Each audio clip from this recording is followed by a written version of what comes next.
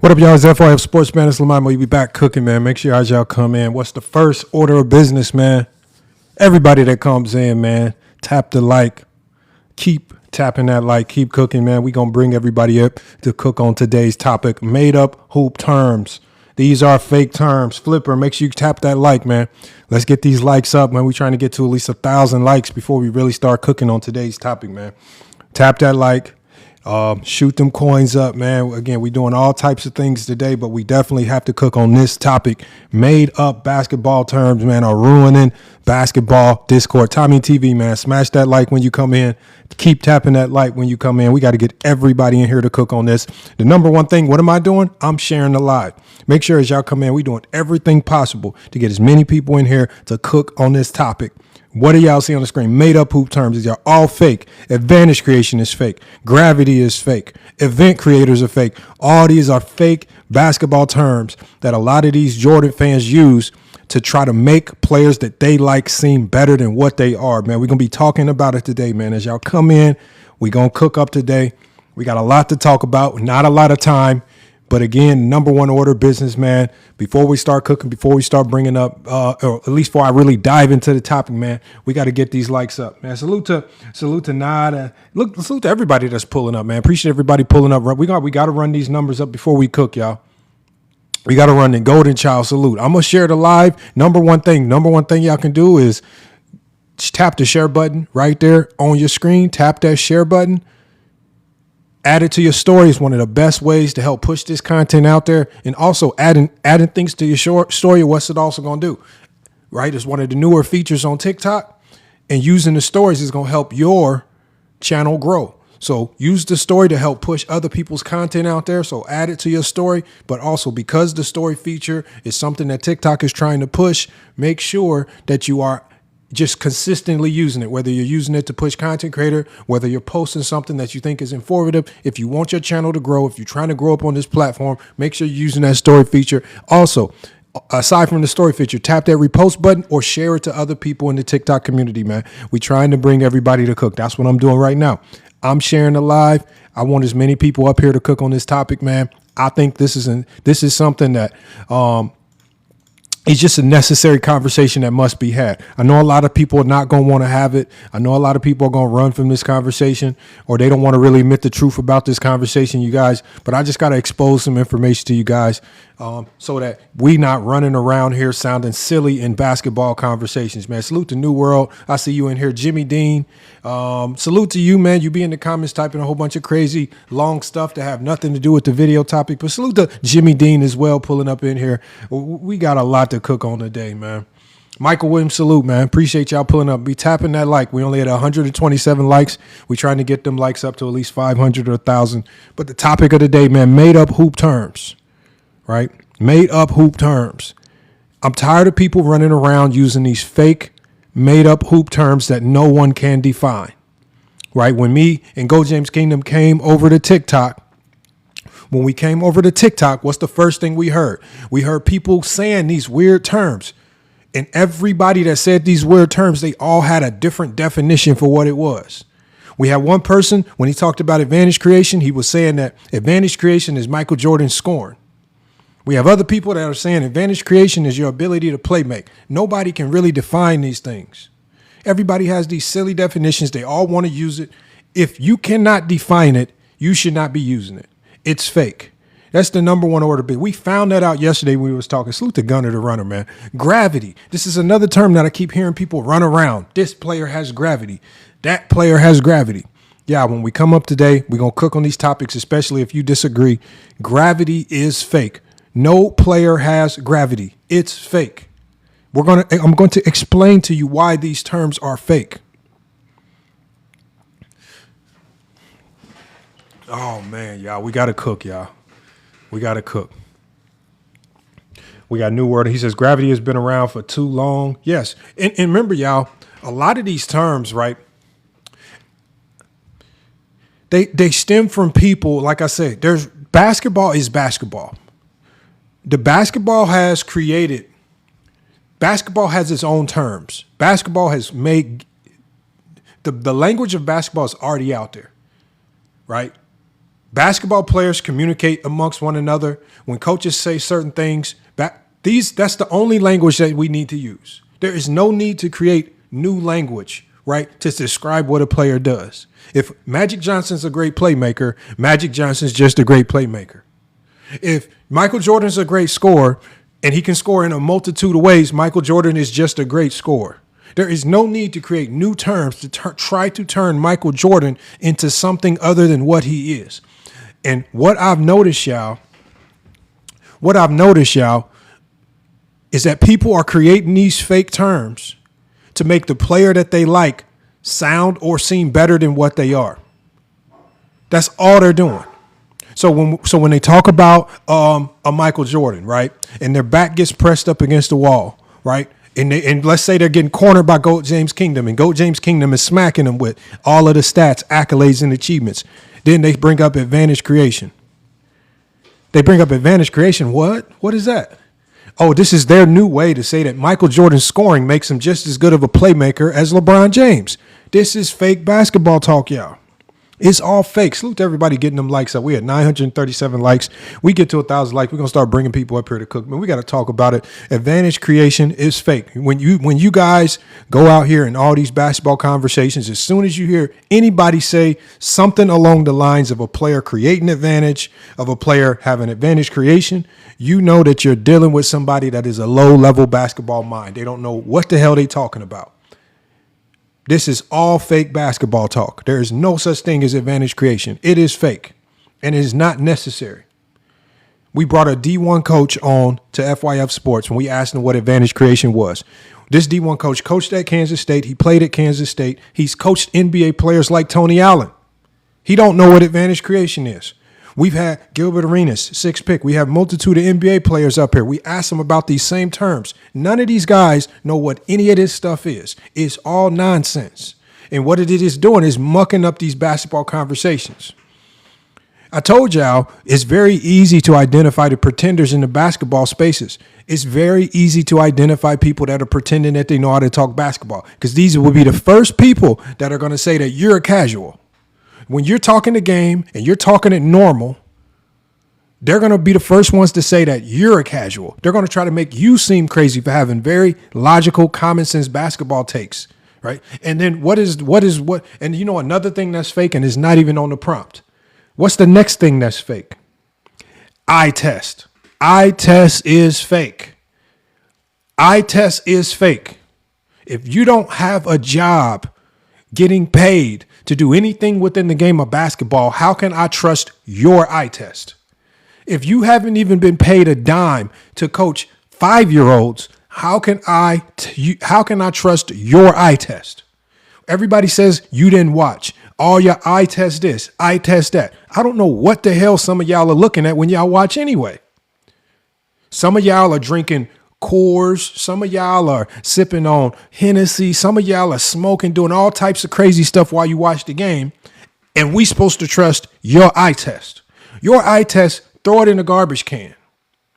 It's very similar to when we were having that conversation with, what's his name? The Chad guy. It's either Chad or Chaz or something like that. I don't know. They have a whole bunch of different accounts. What do they always do? They always say a whole bunch of nothingness and act like they watch the game. What are you watching? The game of basketball is very simple. All right. I don't know, y'all, man. I don't know, man. I don't get this, man. We gonna cook on it, y'all. Hold on. We got Gunner the Runner. Hold on. Let me move my chat over here so I can read the chat as y'all type it in. Salute y'all. I've been missing some of y'all comments. Let me read some of the comments that we got coming in here. He says, everybody's talking about playmaking in the chat. He said, we got fear, no man. He says, people that played in the NBA literally use that concept. They played on the court with these players. What concept are you talking about? Is it something that I said? I'm not for sure what you're talking about. Kobe and Jordan fans act like they got, thank you, Ness. Thank you, Ness G, Toro. They act like they got some deeper understanding. They always say, did you watch? They always ask you, how old are you? Right? I want to ask people, what's the difference between me watching now on a recording on YouTube versus you watching it in the moment? If you watch the Chicago Bulls game on some grainy VHS TV in your mom's living room on one of those floor models, what's the difference between you watching it then 30 years ago when you can't remember nothing that happened in the game versus me running it back on YouTube now watching the game? It's the same thing. Watch it like don't be letting these people trick you into believing that watching it live is better or makes you more informed. No, it don't make you no more informed. The only thing you telling me watching, when you say you watched it live, it probably just tells me that you've forgotten a lot of what actually happened in the game. If you watched it live 30 years ago, what do you remember? Like, for example, in the game with the Bulls versus Pacers in 98, I remember Jordan missing the game winner at the end. I remember Reggie Miller with the push off. I don't remember anything else in the game unless I literally go back and watch to remind myself. Remember this is all fake. All of this is fake, y'all. Salute to everybody in here, man. We got to cook.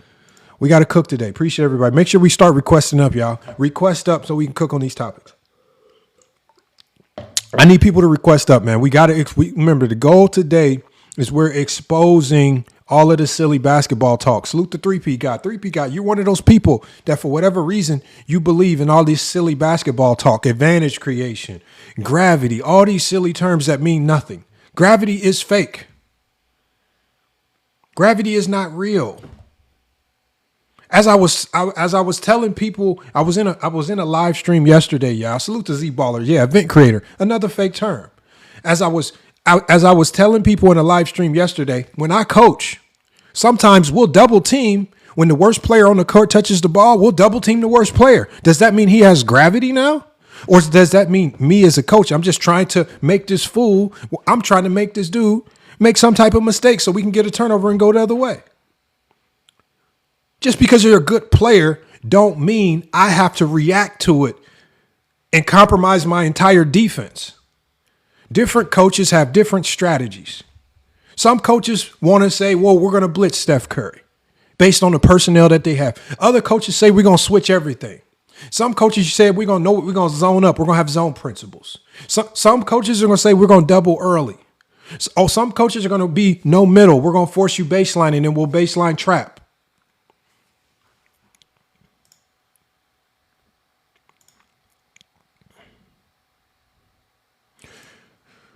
Oh, man. Hold on, y'all. I got to enlarge my camera because TikTok is tripping. TikTok is acting like I don't got nothing going on the screen. TikTok is these silly things, these violations. They acting like I don't, man, the TikTok is so silly.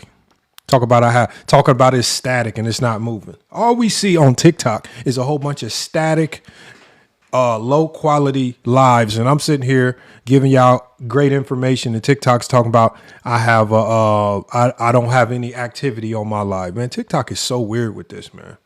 I don't get it, man. Salute to everybody that's pulled up there. We got 60 some people. We got 2.5K likes. We trying to keep running it up. We got AP the Merchant. He says Cap. I appreciate 10 clacks for sharing the live. Appreciate you for sharing the live. We if you want to come up, if you have any thoughts on the topic, advantage creation is fake. If you're one of those people that believe in advantage creation, come up and tell me what advantage creation is. I tried to ask people yesterday what advantage creation is. Nobody can give me the definition of advantage creation. I try to ask people what gravity is. Nobody can understand what gravity really is, especially if someone else can control it. Hold on, we had Nobu in the back. Let me go ahead and bring Nobu up. Hold on. Oh, Noble went away. Look, y'all, we got to come up and cook. All of these terms are fake. Thank you, New World. He says Jeffrey was an elite off-ball playmaker. Yes, what is an elite off-ball playmaker? What, he's good at 4-5 cutting? What is this? Off-ball playmaker? What is an off-ball playmaker? What is all these terms? And a lot of people don't realize off-ball movement is predicated on what the coach designs. What if a coach designs a play where you're just supposed to stand in the corner? How can you be elite in the off-ball if the coach says, hey, I need you to stand on the strong side corner and don't do nothing? How can you be elite off-ball? The things that you see on a basketball court don't happen at random. Players don't typically have the free will to just run willy-nilly all over the basketball court when just because they think they can maybe do something good. That's not how basketball works. All of this is fake. No, boy, I saw you in the back. I was about to bring you up. You went away. K5 says, how is gravity fake? Enlighten me. No, come up and I'll enlighten you. I'm not about to enlighten secretaries that are typing in the chat. If you want to have a conversation, we'll have a conversation. Because one, I want to know what is gravity to you and how do you apply it in real time? And then what I'm going to do then is I'm going to tell you in real world, with a real world example, how your definition of gravity is fake. Have a basketball conversation. K5. Everybody that thinks they can talk basketball, 1v1, let's have a basketball conversation on these fake terms. 10 clacks, they are.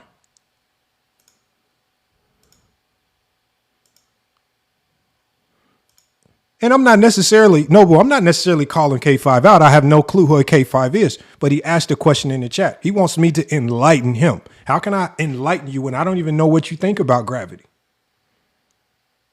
I know what the common definition of gravity is, but I also know that people in these TikTok spaces, I can ask 10 different people what gravity is, and 10 different people are going to have different definitions of gravity. So one, we're going to come up with a consistent definition of gravity, and then we're going to take that definition that sounds right in your brain, and then I'm just going to dismantle it and throw it in the garbage can for you with facts. That's all we're going to do.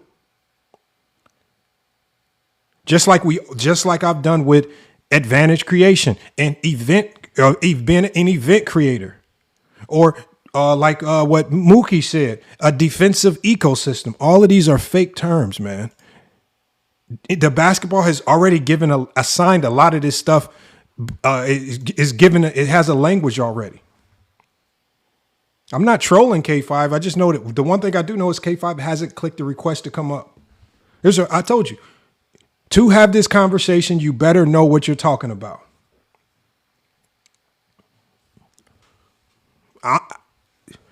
That's all you have to do. Thank you, Gray. The defensive ecosystem. What is this? Defensive ecosystem? What we talking about? Weather? Is it a cloud? This must come from guys. This must come from guys that are playing outside. And sometimes it starts raining when they hooping outside. They have a bad weather day, so the ecosystem is screwed up or something. 3-point guy says, invite me. Why do I have to invite you? Why can't you just request up? Hold on, let me invite then. Everybody's acting like they request. 3-point guy says, invite me. There you go, 3-point guy. You've been invited. What up, 3-point guy, man? Hey, advantage creation is fake. Gravity is fake, man. Which one do you agree or disagree? How do you not understand the term gravity? That's what I want to know. Define it for me. Even on Mind the Game, LeBron James even spoke on it to Steph Curry when he had him on the show. Define it for me. Define. Well, gravity itself is like gravitational earth pull, right? So when a guy is running away from the basketball and he's pulling two defenders away, and he's leaving another guy open for a shot, easy layup, or an easy open shot, that's due off of that guy's gravity. So give me an example. So let's use LeBron. So LeBron James is driving to the basket. He beats his defender, right? His defender is now chasing, and another defender rotates over. You're saying that that's gravity? It could be. How successful is it? Okay. Is he just passing it to another jump shooter? Okay, no, so you said that LeBron James being able to attract multiple defenders is gravity. Is that gravity, yes or no? I'll say yes. Okay, that's just called help defense. Every team, when anybody drives and beats their defender, whether it's LeBron or 3-point guy, we can replace LeBron with you. If you drive in a basketball game and beat your defender, your teammates are supposed to do something called play help defense to help. And there are different strategies that coaches deploy. Some people will pill switch. If you get beat, some coaches will do something called pill switch, which means the man that you beat is going to go do something called help the helper. He's going to rotate to the help man's man so the helper can pick you up. That's not gravity. That's just normal, everyday, run-of-the-mill defensive rotations. And it happens with everybody because there's no team in basketball history that's going. Let me finish. There's no team in basketball history that's going to give up an open layup. They rotate over not because it's LeBron. They rotate over because no defense wants to give up wide open layups. It's just regular defense. And now you're wrong. Now I could prove you wrong. Okay, talk. Go to the NBA Finals when Kevin Durant and Steph Curry on a fast break, and Steph Curry ran out to the 3-point line. Where do you think J.R. Smith ran to? Do you think he stayed inside? Or do you think he ran out to Steph? I don't know. You tell me. Steph had, and KD got an easy dunk. Nobody in his way. He guarded. He thought Steph was the threat. He's like, I'd rather give up a 2 than a 3-pointer that's damn near a layup to Steph Curry. Hold on. You said he'd rather give up a 2 than a 3-pointer. That's what he did. He didn't rather. He did it. It was in the NBA Finals. 3-point guy. It was in Game 1. I get that you have that one-off example. That is called.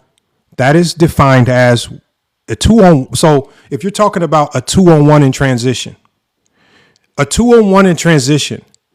you're at a disadvantage. About 90% of the time, the offensive team is always going to score in a 2-on-1 no matter what you do. I don't care. So at the end of the day, maybe he can commit to one guy, but you're at a disadvantage. We're not talking about when one player is at a disadvantage. We're talking about when all things are equal in a 5-on-5 setting and a player, like you said, drives.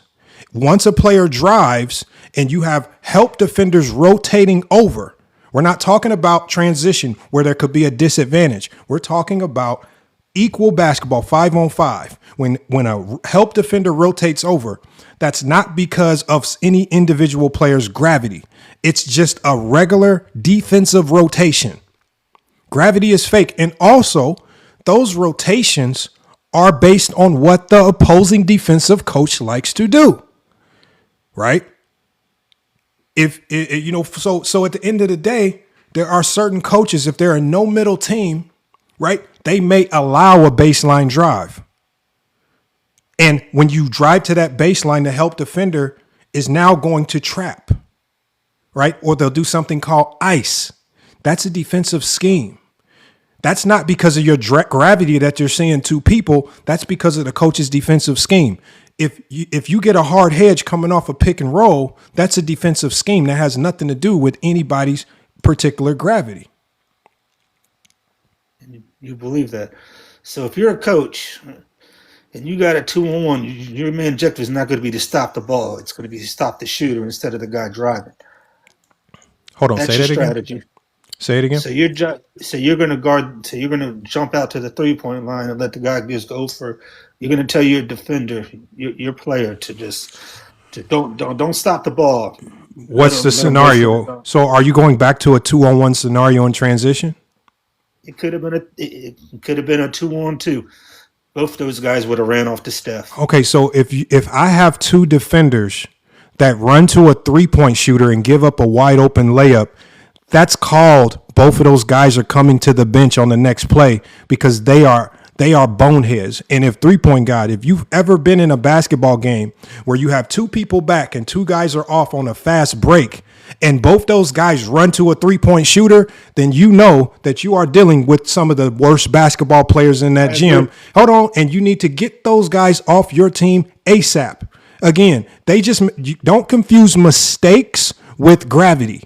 Sometimes players make mistakes. That's not gravity. Sometimes players make the wrong decision. That's not gravity. That's just called screwing up. But in transition, the most important thing every coach in the world tells you, what is the most important thing on the basketball court? It's the basketball. You always stop the basketball. Maybe you stun into a passing lane, but every transition practice drill that you can run in basketball, what do? You stunt the pass, you stop the ball. You stunt the pass, you stop the ball. We work on it every single day in practice, in our warm-up. Stunt the pass in transition, but we stop the ball. So again, if a guy goofs up and runs to a 3-point shooter in transition, it's time for that guy to come sit on the bench because he's an absolute goofy. Steph Curry makes a lot of people look goofy, and that's why he's the definition of gravity. But the problem is LeBron even said himself. Hold up, LeBron even said it himself. He says, when you got stuff on the court, the ball is not the problem. He is the problem. Mm-hmm. Steph Curry, that's LeBron's words himself on Mind the Game when he was talking with him with Steve Nash and Steph Curry. He said he's the problem, not the ball. And what do you think? The ball, but you got to watch where he is. And what do you think? So what do you think LeBron James means? Because what LeBron is alluding to is something called always see man and ball. If everybody on the court, good defensive teams have something called defensive awareness. You don't have to overreact just because Steph Curry's on the court. A good defensive team is going to communicate, and we're always going to know where Steph Curry is. Just because Steph Curry is over, I'm not running like madmen to Steph Curry without the basketball. We know where he's at. We know what to do on the flight of the pass. We know what to do on the catch. That's called a great defensive team when they're able to defend like that. If you can't do those things, you're probably not a good defensive team. So this is why at times some good defensive teams can make Steph struggle. Bad teams, Steph will get off. Again, but good defenses are the best defenses are very repetitive. The OKC Thunder defend the same every single possession. They don't switch up and do a whole bunch of crazy stuff based on who's on the court, right? The way they defend is very consistent. San Antonio Spurs, the way they defend is very consistent. They don't care about your gravity, right? They'll probably switch up coverages. You say, no, because does every team defend Steph Curry the same? No, they can't because nobody knows what he's going to do when he moves without the ball. That's what makes him the most dangerous person on the court. Okay, because nobody knows what he's going to do when he gets off that ball. Does every team defend Steph Curry the same? No. Why? Because you don't know what he's going to do. He's unpredictable. I'm talking about the defense. I can't. How would you defend Steph Curry as a coach? You got to guard Steph. How would you do it? How you defend Steph and how a coach chooses to defend will be based on your personnel. Again, so my question to you is, if gravity exists, why do all teams not defend Steph Curry the same?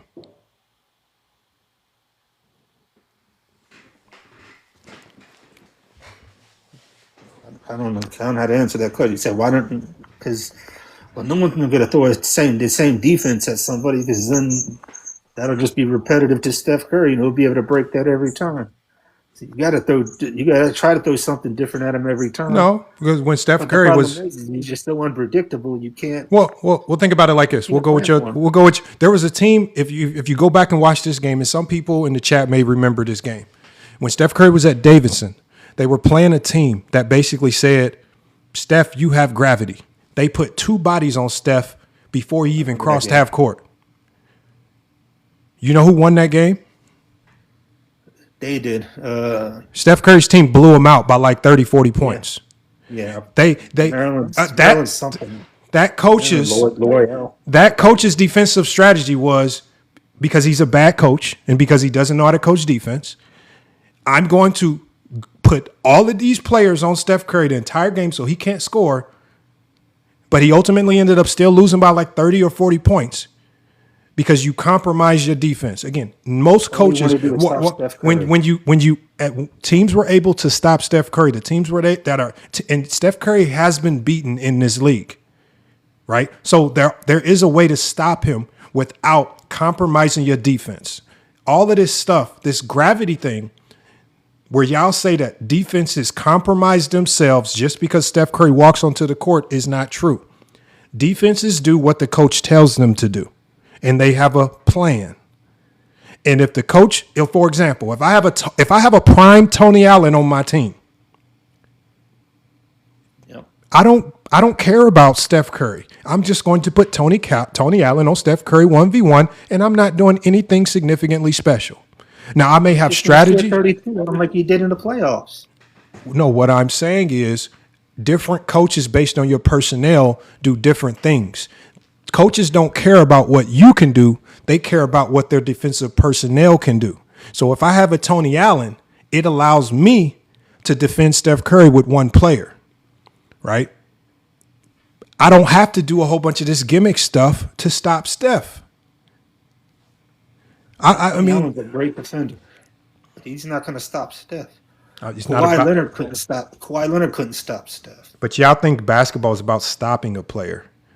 It's about what the defense now has the ability to do. All of this stuff that y'all say gravity is just the defense putting itself in a compromising situation. Defenses don't compromise themselves. The defense in the compromising situation. Right? It's the offense that's putting the defense in the compromising situation. Is that what you meant to say? Hold on. No, defense. So defenses do not compromise themselves. What I'm saying is a defense, just because you walk onto the court and your name is Steph Curry, I'm not sending 2-3 players your way just because you're Steph, right? Now, what happens on defense is defenses are not infallible. When they make mistakes, or in defensive terms, they have a breakdown. That happens sometimes when you have great players on the court. There are breakdowns and there are mistakes. But that's not gravity. There's no such thing as gravity. Because if gravity existed, then everybody would guard Steph Curry the same. They don't. No, teams do not treat him the same. Well, we're just gonna have to agree to disagree. You want gravity to. You guys want gravity to exist so you can elevate. I don't want it to exist. Hold on, let me finish. We see it happening. I heard you. No. You can't see gravity happening because here's the one thing about gravity. Because when you first came up here, you said you correlated gravity to gravitational pull on the earth. The problem with gravity on the earth is it every time it does the same thing. It doesn't change. So that's why I asked you, why do teams not defend Steph Curry the same if he has this gravitational pull? Because gravitational pull is not going to change. This is not going to all of a sudden just start floating this time. It's not going to go up the second time. It's not going to be two remotes, one going up and going down the third time. It's always going to do the same thing every single time. Gravity does the same thing every single time. Defenses do not do the same thing to Steph Curry. Defensive coaches can choose what they want to do to Steph Curry, and then Steph Curry can react. But that's not Steph Curry's gravity. That's defensive coaches using different defensive schemes. What you guys call gravity is just the other team's defensive coach utilizing a defensive scheme. Gravity, as I said, is what is this remote going to do when I let it go? 3P God. What's going to do? It's going to fall. Okay, hold on. The second time, what's it going to do?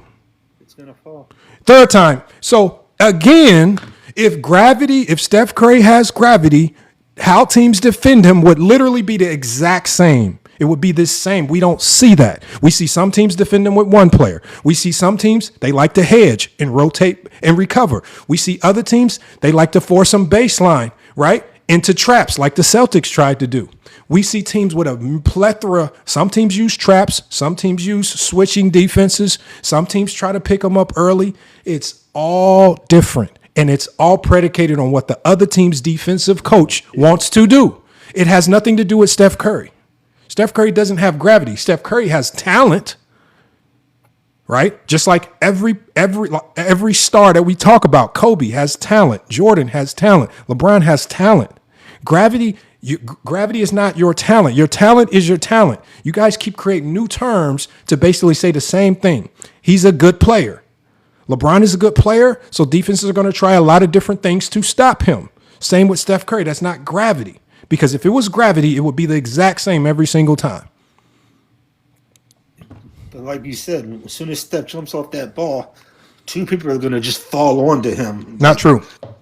And if they don't, they're going to switch. And they're going to switch with two other people to try. Every team does not put two people on Steph Curry.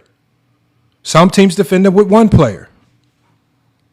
Yeah, but like I said, but Steph's going to run through screens, and the guy's not going to be able to break through one screen. Then he gets through that one screen. Next thing you know, the other guy's going to be wide open, waiting, probably damn near Draymond or back in the day is on Andre Iguodala making an easy dunk because he gets by one screen, so the other guy has to catch up, and then next thing you know, Andre Iguodala's catching an alley-oop. Hey, It just plays like that made the Warriors so fun to watch. Like I said, they're old now, so obviously it's not the same anymore. But hey, Gunner the runner in the chat, as you said, there are many ways to defend Steph Curry. And as I said before, Steph Curry does not get to choose how he's defended. Steph Curry might go into a game thinking that they're going to put two people on him, and they may defend him with one player, right? He may think that they're going to blitz him, and they may just hedge and recover. Steph Curry, as a talented player, needs to prepare for any defensive scheme, right? If it was always two people and Steph knew he was going to see two people, the Golden State Warriors would be scoring 150 points per game. If they always knew that they would put two on Steph Curry. Do you know how many points Steve Kerr would have been able to generate if a defense compromised itself every time Steph touched the ball, they're sending two people his way? You would get barbecued. You remember how they were pulling the starters out like in 2015 and 16 season because they were blowing teams out. Steph Curry wasn't even playing in fourth quarters because they were blowing teams out. Again, we're talking about gravity, not about what the Warriors were doing. We're talking about how bad it will get for teams if you're consistently putting two people on Steph Curry every time he touched the ball, as you alluded to. That's not how defenses work. Defenses don't overreact. Defenses don't just send two people just because somebody, again, defenses, there's something that they do in practice called a shell drill. The shell drill that they run over and over and over again is to let the players know how we're going to defend. If a player drives, it doesn't matter what the name on the jersey is. If a player drives and he gets beat, we're going to squeeze middle.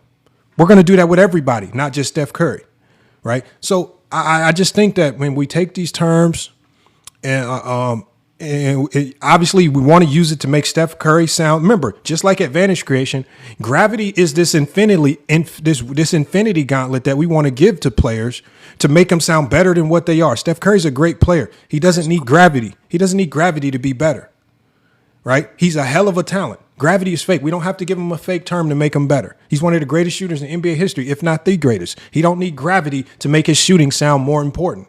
He's just the greatest shooter in NBA history. He don't need gravity. Gravity's fake. So what other term do you categorize gravity as?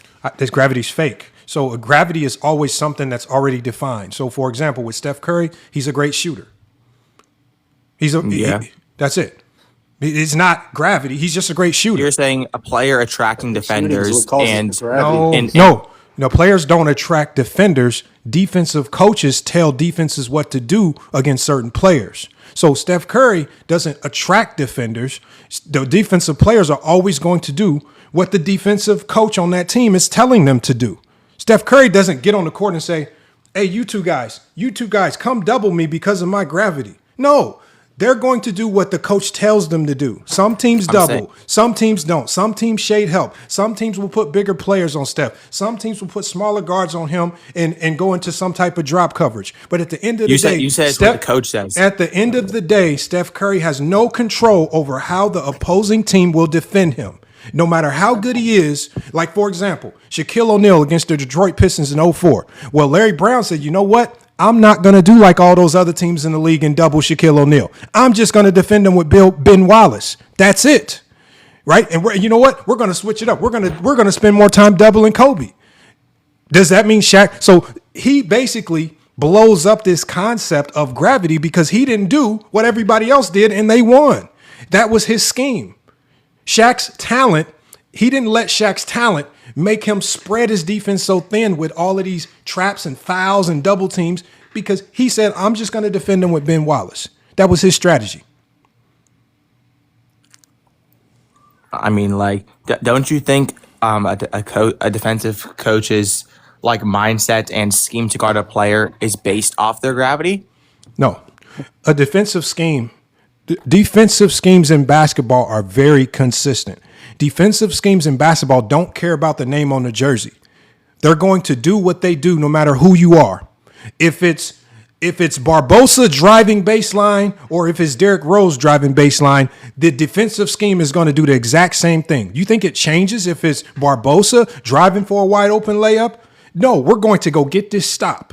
We have a plan. It's very consistent. It does not change as much as you guys think it does because of the name on the jersey, right?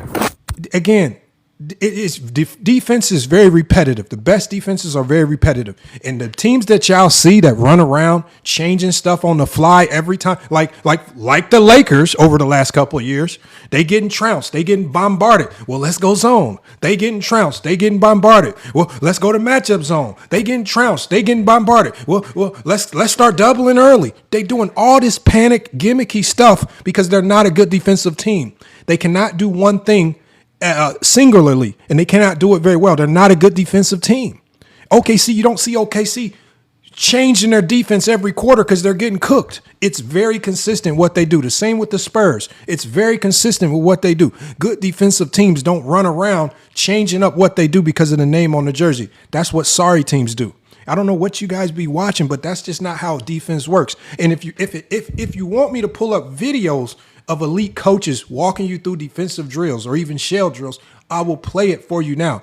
But y'all concept of this gravity thing, it is ruining basketball talk because what you do is you give all the credit to these great offensive players, but you don't credit the defense for doing a hell of a job. Sometimes there's a such thing as great defensive coaches and great defensive players that do a good job. That's all. And they stick to the game plan. But that's the whole purpose of the gravity is that obviously it hurts the defense. So you don't give credit to the defense when somebody's gravity is dominating you. How do you credit the defense for that? 3-point guy. Let me ask you, in 04, Lakers versus Pistons, how did Shaq's gravity hurt the Pistons when they guarded him with one player and Ben Wallace? Well, obviously he didn't have any gravity. Hold on. Shaq, the most dominant player in NBA history, all of a sudden has no gravity? What? Also one of the best defensive players. How does that happen? He's being contained. Hold on, y'all. So now we have a new thing. So your gravity can all of a sudden just evaporate if the defense chooses not to respect it. This is why I said it's not. Yes. Hold on. MW, I'm gonna come to you next. MW, I'm gonna come to you next. This is why I said gravity is fake, because as 3-point guy just exposed, he said, well, Shaq didn't have any gravity. That's the point, because gravity don't change. Gravity, you can't all of a sudden, I'm not gonna wake up tomorrow and this remote start floating. It's not gonna change. If a coach can change the scheme up and now all of a sudden you go from getting doubled to not getting doubled, that's how you know gravity is not real, because y'all definition of gravity is not consistent. It's fake.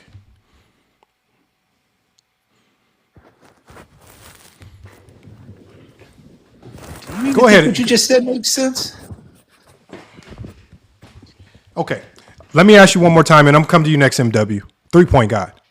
Did Shaq have gravity against the Detroit Pistons in 04 when the Pistons chose to not double him? He didn't draw extra defenders to help other players get better. So he lost his he lost his gravity. So his gravity went away. You can't do something you didn't have, Lamont. So Shaq never had gravity? He probably did it.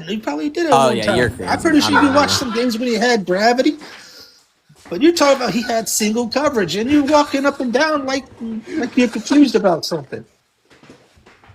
I just think you don't want to agree with the term. You just don't want to believe in gravity because it doesn't work on your favorite player. Oh man, I told you, man. Hold on, we got Nobu, man. Talk to us, Nobu, man. Oh man. Gravity is something else, man. Oh, man. He said Shaq's gravity got turned off, man. They turned his gravity off, y'all. I didn't know gravity could turn off. I had on 3-point guy. No, you didn't know. That doesn't make sense what you're trying to say. What you're saying doesn't make sense. You can't turn off gravity. You can't turn off gravity. That's the point. You just said Shaq's gravity got turned off. I didn't say that. I said he didn't have any gravity. That's what you said. It was your words, not mine. You said Ben Wallace was guarding him 1-on-1. All right, so you just said some of the dumbest shit that I've ever heard, nigga. And as a Laker Yeah, fan, this I'm must be happy New to World to say Shaq dumbass. was Okay, go on. I don't like the term gravity, but if we're gonna talk about who had the most gravity in the 2000s, it's definitely the motherfucker that the league was forced to make a zone rule for. Nigga, they brought the zone back because of Shaq. That he had to be guarded by 2-3 niggas in the paint. And by your definition of gravity, I've been listening to what you said. You said when gravity is when you draw 2 or more defenders towards you when you don't have the ball. Nigga, when Shaq used to Yes. post up in the motherfucking paint, they would send a nigga in front of him and behind him just to stop this nigga from getting the ball. So going by That your is definition legit of what Shaquille gravity is, O'Neal. how the fuck does Shaq not have gravity, nigga? Going by your fucking definition of Shaquille what O'Neal Shaq has is the doing, most. nigga, how is that not gravity? You see, how is it not gravity? Because It's it's not. It's not. Because it's not. It's not. When Shaq, if Shaq is getting double teamed underneath the basket, like I said, where's the easy basket coming from? A wide open 3-point shooter when threes weren't such a big deal in that 90s and the early 2000s when people weren't shooting threes like that. So You saying Shaq has no I gravity is still kind need of you to crazy. explain how that's not gravity, sir. Going by You your have you definition. saying Shaq has no Hold on, we heard gravity. from we heard from New World. I want to hear from we got JJ. Salute to JJ for pulling up as well, and Gunner. So before we go back to the 3-point guy, New World made a good point. If gravity is real, then Shaq definitely has gravity. And if you say this is what I mean, if you say Shaq don't have gravity, then you're gonna have to tell me what is gravity if Shaq don't have it. You're gonna have to give me a hell of a definition. If this is why I say it's not real, because nobody can define it. And also, 3-point guy, your definition of gravity when we came in was you said gravitational pull. You compared it to gravitational pull. The problem with gravitational pull is it doesn't turn off. It does the same thing every time. Defenses don't do the same thing to every player. They do different things. Sometimes they'll send to, sometimes they'll hedge, sometimes they'll ice, sometimes they'll force you baseline, sometimes they'll pick you up full court, but they don't do the same thing, right? It's just called different defensive strategies controlled by the opposing coach. It's not controlled by the player, right? Gunner, man, what's good, man? What you got on this, man? I'm just surprised on the coverage part because I'm seeing Steph get so many different coverages. Teams are staying home with Steph at times. You know, they're not going on doubles all the time like I'm hearing originally. And the second part, Shaq having no gravity based off that definition is dumb. Because Shaq is able to hit cutters going into the paint based off that double team. even Shaq only averaged like 3 assists a game in that But he's finals. hitting the cutters though. I mean, so And JJ, you've heard this conversation so far. Like my hope take is this concept of, because I think it's just another way for people to over glorify their favorite offensive player. In Steph Curry's example, people use gravity to make Steph Curry better than what he is. Steph Curry he's the greatest shooter in NBA history. He's one of the best players in NBA history. These terms, we don't need a new categorized term to make him seem better. Right? That's how they put him over Magic in these conversations by using gravity. And JJ, what do you got on this right here? I think that gravity is just the defense and how the defense defends you, and it's not the same. But what are your thoughts, man? I think gravity. I mean, a lot of Curry fans just like spamming the word gravity because it helps Curry a lot, Oh my God! especially offensively. That's what I'm saying. Like even with advantage creation, the people that use it, I've been hearing all these Jordan fans use it because they need to find a way to because LeBron skill wise has separated himself so far from Michael Jordan. They have to find a way to turn Jordan's scoring into playmaking because there's no other way to say that Jordan is just as good of a playmaker as LeBron unless you find a way to turn his scoring into playmaking value. So they say advantage creation. That's what the gravity is too, Lamont, because they know Steph Curry's defense is inadequate, so they have to make his offense seem a lot better than it actually is by saying he got this gravity. Because he's such a great scorer, his gravity affects the other team's defense. I know you've heard it. Steph's offense is his defense. Gravity is one of the terms that they made up to try to trick y'all into believing that. I mean, And go ahead. if you okay, so I've been up here for a while, but I don't think I don't think 3-point God explained it well. If you as a player have a skill set that's so like great and so all time that you don't have very much personnel, like a guy like Curry, he has very little personnel. Even a guy like Bron, a guy like Jordan, they don't have a lot of personnel because they're such great offensive players, right? So if you're forcing the defense to warp the way that they usually would play in a lineup without you, that in itself is, I think that's what gravity is for me at least as a player. Because if you're warping the defense to game plan around you specifically, and they're giving up other things and like other like low like here in the Shea series, in the Thunder versus the Spurs, we don't even have to use the bigger guys. Shea versus the Thunder, this guy Wemby is willingly like leaving this guy Alex Caruso open, or having him play on a non-shooter, or even play off of a decent shooter in Jalen Williams, because Jalen Williams was hitting threes that year. He was rolling into that series hot. But they are so willing to double team and make sure Shea doesn't get shots near or at the rim and giving up these open threes. That in itself is what I think gravity is, if you're forcing the game plan to open up for you. Nobu, But it also just depends. No, and Nobu, I like that you brought that up. Nobu, did every team defend SGA like that? It's different because some teams want to concede open threes and some teams don't. Like the Celtics, what they did was the same thing, and they were able to defend him pretty well. The Celtics did what you said. They played gap. They played gap defense, and they left the corner shooter wide open. Guys like Alex Caruso again and Chet. And that's what I'm saying is. So what I'm saying is, succeed in guarding him. So do why the same thing? So why is it not always the same? And again, I know that it's successful at times. This is not about the success of a defense or the failure of a defense.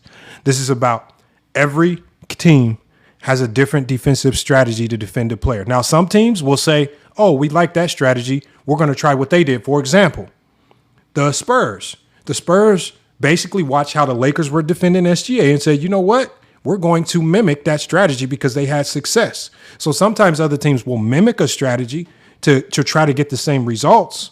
But at the end of the day, every team chooses what their strategy is going to be. Because I game plan, when I coach, I game plan every single game, whether it's a good or bad team.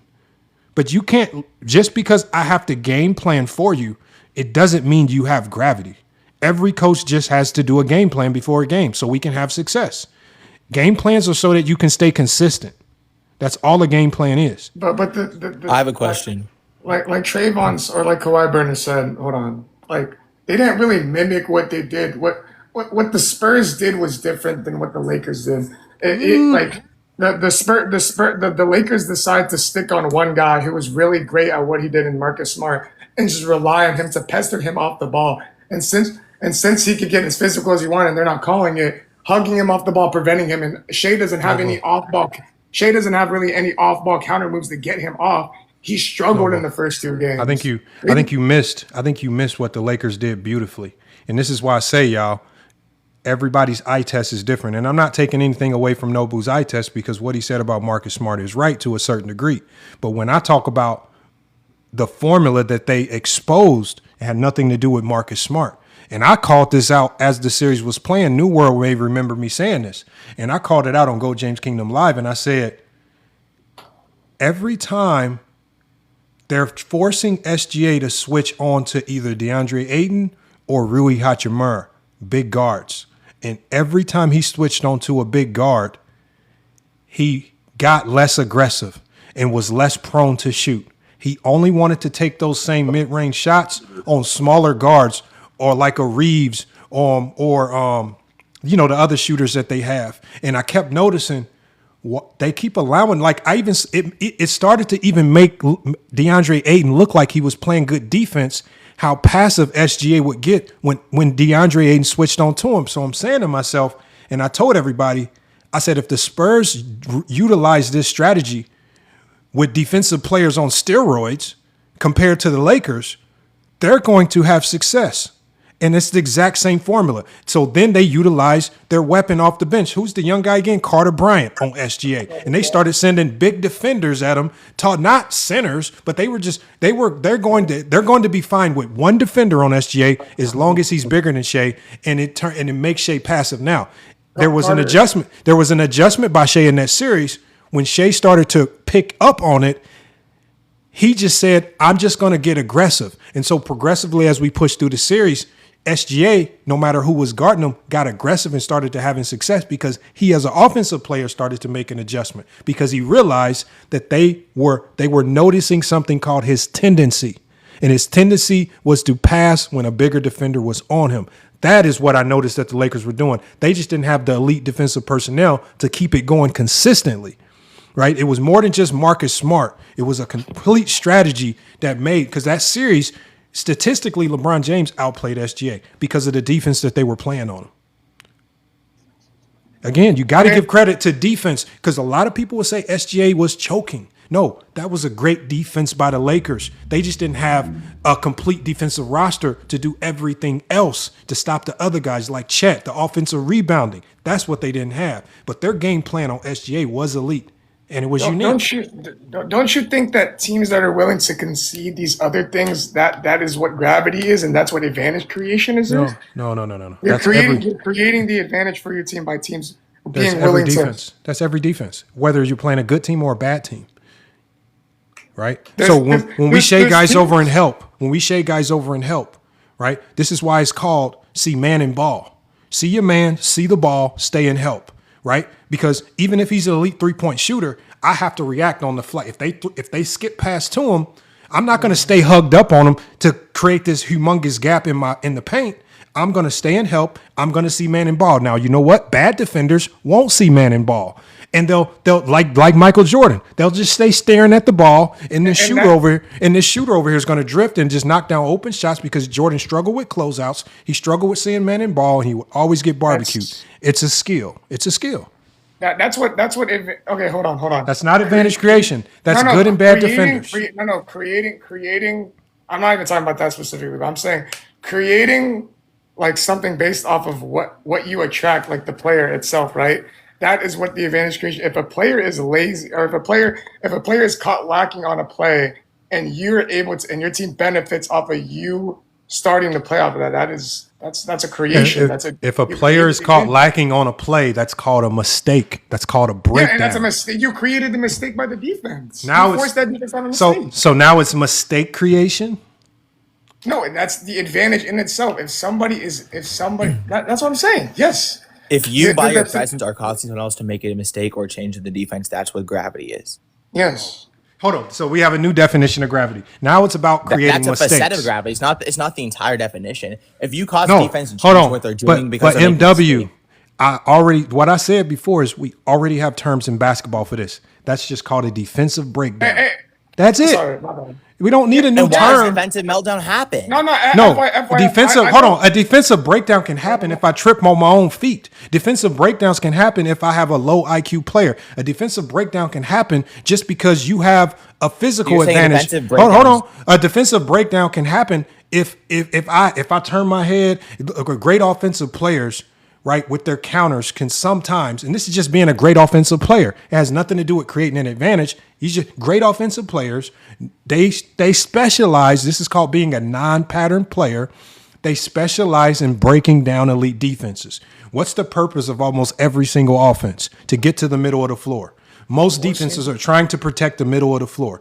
Nothing good happens when you get the ball to the middle of the floor. So you're trying to keep the ball. So at the end of the day, right, sometimes breakdowns happen, right? Great players influence more breakdowns. That's just called being a great scorer. What's it called? Making the defense have. Okay, wait.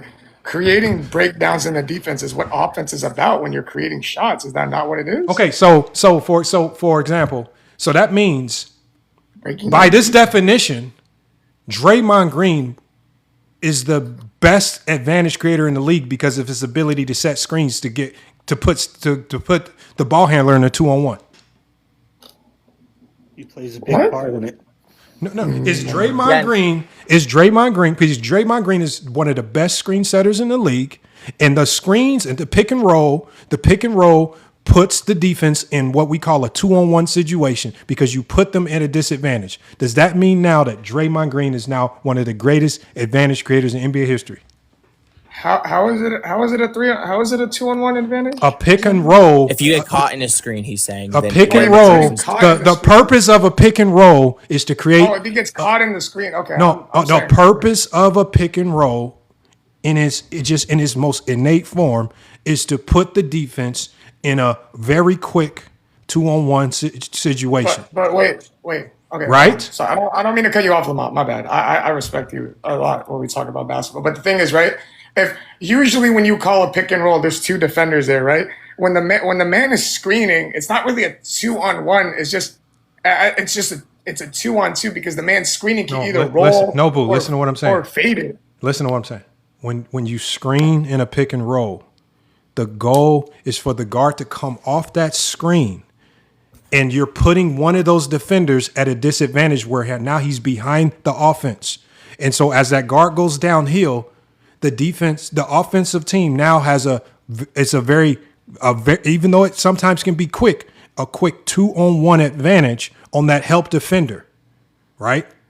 So especially if you do an empty side pick and roll where there's nobody to tag the roller, if we get a good screen off when Draymond Green is one of the best in the league at setting that screen, allowing the ball handler. I get what you mean, Lamont. I get what you mean. So what I'm saying is, in that instance, the pick and roll, the screener is creating an advantage, not the player with the ball, not Steph's gravity. So are both of the defenders going at the player with the ball, or the person? What I'm saying is the screen?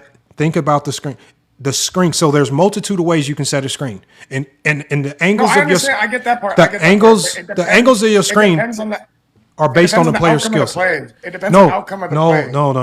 It's not that. Not the outcome. It depends on what happens. Listen to what I'm saying. We're not talking about the outcome yet. You're going too fast. Listen to what I'm saying. And I'll get the whiteboard out to draw it up if you can't visualize it. In an empty side pick and roll, there's no tagger to stop the roller.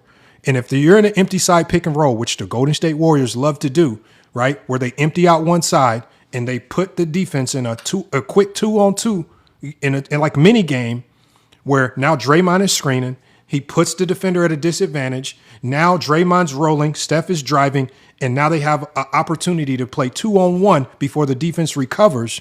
Who created that advantage? Steph Curry coming off Draymond's screen, or Draymond setting the elite screen?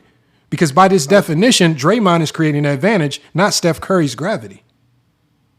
I get it in that sense, like what the set they're running. I would say both.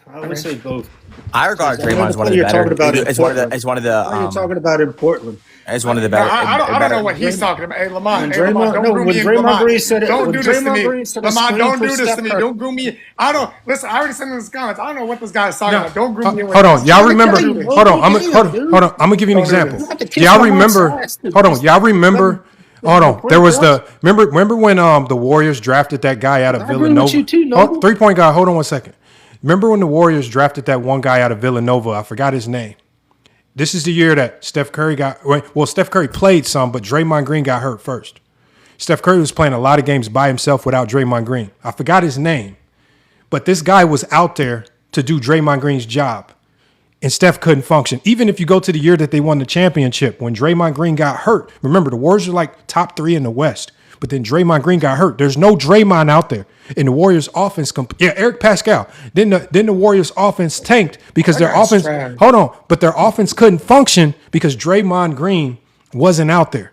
It sounds like if you're going to use this term advantage creators, it should be used to give the guys that don't get the bucket credit. Draymond creates the advantage with a screen. Draymond creates an advantage with an elite, right, off pin downs, and he's able to position his body to put the defense at a disadvantage.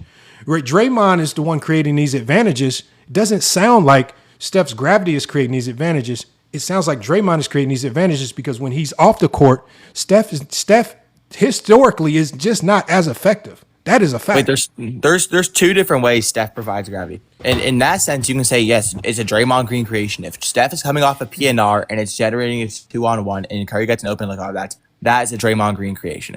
But in another sense in the PNR, if Draymond's setting a screen for Steph. Hey, and Lamont, can you let Kawhi Burner up here, Lamont? Can you let Kawhi Oh Burner yeah, up yeah. here? I let him up. I let him up. I mean, truth. Wait. Y'all gotta, bro. Get If Trayvon we just, up. we could, we Wait, like no, but y'all let me could finish. probably talk some really good basketball if we avoided these terms, man. These terms are getting you in Hey, trouble. Lamont, hey, bro, Lamont, yo, I don't know what side of Twitter you've been on recently, bro, but these are not these Jordan fans you talk to, bro. They Bro, don't I've even been understand. waiting, bro. No, Lamont. They don't understand they don't understand the Pick terms. the inactive dudes off here, bro. These definitions they're Oh telling you. yeah. Who's inactive? Who's inactive? Hey, Lamont. Hey, I'm Lamont. here, B I'm train, here. dude. Entire convo. Can I get my 2 cents right Oh quick? no, you're Can I- here. Never mind, Cyan then or something. I don't know. No. Cyan is cool. Cyan's cool. JJ's cool. Noble's been cooking. Noble's been cooking 3-point.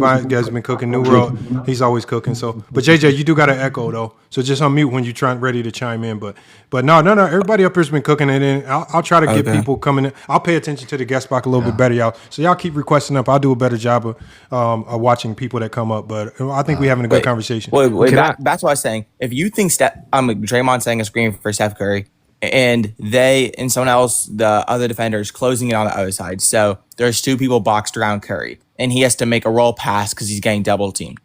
Like he has like take a step back, see the defense. There's 2 people in front of him because one of them tagged onto the screen.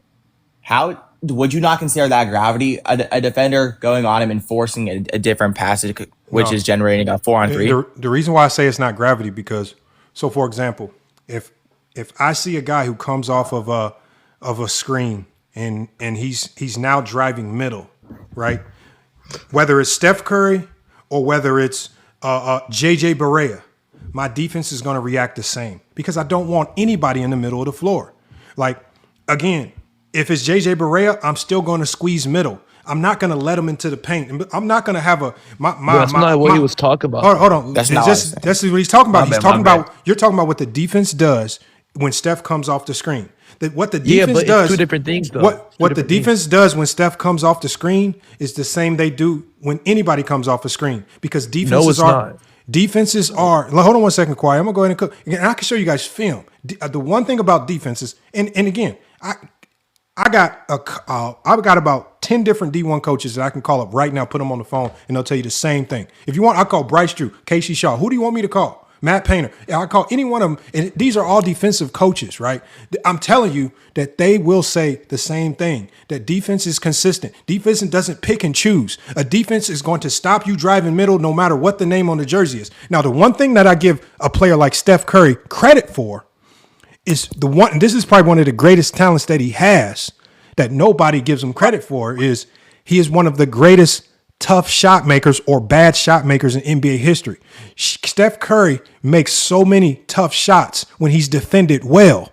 Defenses will defend him well. And at the end of the day, coaches never get mad at players who defend well and a guy just makes a tough shot. Steph Curry just makes tough shots. He's not making the defense do anything that it doesn't normally do because coaches will live with Steph Curry taking 40-footers all day because they are statistically just a bad shot as long as you are able to contest. That's why Paul George called Damian Lillard shot a bad shot. That it just went in. And so give these guys credit for being just hellified scorers, right? But this gravity thing that y'all talking about is taken away from the game because now you're giving all the credit out of a pick and roll to Steph Curry when the majority of what happens in a pick and roll should go to the screener. The screener is the most important part of the pick and roll. There are levels to screeners.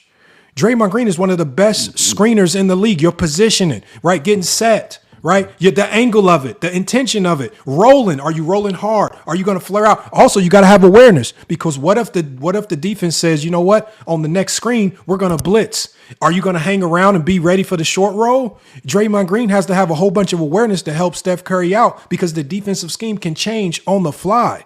And so what I'm saying is, it sounds like advantage creation should be something that you use to credit the guys that don't do all the scoring because the others are creating the advantage, helping create this advantage for Steph.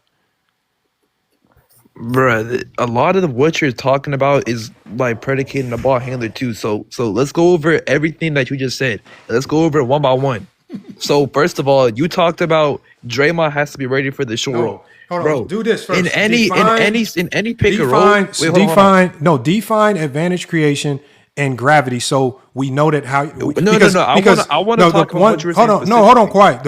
Everything that I'm Okay. saying is revolved around everybody's individual definition of advantage creation. The problem that we have with advantage creation and gravity is that no one can come up with a consistent definition. Well, one, we heard gravity was what 3-point God came up here and said. Then Noble came up here and said, nah, we're going to tweak that a little bit. Bro, Then there's so at the end of the day, everybody keeps coming up here, nah, we're going to tweak it. Nah, this is what it is. Nah. You're not understanding. Hold on one second.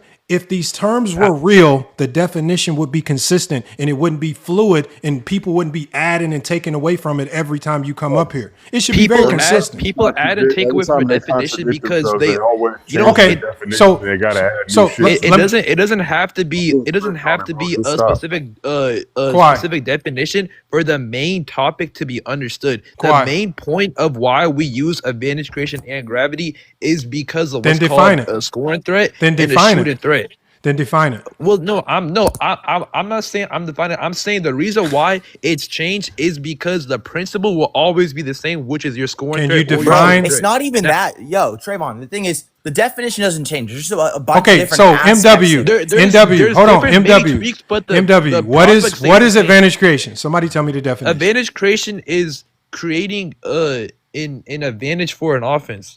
That's the what it same is. word. That's You just the said hell the of it. same thing. You can't use the same words to Can I get define it. something off real quick? Okay. Advantage creation is basically anything like anything that puts the defense at stress. Basically, that's like Okay, the base of it. Just putting the Okay. defense in a rotation. Putting the defense at a disadvantage. That's what it is. So any basically. player that can drive and put stress on the defense has gravity. No. If the defense is at a That's a part disadvantage, of it, yes. So Harrison Basically. Barnes has gravity. I agree. As an off-ball scorer, yeah, Yeah. he was a great little three-point. bit. Yes, I mean, a little Not bit. that I mean- much, but he has some type of gravity. Hold on. Yes. Hold on. Ben It's Simmons. different. Hold It's on. different. It's Hold on. different Hold on. levels. PJ Tucker. Hold on. PJ I didn't even Tucker. come here to like. Hold on. talk about that. Yes, Just PG keep Tucker it does what have you're gravity. saying. Yes. I Hold didn't even come on. here to What say about advantage Ben creation. Simmons? Does he got gravity? No, Yeah. Duncan Robinson Yes, has gravity what? as a shooter. Yes. I mean, Because you're Yes, watching Ben all the Simmons, times as a that's- shooter. You do understand being off you ball kidding me? and you being a threat off ball as a Being a catch threat and as a shoot shooter. player. That's not even what I provides thought. value It might to sound the slow, defense. but Come on here, Fine. bro. Bro, you hear how dumb these motherfuckers are, man? Golly, bro. Everybody got gravity, y'all. Hold on. Kwame Brown. Hold on. Did Kwame Brown have gravity on his roles with Kobe? Come on now. There's always Kwame certain Brown- variations of how much gravity a player has. Obviously, No, there's Kwame Brown tiers of didn't have gravity. that much gravity. But why? No, wait, hold on. This actually being nasty. You understand? When we're What about talking about Sm- gravity, we're gonna be talking about the greatest offensive players of all time. We're not gonna be talking about Kwame Brown Thank and Ben you. Simmons. It's Hold on, actually but being hold nasty. on. But you just said it. you're Hold trying- on. you're trying to, like- No, quiet. No. I'm trolling a little bit, but quiet. You just said it, your answer. Just call them the Yeah, greatest. putting the just defense no. Hold on. at a No. disadvantage is- Hold on. Quiet, Burner. You gave your own answer. Yeah. Just No, call. that's the hold baseline. on. You gave your answer. The answer is the greatest offensive players. That's that word. Steph Curry is just one of the greatest scorers in NBA history. It's not about gravity. LeBron James. Hold on. Because we all know that Harrison Barnes is not going to be looked at as one of the greatest scorers in NBA history. And then a lot of these things are predicated on Steph Curry's ability to do something called counter. That's called being a non-pattern player. That's an NBA term. So the guys that can score outside of what the offense is designed to do. So when I talk about Steph Curry makes a ton of contested shots that for me and you would be bad shots that would get us relegated to the end of the bench. The same thing with Kobe Bryant. The same thing with Michael Jordan. The same thing with LeBron at times. These guys are elite at making tough shots. This is why they're called in the NBA, they're called non-pattern players. They just have an innate ability to score outside because when teams run these plays in practice 5-on-0 with no defense, it always works perfectly. They get the perfect layup. They can throw it to Kwame Brown. He'll dunk it home. But in a game with the defense that's changing consistently and you don't know what they're going to do and that shot clock's running down, it's going to look a little different. So you know what great offensive players have to be able to do? They have to be able to say, how can I score against good defense outside of the offense? Do I need to do a cross here? Do I need to do a spin move here? Do I need to counter two people here? Euro step That's through, not get the what layup. the Hold on, Warriors listen. system is The Warriors system is based on split actions. I know what their system is, but what did they do when? No, Hold on. What did they do when the split actions or the triangle offense that they run isn't That's working? not. Hold on, Kawhi That's Burner. not Hold even on, what hold the on. offense You're missing the point of the conversation because it's not about the offense. It's about great players. These great players that you guys are identifying has nothing to do with advantage creation. They're called. Go look at what Earl Watson did a video on this when he identified Devin Booker out of Kentucky, who was a 6th man and just relegated as pretty much a 3-point shooter. But he identified him as that's a non-pattern player. He even lost his job because he played him when the organization said, don't play him. He's not ready to play yet. But Earl Watson said, I have to play him because I know this is what we call a non-pattern player. He's one of the best players. It's the most valuable player that you can have on your roster. The most valuable offensive player on a basketball roster is what you call a non-pattern player. The Luka Doncic, the Anthony Edwards, the Jason Tatums, the Jaylen Browns, the SGAs. These are called even look at Harper. If you look at Harper from the Spurs, non-pattern players who can just go get buckets outside of the offense. This is not called advantage creation. This is not called gravity. They are just called non-pattern players that just have a multitude of counters and know how to get buckets. That's it. The defense is going to be the defense. That's it. Bro, why do you think defenses do what they do? What do they do? Like, why do you think defenses react a certain way? You're giving all the credit to the defense. Why do you think defenses react a certain way they do to different players? Because the coaching and it's because of the other coach. Because of the coach. Why? No. Defenses don't play a pick and roll the same way to every player. That's the point. That's why gravity is not. That's why gravity doesn't exist because defensive coaches choose the scheme that you see. If a defensive coach, hold on. Listen to what I'm saying, Kawhi Burner. You can have a problem all you want. Listen, so you can learn basketball. When Steph Curry steps onto a basketball court, what he doesn't know what he's going to see that night. He could see double teams. He could see blitzes. He could see hard hedges. He could see ice coverage, right? He has to have, as a non-pattern player, he has to have the ability to have the counters to score against it. Because he's one of the greatest offensive players in NBA history, right? And so, again, that's not gravity. Hold on. A hard hedge only looks better when you have better defenders out there who are more elite at it. But teams that hard hedge, when you hard hedge, that means 5 players are involved, right? So when you hard hedge, the other 3 guys on the court have to be positioned correctly. So they have to be in the right spot. They can't be hugged up on some guy in the corner because they think this guy has gravity. So again, the help defender in a hard hedge needs to be in the same spot every time. It doesn't matter if his man in the corner on the opposite side of the court is shooting 60% from the 3-point line. He needs to be where he needs to be because they are now hard hedging. If they're in ice coverage, all of these coverage require all 5 defenders to be in the spot. So for example, when the Warriors had KD and Steph, right? Teams literally couldn't just go put a man on KD and just push him off somewhere and a man on Steph and push him off somewhere and spread their defense then. You couldn't do that. You had to play defense the same way. But because those guys are such great offensive players. That's not true, bro. Yeah, hold on. What did Tyler say he did? Bro, it's not true because you don't react the same way to every single offensive set the same. You're not gonna react to Steph the same way you do. Okay, so if I bring Hold on, y'all. This is what I want. One thing off? No, hold on. What I want to do is, because it sounds like Kawhi Burner that you may know some semblance of X's and O's. If I pull out the whiteboard, could you draw this up for us? Yeah, I can. Okay. And I'm gonna show it, and we so can tell me, pick and roll play, and we're gonna. No. Again, think about this, Kawhi Burner. Okay. My team is we run thousands of pick and rolls a year. I'm a pick and roll. I love the pick and roll. I run a spread offense. There's nothing that you can tell me about a pick and roll. My first game next year is against the number 1 JUCO in the country. You think I'm not thinking about all of these things? Do you think there's something you can tell me about the pick and roll that I haven't seen a million times over? No, on, no, no. y'all. I respect you because you're a high school coach, but High school, listen to everybody. college. So please I said don't go JUCO. whiteboard. Let's look College. let's look at how a defense No. plays a step and Jeremiah pick and roll, please. And we can turn on the tape. Yeah, I know, but this is what you're missing. This is not about. This is not about how one singular team plays it.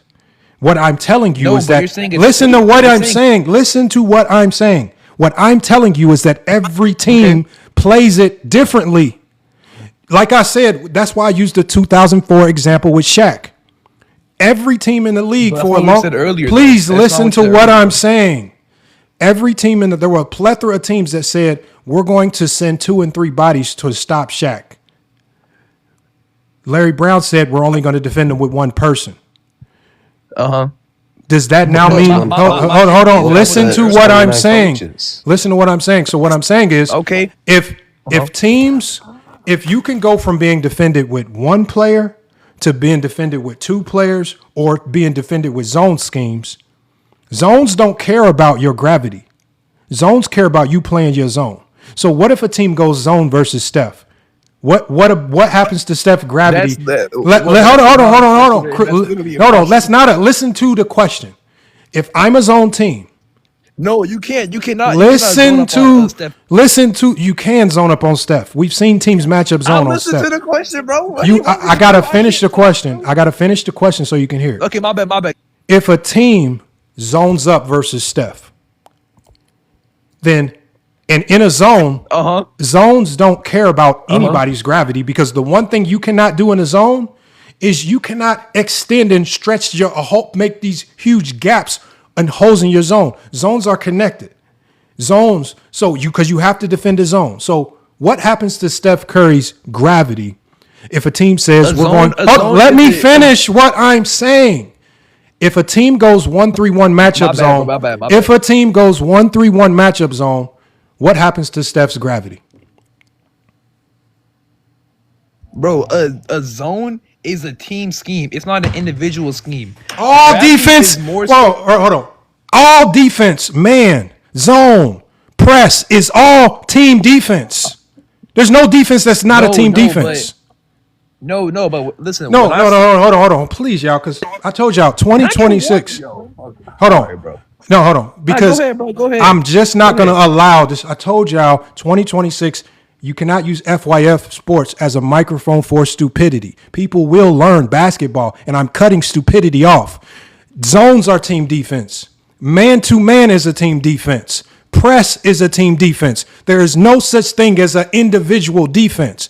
Every defense that you see is predicated on 5 players being connected. Man defense has help principles. Zone defense has help principles. Press defense has trapping and help principles. Every defense is connected. So with every defense being connected, right, there is no such thing as gravity because, again, and I'll draw it up on the whiteboard. I'll pull the whiteboard up in 1 second. If it's my responsibility on a specific play to be in help, I cannot go tell the coach, well, Steph Curry's standing in the weak side corner, so I decided to leave the paint wide open because that's Steph Curry and he has gravity. I'm not going to stay in help. Your job is to see man and ball. Your job is to stay in help and you react to the pass. And as a team, you have to trust that your team will help you as you rotate over because it's 5-on-5. Because when you have KD on the court and when you have a Steph on the court, if KD has the ball on the right wing and Steph Curry's on the left side of the court in the opposite corner, best believe that defense is not going to be hugged up on Steph on the weak side because he has gravity. I have one question. Can I ask one question? No, listen to what I'm saying. Because you cannot ask questions when you don't even understand the basic fundamental principles of defense. Really? The really? base, That's yes, what it is? because in a man-to-man. So can we pull the whiteboard then? Yes. Here, I'll pull it up right now. Let me get to Cayenne. I want to hear somebody else because, again, y'all going to learn basketball. Y'all pull up the whiteboard, though. Okay, but I have one question. Can I ask one question? What's your question? And we go to Cayenne. Can you name one playoff series in Steph's entire career where they primarily ran a zone on him outside the 19 finals where it was a jump defense due to him having no help? No, because no team outside the 19 finals, name one series where they ran a zone on Steph Curry. Please. Listen to what I said. This is not about. This is what you keep making it. No, but that's what I'm saying. That's my point, though. Listen to what I'm saying. you keep making it about one singular type of defense. What I'm saying is the fact that defenses don't defend Steph Curry the same is an indicator that defensive coaches get to choose how they defend you. I can go run a matchup zone for 3 minutes. I can switch it up and run man for 3 minutes. I can switch it up and say we're going to full court press for 3 minutes. But at the end of the day, how you're going to be defended has nothing to do with your gravity, because the defense is always going to do what the defense does. Now, will they contest differently, right? So there are different instructions for on-the-ball defenders on contest. The only thing that changes is, for example, there are some players who struggle and make bad decisions when they get to the middle of the court. The San Antonio Spurs, if you look back to this year, they were one of the few teams in the NBA that were a middle team. Mike Brown is another coach. He's one of the few coaches where they will allow you to get to the middle, right? And they have different types of defensive schemes, right, to disrupt your playmaking. Why did they allow the Spurs players to get to the middle? See this on the whiteboard? Let me finish. And I'll put a whiteboard up. Again, strategies are based on your personnel. What did the Spurs not have, which is why they allowed the Spurs drivers to get to the middle? They didn't have elite playmakers. What you don't want in the middle of the floor is a Chris Paul in his prime. It's a great playmaker in his prime. It's a LeBron James. This is why you keep them out the middle. But think about the Knicks. They were allowing the Spurs team to drive middle because they knew they struggled to make decisions when they were forced to be playmakers. And they made mistakes, and it cost them game after game. That's a strategy. That has nothing to do with gravity. That was their strategy to win the series. The middle of the floor and the perimeter are two completely different things. Like my thing is, you don't want any. You don't, bro. No, hold on. Listen, I'm saying what you're saying. You're not 100% wrong, but it's two different things. You don't want any player in the middle of the floor. That's just what it is. You don't want any basketball player touching paint. However, Steph getting an open look at the perimeter, and let's say a guy like a Trey. Now you've been yapping on a little bit too much, and you don't know what you're talking about, bro. Lamont's trying to teach you, nigga, what am but I you yapping just about? keep ignoring what he's saying just to Lamont yap isn't about teaching nonsense, nothing, bro. New World. And I'm frankly Knock tired it of off. it. This is ridiculous. Knock it off, New World. Okay, so Hey, quiet. All I'm telling you is that every defensive Go ahead. coach has a scheme. How Mike Brown would defend Steph Curry is going to be different from how the JJ Redick will defend Steph Curry. Again, what I'm saying is, if gravity is the same as 3-point God explained, because when the term gravity and that word was used, why was gravity used? Because gravity pulls every time. Gravity doesn't pick and choose. Right? Hold on, listen to what I'm saying. No, the term gravity, as you guys define it, is about pulling defenders. If you don't pull defenders every time, then how is it gravity? Your shooting threat is your gravity. That can be your scoring gravity. Even if you're just like creating a 4-on-4 advantage for a team, like that can still be due to your scoring gravity and your shooting threat. Like trading 4-on-4s for a team offense, that is gravity because of how you're spacing the floor. That can be a part of gravity because what you're hold on. This is the confusion. You're assuming that all gravity is the same and that when people, not me, because I didn't even bring this up. When other people talk about gravity, so again, just do this. This purpose is, you keep saying all this stuff about gravity. Just define it for me. You keep saying if every player in basketball history has some form of gravity, then what good does it do to talk about it if every player in basketball history has it?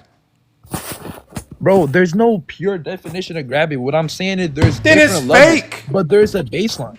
It's just because there's no like set in stone definition does not mean something can't exist. Like I never came up. Hold on. Did anyone hear me come up in here and saying that like gravity is like NBA official term? No, I did not say that. However, what I am saying is that people they're gonna have different That's why people they came on here and they explain gravity in different ways. It's not because it doesn't exist. It's because people have different interpretations. There is a real it can still be the same thing. There's Just just many different different interpretations. aspects of it. Okay. So extremely quiet. simple. I got you, quiet. So here's a basketball term: drive and kick. Okay. Driving kick has one definition, correct? Okay. Okay, so most basketball terms, because basketball is a very simple game, and the terms that people use in basketball are very simple. Like for example, when Six Pick, an NBA player, was on here, if me and Six Pick on the basketball court, and I told this to Six Pick when he was up here, if I tell Six Pick to squeeze if a guy goes middle, he knows exactly what to do. If I tell Six Pick we're going to hard double this guy on the flight of the ball when it goes to him, we know exactly what to do. The definition is very clear. In basketball, the terms that we use, especially terms that are directly related to what happens on the basketball court, have clear-cut definitions, right? And if you can't define it, right? If you can't label it, if it has this wide range of definitions that where I can use it now and say Kwame Brown has gravity, Ben Simmons has gravity, Draymond Green has gravity. Hold on. What I'm saying is your definition of gravity, whether it's little bit gravity or whether it's a big bit of gravity, every player in NBA history has gravity based on your definition. No, that's not. No, hold on. That's not the case at all. What I said is there's a baseline of gravity. What I said is the reason why everyone in here has given you different definitions of gravity is because everyone has different interpretations of the same film they're watching. That's what I said. And then when I said there's a varying levels of gravity, it's the same thing as varying levels of how good a passer is, varying levels of how good someone is at defending the pick and roll, varying levels of how good someone as a rim protector is. It's the same thing. It does not correlate to me just saying, just because there's varying levels of gravity means there's varying definitions of it. That's not the same thing at all. Well, I don't know why should I the reason why that doesn't apply is because in basketball, when we talk about scores, right? Yeah. We know that when we're talking about the best scores, we understand that just because you can score, it doesn't put you in this category of scores. We know we're talking about the best of the best. Your definition. So, for example, if not everybody has gravity based on your definition, then tell me a player in basketball history with your definition that has zero gravity. I think a guy like Draymond has like negative scoring gravity. Like in my opinion. No. Because how? He's never and this is how the answer to this question. Hold on. The answer to your question is something related to what we've been talking about. Let's say in a pick and roll, Draymond. Let's say they run it 100 times. Draymond is gonna get played like one time out of the pick and roll. Draymond is not a threat to shoot the basketball. At the 3-point line, Draymond Green is not a threat to shoot the basketball. He's meant like a 31% shooter for his entire career. And he's also not that good of a shooter as well. He's not a threat to pressure the rim at all. Okay, I got you. He's very bad at So in the NBA Finals versus the Celtics, right? When the Celtics deployed one of the dumbest defensive strategies in basketball history, which was to sag off of Draymond and allow him to catch the ball at the high post elbow, what did Draymond proceed to do to the Celtics with Kevin Looney throwing those lobs? Did he create scoring opportunities for others since they decided to be dumb and sag off of him? And didn't he burn the Celtics time and time again in the NBA Finals because they went with this silly strategy that he didn't have any scoring gravity? Bro, throwing lobs that's not what killed the Celtics. Like that maybe happened twice a game. We all know what really killed the Celtics. I don't know why you're bringing up. First of all, I don't know why you're bringing up that series in specific. And second of all, I don't know. Because you said he didn't have no gravity. You said he didn't have no gravity. I watched Draymond Green drop. If the defense is not playing, and any player at all, a guy like Rudy Gobert, if they're not playing on a guy like Rudy Gobert, then no, they don't. They're not. That has nothing to do with gravity. Forcing the defense to react negatively in that play. That has nothing to do. No, I'm bringing up Gobert as another example. No, that has nothing to do with gravity. That has something to do with the coach's defensive scheme. It's all the same thing, bro. Because if Draymond, okay, hold on. So if Draymond is such a negative gravity player, then why doesn't every team just leave him wide open? Why do all teams defend him differently? What do you think they do? In recent years, bro, they leave him wide, like butt naked open. We're not talking about the older version of Draymond. Even in his prime, we're obviously hold on. We're obviously talking about all of these players when they're at their best. When they're at their best. So when they're at their best, like when Draymond Green was dropping 30-point games in the NBA Finals, right? Are you telling me he had negative gravity? Yeah, he dropped 30 because he was getting left open. Oh, okay. Hold on. So, okay, right so hold now. on. So you telling me that Draymond Green dropped damn near 40 points in the NBA Finals on all open buckets? Yes. Wait, Draymond. Wait. You said Draymond has negative. Let's turn on the film, please, bro. I'm begging you. Let's turn on the film. Oh my god. Okay, hold on. Let me share my screen. You said Draymond has negative scoring gravity? Bro, these dudes are idiots. This gravity stuff is ruining basketball talk because people can't define it. It is fake. So go. Hold on. Please, hold on. Quiet. Hold. I'm putting up the whiteboard right now, y'all. So I'm gonna pull up the whiteboard. I'm pulling up the whiteboard, y'all, because we're gonna have. We're gonna hold on. No boo. I can only do one thing at a time. One thing. I go ahead. My phone. I can't do a million different things. You like the film will come eventually, right? But I just know that the only problem with film, Nobu, is this is what typically happens. When we show the film and it doesn't equate to what you say, then you're going to say go to another clip. And there's not enough clips to find for you to ultimately be right. And because all you're going to do is say go to something else. So but that's why we're going to go to the whiteboard. I get that. I get that. So hold on. Let me share my screen. Hold on. No, I get what you're saying. Hold on, just real quick. Sorry. Hold on. I'm gonna share my screen. Go ahead. I think they just want to pull up the game 7 that you were talking about for Draymond. The highlights. Hold on. First of all, we'll play the Draymond screen, but I think we all know that Draymond didn't score over 30-some plus points on all wide open shots. We know that that's just stupid to say. That's just stupid. All open. Lamar. Okay, so Kawhi Burner. So if all of his shots were open, you willing to bet $100 right now that all of his shots were wide open? Oh, not all of his shots. Open. Yeah. Hold on. No. I said no. I said open. Wait, Lamar. He was still I'll put 20 on them. I'll put 20 right now. We can lock it. No. All of them being open, not wide open. All of them are not. No, he said hold on. I'll put 20 in it right now. Hold on. Right now. Wide open. Now you trying to. Now he said all of them, right? I'll put 20 on it. Okay, hold on. Okay. Hold on, y'all. Hold on, y'all. I'm gonna go to the whiteboard. Okay, not so all of them. Not all of them. Lamar, before you go on the whiteboard, it's hilarious because we actually already got this dude to explain what gravity was. He basically just said gravity is just an elite sport. So here's the whiteboard. That's really all gravity is. Kawhi Burner. Because if Draymond Green can't have gravity, the only reason I could think of is because he's not an elite scorer. Thank you. It's just scoring. It's just scoring. It's an elite scorer. That's it. That's the only. Thank you. Elite score differently than they're going to guard a non-elite scorer. Thank you. It's just scoring. Like they guard Chauncey Billups. Has nothing to do with gravity. It's a different fucking thing. It's just one guy's a better scorer than the other, and that's it. Like you guys keep using these. You keep adding terms to basketball when the term is there for you.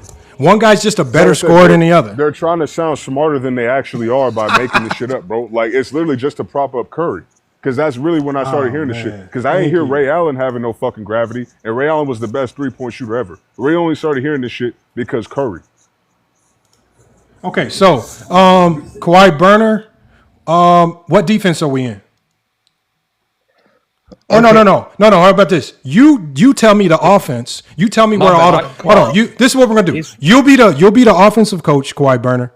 I'll be the opposing defensive coach. So tell me where to place all of your offensive players. Your team is the Warriors. Which we're talking about. Give you the Warriors. So tell me the offense that you're in. Okay, we're gonna run. I mean, just like a set, or like tell me where to put the. Where we obviously every offense has to start in a certain formation. So tell me what offense you're running. Can you let him shoot, Lamont? Can you let him shoot? Okay. I want my. I'm about to let him. I want my 4 in a little block. Hold on. What offense are we running? What offense are we running? I mean, you were running the motion, bro. The max. Okay. Motion's not an offense. Motion's just intention. Okay, so you want me to tell you like an action? Just tell me. Okay, if you don't know the offense, then tell me where all the players are. Let's just start there. Wait, no, I'm saying, do you want me to tell you the action? Okay, just tell me. First of all, let's put all the players somewhere on the court. Okay, so put Draymond in the low block. Four. Okay, so we'll put. Hold on, let me make my brush smaller so we can see this. Okay. Okay, so we got Draymond on a low block. Gotcha. Okay, Draymond. Okay, now put Bogut at the wing. But what, strong side wing or weak side wing? Draymond got the ball, put in the strong side. Okay, so we got Bogut, strong side wing. Okay, now put Curry next to him. And we got Curry next to him or at the top of the key? Where do you want it? At the slot? You want to put him in the slot?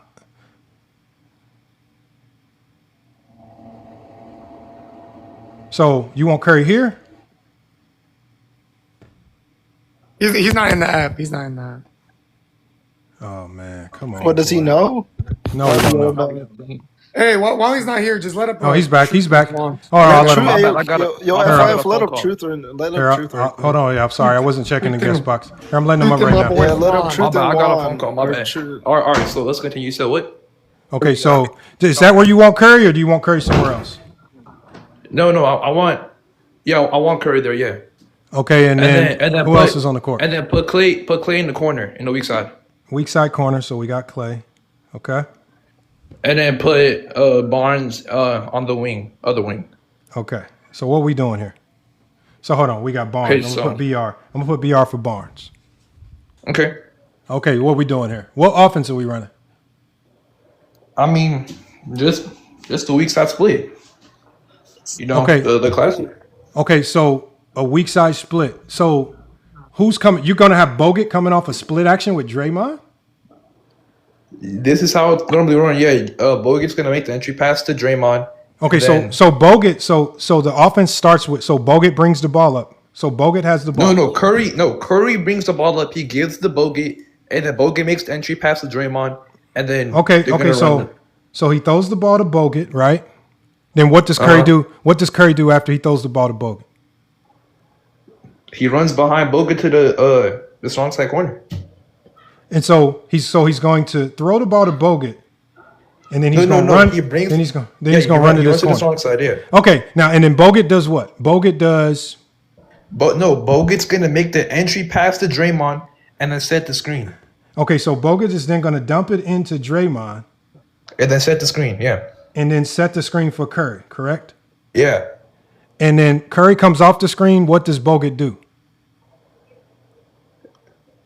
Well, I mean, after he sets the screen, you kind of just want to stay there so you can solidify it, or sometimes he slips off it. Okay, so let me clean this up a little bit. So, yeah, so this is where we're at right now. Sorry, I'm just doing this so we can get everybody placed correctly. So, Draymond Green now has the ball in the post. Yeah. Steph Curry is now over here. Bogut is still on the wing. Draymond has the Yeah. ball. Right, Bogut's going to set a screen. This kind of looks like a pistol screen. He's going to set a screen for Curry. Curry's, I'm assuming, flaring up. But Draymond has the ball. What we doing? And what is Bogut doing and what is Draymond doing? Bogut setting the screen, and then Draymond's gonna pass it to Curry because that is the advantage. So The screen Draymond, is so the advantage. okay, so Draymond's gonna pass it out of the post to a Curry coming off a pistol screen, correct? No, Draymond's not passing over there. He's passing it to the corner. But Bogut's in the corner. No, right now Curry is. Bogut send a screen for Curry. Okay, Bogut's in the wing. okay. Curry's in the corner. Okay, hold on. Mind So your business, man. hold on, Curry and Bogut. So you said Curry passes the ball to Bogut, right? Yep. Bogut passes the ball to Draymond. Yep. And then you said, are you saying now that Bogut comes up to set the screen for Curry? Right there? He walks like a step. Yeah. Okay.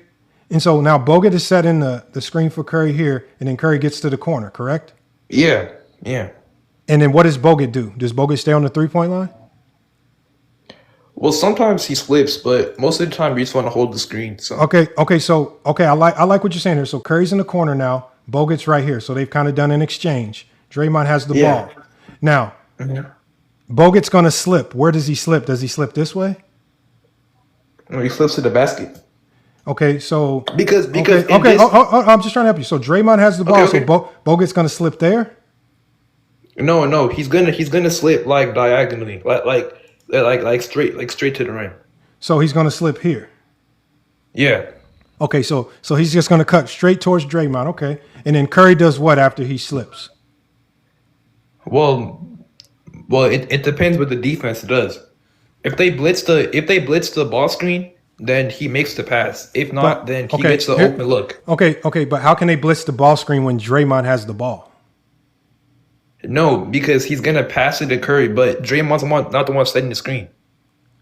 Okay, so what does Draymond do with the ball? Is he passing it to Curry in the corner? Yeah, he passes it to Curry, and then after he makes the pass to Curry, because of the fact that he's running to the corner, because the motion is the advantage. The fact that Curry gets motion to the corner, that's the advantage, and that's what the defense has to play. That's where they choose whether they want to either blitz the ball screen and send two at Curry, or or switch it, and then whatever happens, there happens. Yeah, that's where the decision making is. That's where the scheme is. But that's also we're gonna draw. And for the people, y'all, we're gonna draw this. Same thing, really. Okay, for the people, that's not even what I'm trying to argue, really. Okay, for the people, we're gonna draw up his play again. So we got Draymond at the low post, which is again, I would question that as a coach.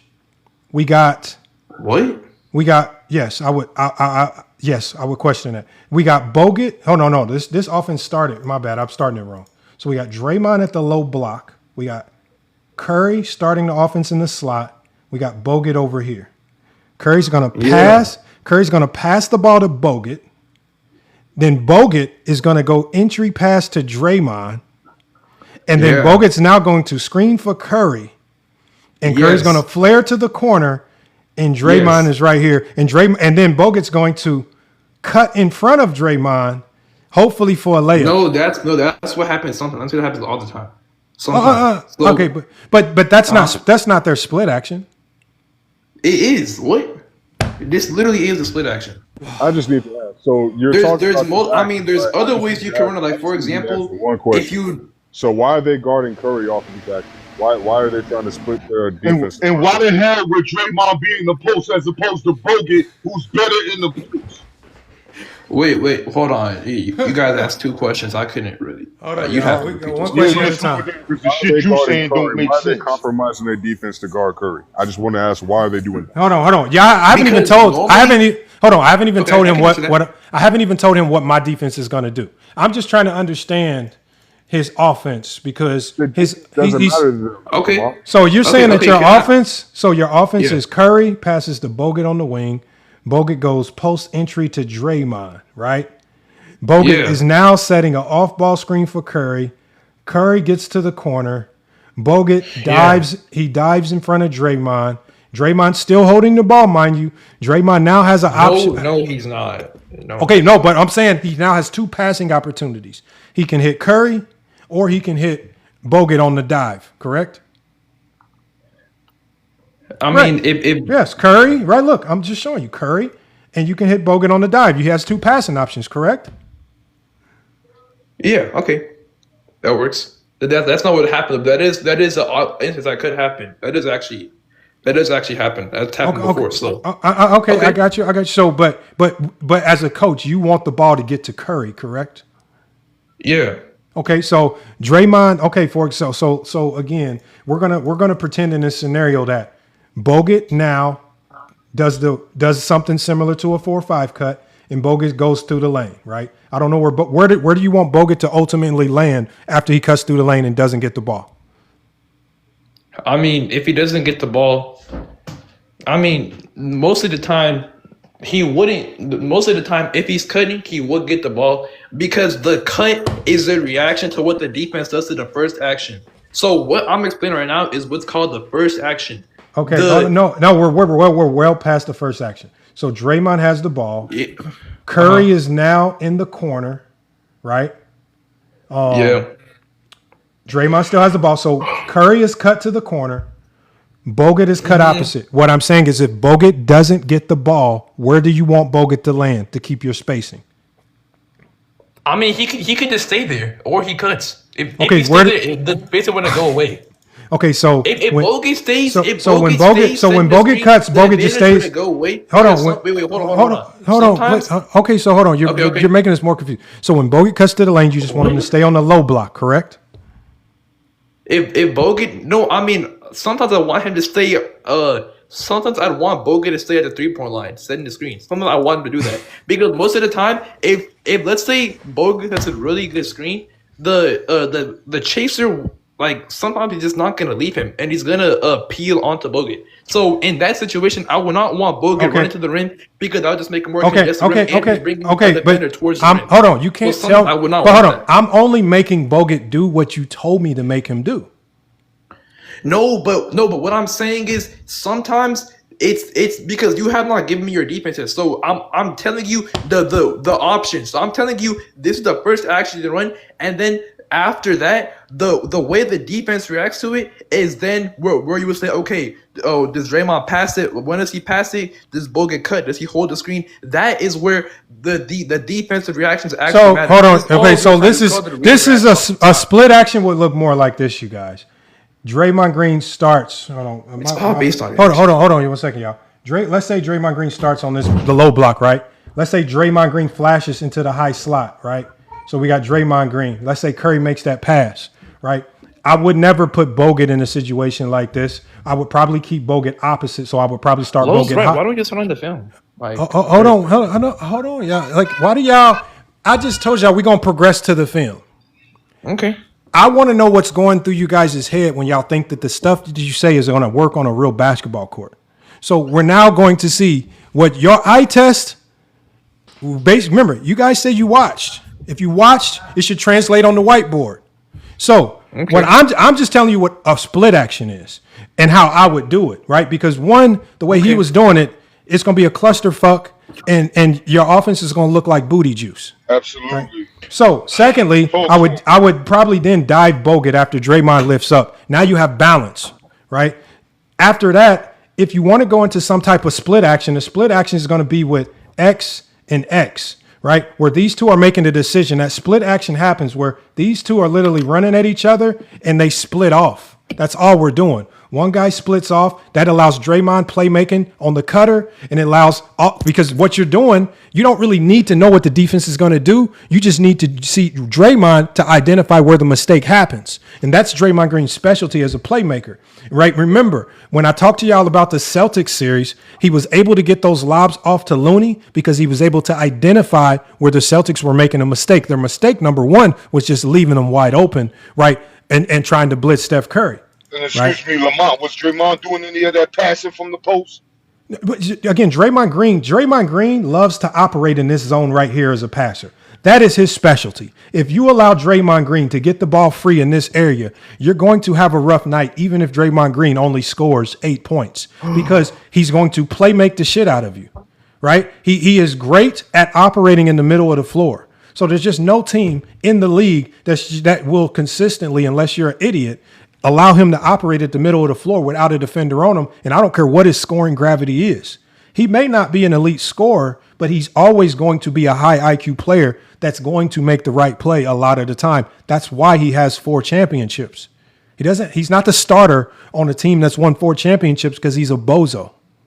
That's the reason why the game looks different. I'm not saying there's a reason. Hold on one second. I'm quiet. I want to go on to other people. I'm gonna come back to you later. But there's a reason why the game looks different when Draymond's on the court versus off the court.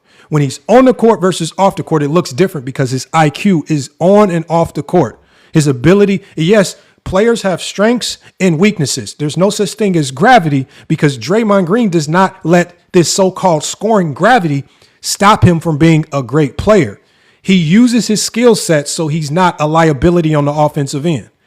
So for what he maybe lacks in pure scoring, he gives to you in his ability to play make, especially when teams like to do silly stuff with Steph Curry, like blitz Steph Curry. So, for example, if let's say they're blitzing a Steph Curry, and this is Curry, Draymond Green is going to make sure he stays into the short roll, and Steph Curry's just going to throw it over. And Draymond Green loves to hit this back man on the lob. That's where he got Wiggins for a lot of lobs. That's where he got Looney a lot of lobs because they would blitz. Let me draw this again. I know it's a little blurry. I'm gonna write it a little clearer. That's my fault. So if they blitz Steph Curry, who's right here, let me change my marker so it can be a little bit bigger.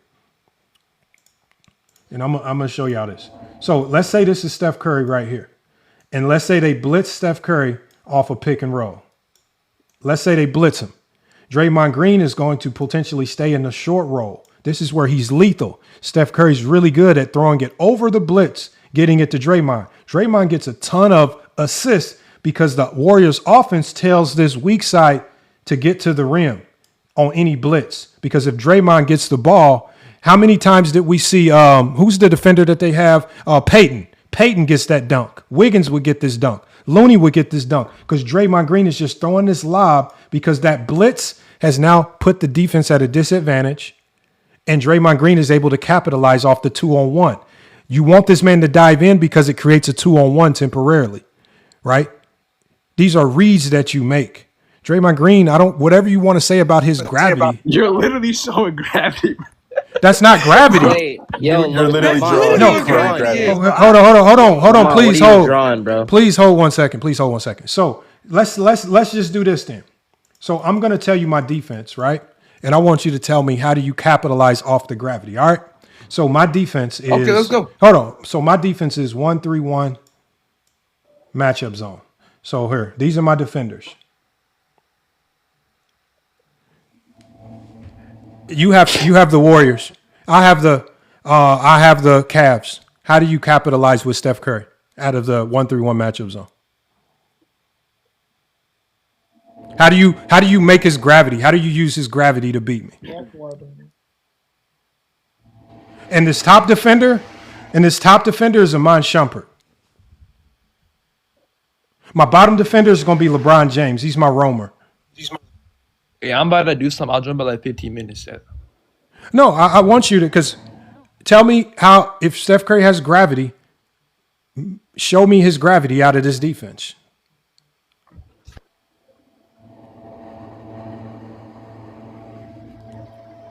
Because in the 1-3-1 matchup zone, you guys, the top guy is always here. The bottom guy is always here. Doesn't care about gravity. The middle guy is always toes to the three-point line, usually a center with his hands out the whole time. Right? The wing guys, what are the wing guys doing in the 1-3-1 matchup zone? The wing guys, when the ball goes to this area, what are the wing guys going to do? Right? This guy's going to go out and defend. The wing guy's going to go take away any lobs to the rim. Doesn't change. How do you exploit my gravity?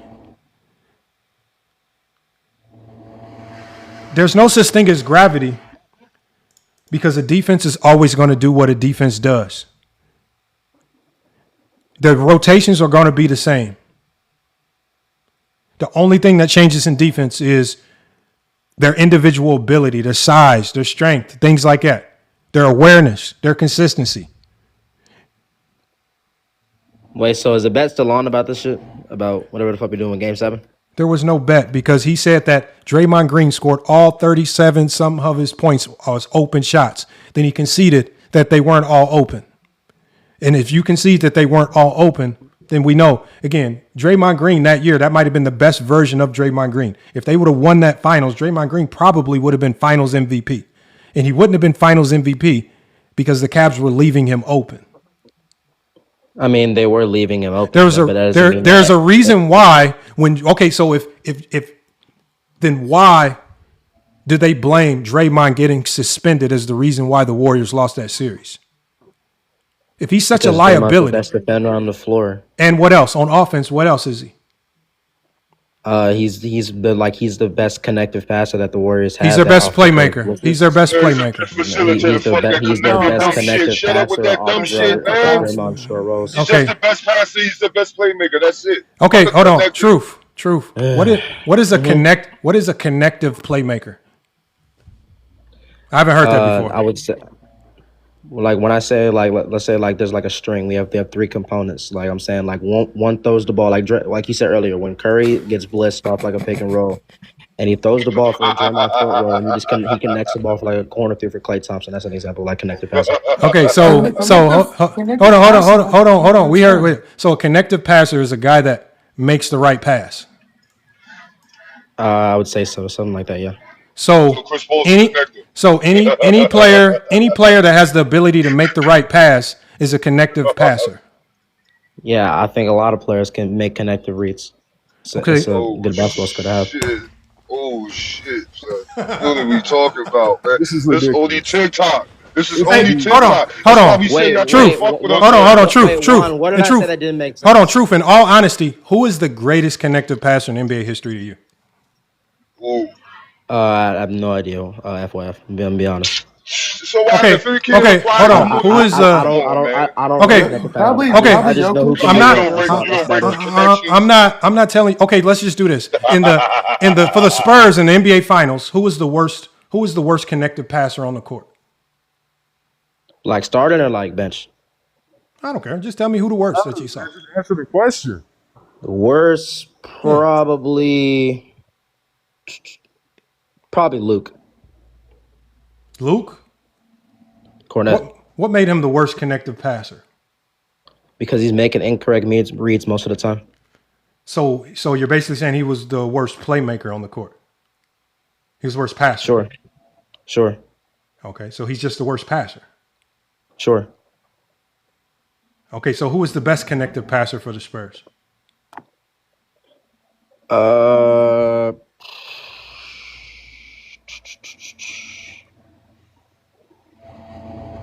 Probably. I want to say Fox, but So not sure. Fox was just their best passer. It's probably Vassell or D. Harper gang. These terms are so wild. Bro, I appreciate y'all. Hold on, y'all. Hold on. I haven't heard. Hold on, y'all. Hold on. No, first of all, the reason why these new terms are weird is because on this panel, Truth is probably going to tell me his definition of a connective passer. And in another conversation, just like with all of these terms, advantage creation and gravity, every conversation that I go to, every person that I talk to has a different definition of what it is. And I'll go to another conversation and I'm going to hear some guy that heard Truth talking and he's going to use connective passing, but then he's going to give me a completely different definition and say, no, it can't be that. And then he put their own little twist on it. The reason why I say these terms are fake is one, because they don't have a consistent definition. If it doesn't have a consistent definition and we can't apply it across the board to everyone, it's not real. It's just you trying to use a term to boost up a certain player. Because yesterday when we were talking on a panel, the way people define advantage creation and incorporating it with playmaking, it makes, by that definition that I was given yesterday, it makes James Harden a better playmaker than Magic Johnson. But we all know how moronic that sounds. But then once I applied their definition and used James Harden, oh, no, it can't be that. Well, let's change this up. No, keep it consistent. If your scoring ability is directly incorporated and tied into your ability to play make, I said you guys are giving the infinity gauntlet to players, and you're going to allow players like James Harden to fly past a guy like Magic Johnson when it does not logically make sense. Gravity is an infinity gauntlet for Steph Curry because you can make him seem more superhuman than what he is, as opposed to just calling it what it is. I have a question. That's all he is, a great three-point shooter. You don't need to add nothing else to it. Yo, Lamont, can I ask a question right quick? Who is that talking? Truth. Well, yeah, ask your question. Feel free. Yeah, I was saying like if you think that like advantage creation is fake, what was that thing you were drawing up on the whiteboard? If advantage creation is real, then define it for me. That's not the question I just asked you. I can't tell you if I don't know the definition. What is advantage creation? And I'll tell you. The thing is, you've been up here claiming that it's not real. I can't. You asked me a question that requires me to have a definition. I asked you. No. You're claiming that it's not real. So obviously you have some kind of definition that. No, I don't have it. The fact that I just said the fact that it's not real is because nobody knows the definition. So if what I was doing on the whiteboard is advantage creation, then define it for me. And we'll see. All right, Lamont. What is the definition? Lamont, here's the disconnect. Because we think that people don't define it exactly like. Just answer the question, bro. I'm tired of hearing you just ramble. Just answer the fucking Jesus Christ, bro. You gotta calm down, bro. We're not trying That's to why hear y'all you like sound being more New intelligent World. than you Because you actually tell y'all are. to get Answer the straight to question, the bro. answer. Every time y'all Okay, choose hold on, y'all. y'all Hold on. fake Truth has been. offense, Hold on, y'all. you're the Truth has fan been that muted. asks Hold on. questions, Truth. we answer questions. Truth has been You don't got no patiently. long diatribe. I don't. Y'all to make sure we don't mute him. I want to hear Truth out. Truth. Hey, Truth. truth is The only way we can have this conversation is if you define it for me. And now yesterday I was given two different definitions of advantage creation. What is your definition of advantage creation? To me, playmaking is like creating advantages for your teammates or increasing teammate shot quality. So advantage creation is playmaking. Sure. So if advantage creation is playmaking, then why don't you just say playmaking? Because I want to sound smart. Because what's your wait, hold on, ask the question again. If advantage creation is what you said, which is playmaking, then why don't you use the universal term that we all already know, which is playmaking, so we don't have any issues with new words? Isn't that what most people say when they say playmaking? They think of the creating advantages. Isn't that the thing? Oh, No. So when we say playmaking, basketball, okay. So hold on. So when we advantage creation, so the first time I heard advantage creation, Truth, it was somebody trying to tell me that Michael Jordan's scoring makes him a better playmaker than LeBron James. They were saying he scores the ball so well, he can create for himself so well, he's playmaking for himself so well. I know what you're talking about. Hold on. So that's just the first definition. Now, yesterday, somebody simplified the definition, and he said that advantage creation is driving and drawing multiple defenders. Driving and drawing multiple defenders. That's a second definition. So that's a little bit different from Jordan scoring, right? And I said, and I even doubled down. I said, does it have anything to do with scoring? He said, no. It's just about your ability to draw, and you can create advantages when you're able to get people to gravitate to you, right? And I said, okay, that's a different definition. And so when he gave me his new definition, I said, well, by that definition, is LeBron James a better advantage creator than Magic Johnson? But then once I said that, this is where the hiccups start, because some people want to say he is, but some people don't want to say he is. And I think we run like, so your definition, if advantage creation is playmaking and playmakers increasing their shot quality. So if advantage creation is playmaking, then why don't you just say playmaking? Because you're like it's like ask a nigga to define playmaking. I'm gonna give you that answer. Okay, so playmaking is, again, all playmaking Creating is advantages, right? All playmaking is, the only thing playmaking is you can define it in multiple ways, right? Sure. And different playmakers do a lot of different things, but we correlate playmaking to, we typically and traditionally correlate playmaking to people who have what skill set? Yeah, what did you say? We generally correlate playmaking to players who have what elite skill set? Hopefully scoring. No, typically no passing.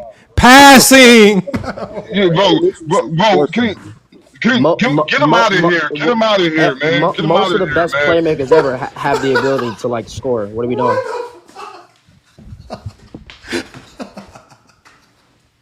Jordan's career is so not enough that y'all want to talk about playmaking being a part of scoring more than playmaking being a part of passing. Because his career is not enough. That's a Ask him a question. He Hold got on. to Do you answer not- to that's it. a- He that's can't a even part- give you that's a a yes or part no of- answer that's a part to of a fucking LeBron question. James. How is that not? That's a How is part that of not LeBron part of James' playmaking? Playmaking is Hold on, playmaking. And stop, you asked stop, about stop. advantage creation, nigga. It's just That's a playmaking. big part of And when LeBron's you ask career. about LeBron advantage James creation, is LeBron James's FYI, I have a question. LeBron James's ability to We're not create. getting nobody talking about LeBron.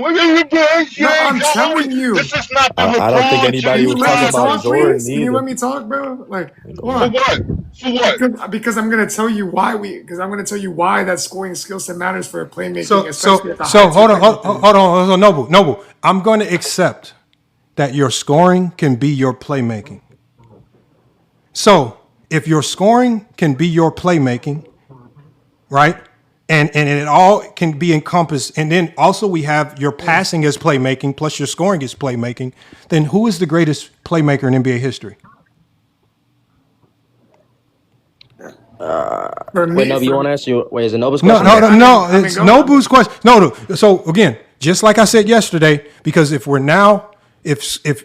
if your scoring and your ability to score is now encompassed with your ability to pass the ball, who now becomes the greatest playmaker in NBA history? Because it is not Magic anymore. I'm gonna say this when I say this to you.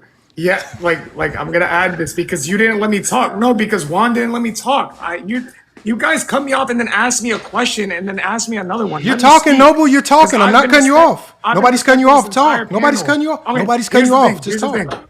Yes, scoring is a part of your playmaking. But the reason why there's not a lot of scores in the high levels of playmaking is because they do not take advantage of the advantage they create. So hold on, and let me explain what I'm saying. If you get a double team, right, and you don't pass to the guy that doubled you, the guy pass out of the double team, you're not taking advantage of the advantage you created. So, I like that, Noble. So Noble, that's beautiful. So in Michael Jordan's case, or let's just use Kobe. Kobe did not like passing even out of double teams, right? He's not a top 10 playmaker. I agree. He's not a top 10 playmaker. No, we're not. He's not. We're not even top 10. Not even top 10. Because if we're I don't think he's top 15 either. No, but here's here's the problem that you're running into. There isn't. The problem that you're running into this, and this is why I say everything goes back to coaching. Phil Jackson said in his book that they designed their offense for Kobe to take bad shots. They needed him to take shots out of the double teams. Their offense was designed, Kobe was asked to take those shots. So now Kobe is lesser of a player because he's running or playing an offensive scheme that the coach asked him to play. Because you're wasting possessions and taking bad shots. That's a part of your shot. That's bad for the No. How? This is the thing. The bad shot is only relative to what the coach feels is a good or bad shot. In Phil Jackson's system, a bad shot is a bad shot. Hold on. In Phil Jackson's system, they needed interpretation, bro. In Phil Jackson's system, he specifically stated that their offense thrived when Kobe took those shots, and they needed and asked him to take those shots. So if he's just doing what the team needs to win, then how is it bad? Because it led to a lot of good stuff. They were back-to-back champs. Because I don't want to play semantics. Just because it wins doesn't mean it's a good outcome. Okay, so we be talking about just because you hold on. Remember that, bro. Juan, bro, you can't just over talk niggas because he's trying to. I can't because my voice is louder than everybody. So shut the fuck up. Come on, bro. Why? You gotta calm down, bro. No, I don't gotta calm down, nigga. Okay, hold on, no boo. Shut up. Hold on. No, hold on. No. Oh, okay, y'all. Hold on, y'all. I don't know why we. Hold on, why? But we don't have to argue with people up here. I'm just trying to. So no. What I'm saying is, if a coach asks me to do something, right, and it's part of what we do as a scheme, it's good for the team, then who are you to say that it's bad? All of this stuff is relative to what the team needs to win, right? How often is this guy taking this bad shot? Like Kobe? If we pull up the film, how many set plays are they running for him to take these bad shots? No, it's not about Kobe's shots are going to be bad. Listen to what I'm saying is obviously the triangle offense was designed to give you a so then that means the shot diet isn't bad. Listen, so you got to listen to what I'm saying because this is by your definition. No, I'm not. Hold on, I'm not. Listen to what I'm saying. We all know, and even Kobe Bryant's teammates have said that Kobe Bryant. They even made a name for it. It was a special name for the rebound that you would have to try to get off his missed shots, right? It was part of their strategy of rebounding his missed shots. I forgot the name of it, but Paul Gasol talked about it. It's called a Kobe assist. But the main thing is their offense was predicated, according to Phil Jackson, on Kobe needing to take even shots out of double teams, which you now are saying is a bad shot. But my problem is now you are the arbiter of what a good or bad shot is when the only person that can determine what's good or bad for a team is the coach. And this even translates to the defensive side of the ball, right? So even on the defensive side of the ball, where you guys say that Steph Curry has this gravity that automatically pulls all these players to him, well, what if the defensive coach says we're not sending 2 players to Steph Curry? We're not doing this. We're going to play straight up. We're going to switch. We're going to guard him with one person. Good, bad, or indifferent, whether it works or doesn't work. The strategy by the other team, right, dictates the scheme that you see. Your skills in and of themselves don't always just dictate the scheme that you see. Does it play a role in it? Somewhat, but your skills, like I said, Allen Iverson driving baseline and Harrison Barnes driving baseline, the defense is going to react the same to stop them. They're not going to be like, oh, that's Harrison Barnes, I'm going to rotate a little slower. No, I'm going to rotate the same. I'm going to still try to pick them up outside the lane lines the same. Like strong side shooter. I'm never leaving strong side shooter. He could be a 35% 3-point shooter or 45% 3-point shooter. I'm never leaving strong side shooter. I'm not going to. These are the habits that you got to stay consistent with in basketball. You guys think that these defenders have a lot of options. These defenders don't have options. Basketball, especially on the defensive side, is schemed and shelled out. It must be repetitive. Strong side shooter, I don't care what the name is, never leave strong side shooter. The corner 3 is the easiest 3 to make. Anybody can make it. Right? So again, I don't know what y'all call gravity when defensive principles don't change based on the name of a jersey. I don't get this stuff. Okay, so when you're talking about a strong side shooter, right? Like, do you think like let's say there's a difference between like Harrison Barnes and Klay Thompson, right? Let's say that Harrison and Klay are on the same side. The ball swings to Harrison Barnes, and LeBron's the nigga that's roaming, right? He's on the wing guarding Klay, right? My bad, it's playing front over me. But anyway, let's say that both of these niggas are here. It's Klay and Harrison Barnes. You want me to pull up the whiteboard for you? And LeBron decides to leave. I'll pull up the whiteboard for you. I'll pull up the whiteboard for you so I can show you what a strong side shooter is, and then you can kind of tell me. Hold on, let me add it back. Okay. Because it sounds like you're kind of ahead of yourself as far as defining where the strong side shooter is. But here, I'll put it up here. You should let me keep going because I wanted to answer. I got the perfect answer for his question. Okay. So let me clear. So we're going to use this other side of the court. So let's say this is Klay Thompson, correct? Okay. Yeah, and then put Harrison Barnes away from me. It doesn't matter. I'm going to put an elite shooter here. It doesn't matter who it is, right? It could be a 35% 3-point shooter. I'm going to put Steph Curry here with the ball. I'm just strictly talking about defense, right? Wait, am I controlling it or you controlling it? Okay, so now first I'm trying to show you what a strong side shooter is and what a strong side defender is. So in basketball, when this guy has the ball, right? When the ball is right here, when the ball is anywhere on this wing, right? This defender, X, is strong side because that means you're one pass away from, right? You're one pass away. So Curry, let's say this is Curry. No matter what Curry does, X on Klay Thompson, it could be Klay Thompson, it could be Harrison Barnes, it could be Leandro Barbosa.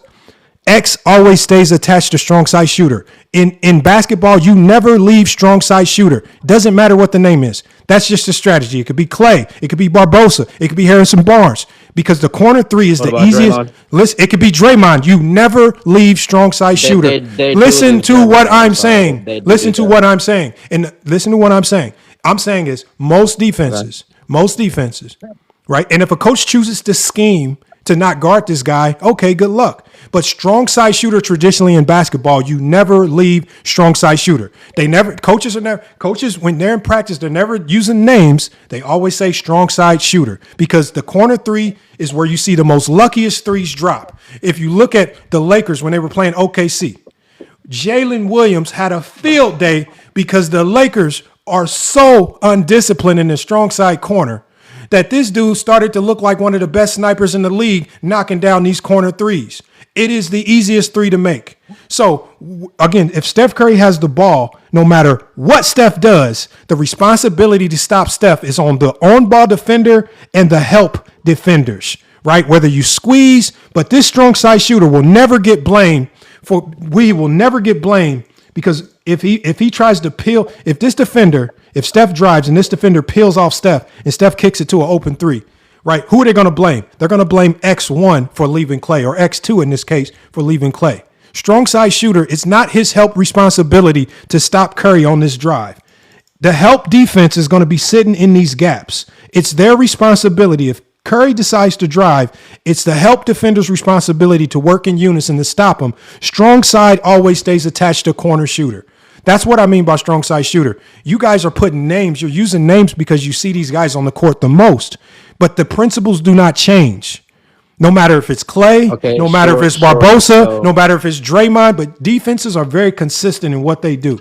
You guys in the YMCA may leave a guy and say, oh, he can't shoot, leave him open. That's because you are undisciplined, bad defenders that never played on winning teams. Good defenses stay attached to strong side shooting. Anyway, no, I'm just telling the truth. This is a fact. I understand that. Anyway, hold on, King James Clip. You just played college ball, King James Clip. Come up here and tell me if I'm wrong. King James Clip, come up. I can call up a D1 coach right now. You want me to call one up and we can ask? Okay.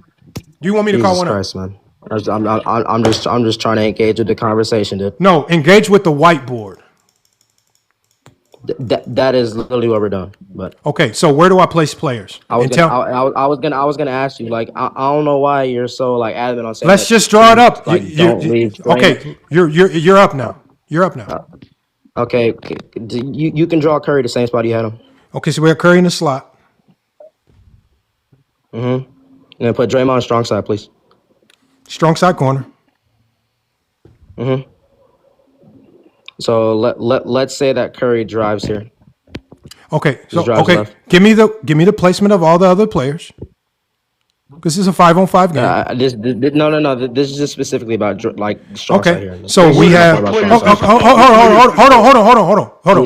It doesn't matter. Stop doing this. Hold on. Stop crying about Juan Boy. Just engage with me. So we have a defender on Draymond. We have a defender on Steph. The only reason why I asked you about the other players, because the other players dictate, because as a coach, my help defense is most likely going to be on something called our help line. The help line is this invisible line up the middle of the floor. So we got a defender on Curry in the slot. We have two defenders in help. I would assume that you have an offensive play over here, an offensive play over here. I don't know where you have them, but at the end of the day, this is where the basketball is. It don't matter for this part. So in this particular instance, right? So if Curry drives, right? If Curry drives, so if he drives into this gap, who's going to help off to stop Curry? When it comes to Draymond being strong side, teams will opt for leaving Draymond in the corner wide open. That's the point I was going to try to make.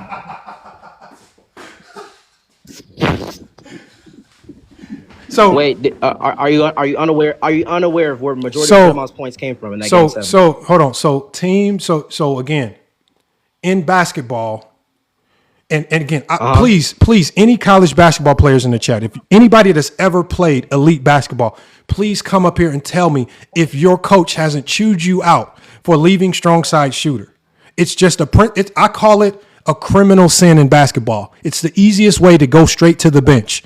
Leave strong side shooter, go straight to the bench. It's the easiest way to get back to the bench. Again, in this particular instance right here, and I'm going to explain to you why Draymond Green would never get left open. Because in basketball, as I said before, everybody has a role. If Steph Curry drives, it's X5 typically down here in the post.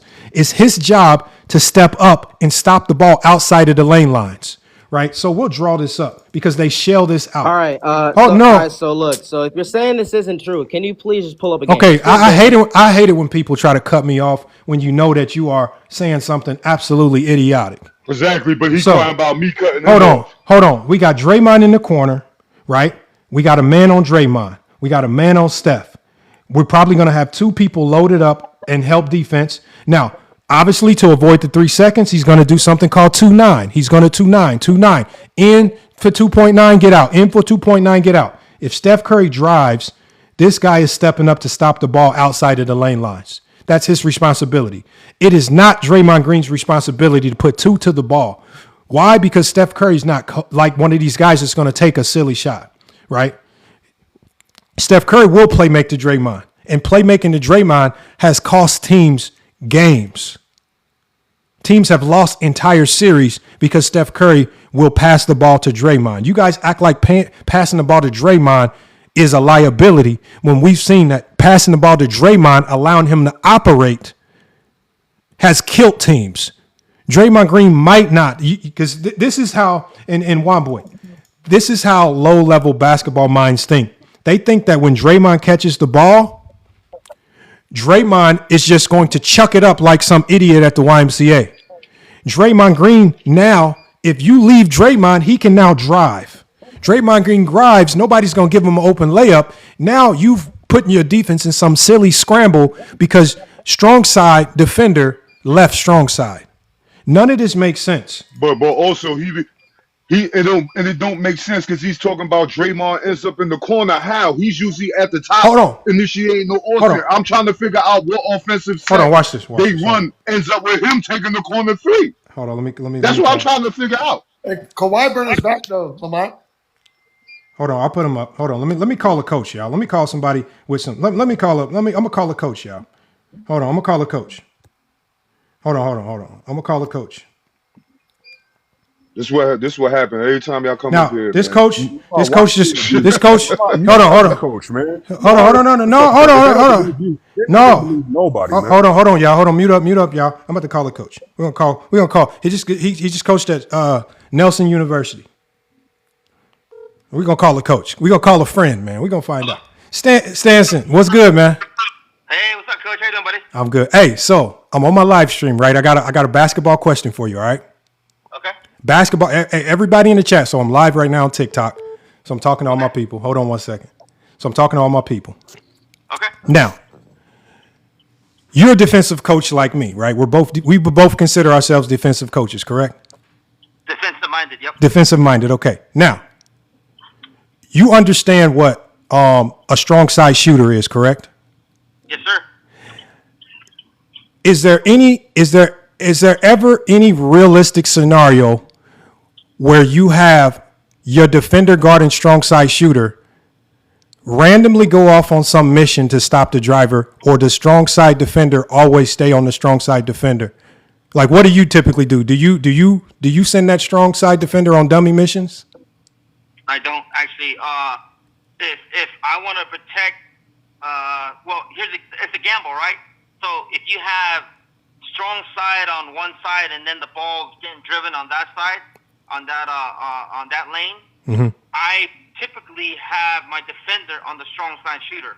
And so the strong and we've seen many times where when that guy makes a mistake and leaves strong side shooter, it seems like basketball gods always kick in and that guy knocks down an open three. Doesn't it feel that way? Oh yeah, I mean, you think about it like that's a gamble. That's what I said. Like, so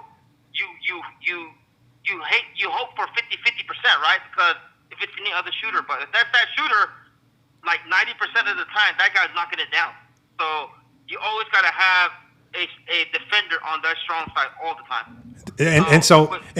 And when you scheme this stuff out in practice, right? You typically I do it. Me and you probably do it very similar ways. Does your help defense stop the driver from the weak side, or do you send the strong side defender to stop the driver? Say it again. Do you typically have your help side defense stop the driver, or do you typically have the strong side defender stop the driver? So help side defense. So I have my guy driving the ball, and my defender on the ball. I would let him come down, and I do help side defense, come over, shift over. So your help side defense will shift over, correct? Yep. My help side defense, I would let them shift over to midline. Yep. You know what I mean? And then if the driver continues to beat the defender, then you come into the block and trapping that ball or stopping the ball and get the ball out of the driver's hand. Okay. So no, I was just wondering because we're having a conversation, and I was trying to stress to these guys the importance of a great defense. The best defenses, and if I'm wrong, tell me this, the best defenses stay consistent. The best defenses don't care about names on jerseys. They just stay consistent in the scheme, right? Like I said, like one of the things I said was we never leave strong side shooter. We ignore the name on the jersey because the name on the jersey can get you into trouble, right? And it takes you away from your principles. And like you said, leaving strong side defender is a gamble. And as we all know, gambling is exactly what it is. And a lot of times you lose that gamble, especially on the strong side. Now, I'm going to give you a player, correct? We know who Draymond Green is, right? And how good of a playmaker he is. Oh, yeah. Right? Yep. Would you as a coach, understanding how dynamic he is as a playmaker, would you risk leaving him in the strong side corner wide open? Or would you still stick to your principles? So with Draymond, right, for an example, like I know that he's not a strong shooter, right? Strong 3-point shooter. Yeah. So if he's in the corner, I would honestly defend halfway. I mean, You would split the difference. I'll put him in the slot, the gaps. You know what I mean? Yep. So and then I would play off of him. You know what I mean? So now if I have a strong defender going on a strong offensive player I'm on defense, the guy driving the ball on his side, I'm already defending the gap. So I'm talking about we're talking about either fully committing, because we think about Draymond's man. Draymond's man, right? I know what you're talking about when you say play the gap, right? And again, that with a defender there, that's what I would do a lot of times too. We're talking about the commitment. No, I got you. Would that defender commit to strong side driver when he drove, or will that commitment still go to the help side defenders? I think I would help. I think I'll still commit. If I want to stay, if not, the key word is consistent, right? Yes. You don't want to confuse your defenders, all five, right? Yes. So if you want to stay consistent, you still want to commit to that player. It doesn't matter because you want to have some kind of fluidity and some kind of consistency on your defensive side. Facts. So I would still commit to it. Thank you. That way, the next guy comes in. The game plan is still to commit. You know what I mean? Thank I'm you. not going to say, hey, you play half off. No, commit to what we're doing. Stay committed, because if we all commit and do our job, Exactly. there's a machine where the machine And so- still holds up, still working. And so in this particular case, you're going to commit to staying consistent with your defensive principles and staying attached to strong side shooter and allowing your defense to consistently rotate and help no matter who's in that corner. No matter who it is, I would still. It's consistency. That's how I'm going to preach it in practice, and that's how we're going to do it. That's the game plan. And so again, once again, we're going to tell the people one last time. Defenses are best when they stay consistent. One, correct? Yes. And like you just said, if you try to throw in some, and I call them gimmick strategies, like all of a sudden not committing to strong side corner and defending strong side corner, it can cause confusion in your defense if you start throwing little monkey wrenches in like that, correct? Exactly. Yep. The only time you would use some kind of gimmicks, like you said, is situational. Thank you. If it's down to the last 10 seconds, hey, you stay on strong side shooter. Everybody else, you're shifting, you're helping weak side. You stay in his face guarding. You know what I mean? So those are the one-offs, I think. But for the entire part of the game, portion of the game, you're going to stay consistent. And that's the only way defensive teams prevail, if they stay consistent and knowing what their role is. And so, again, we're going to say it one more time. Strong side defender, again, and I always, and especially in the corners, I always tell people it's the easiest three-point shot to make.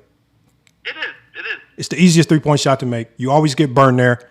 And and people listening in the chat, you have to commit to your principles. And so when you practice these things in practice, right, when you do your shell drill defensively, are you teaching these gimmick one-offs, or are you teaching your defense to be consistent in what we do in every rotation? I'm teaching my defense to be consistent, and that's the majority of practice is to stay to our principles. Because if you stay to the principle, everybody knows what they're doing. Now, the only time, like you said, the gimmicks is it's all based on who you're playing. You know what I mean? That comes game week. You know what I mean? But before that, when you're practicing, I feel like you have to stay to your principal core, what you're teaching. Everything needs to be consistent in practice. You know what I mean? And that's how a defensive team evolves. Thank you, man. Hey, I appreciate you, man. I'm gonna catch up with you later this week, man. Like I said, man, I'm dealing with a lot of basketball dummies here, man. And these guys, hold on. So everybody in the chat's confused about what you said. So they say that you're disagreeing with me. Do you disagree with staying attached to strong side shooter? No, I'm not disagreeing. If it's Draymond, make sure he knows. And we are staying consistent. Again, irregardless of the name on the jersey, is it more important to stay consistent with that strategy, or do you play names and scramble up your defense based on personnel? Stay consistent. Okay. Consistent. Doesn't matter what the name is.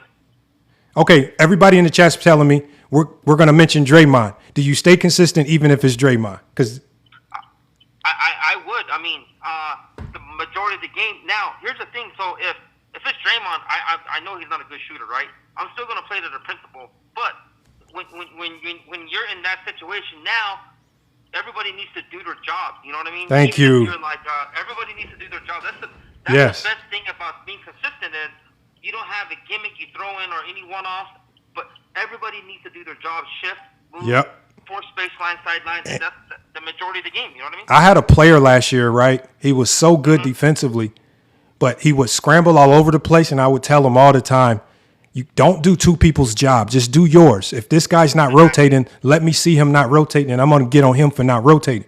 Just stay on your rotation, because when you gamble like that, you're creating a different hole in the defense, right?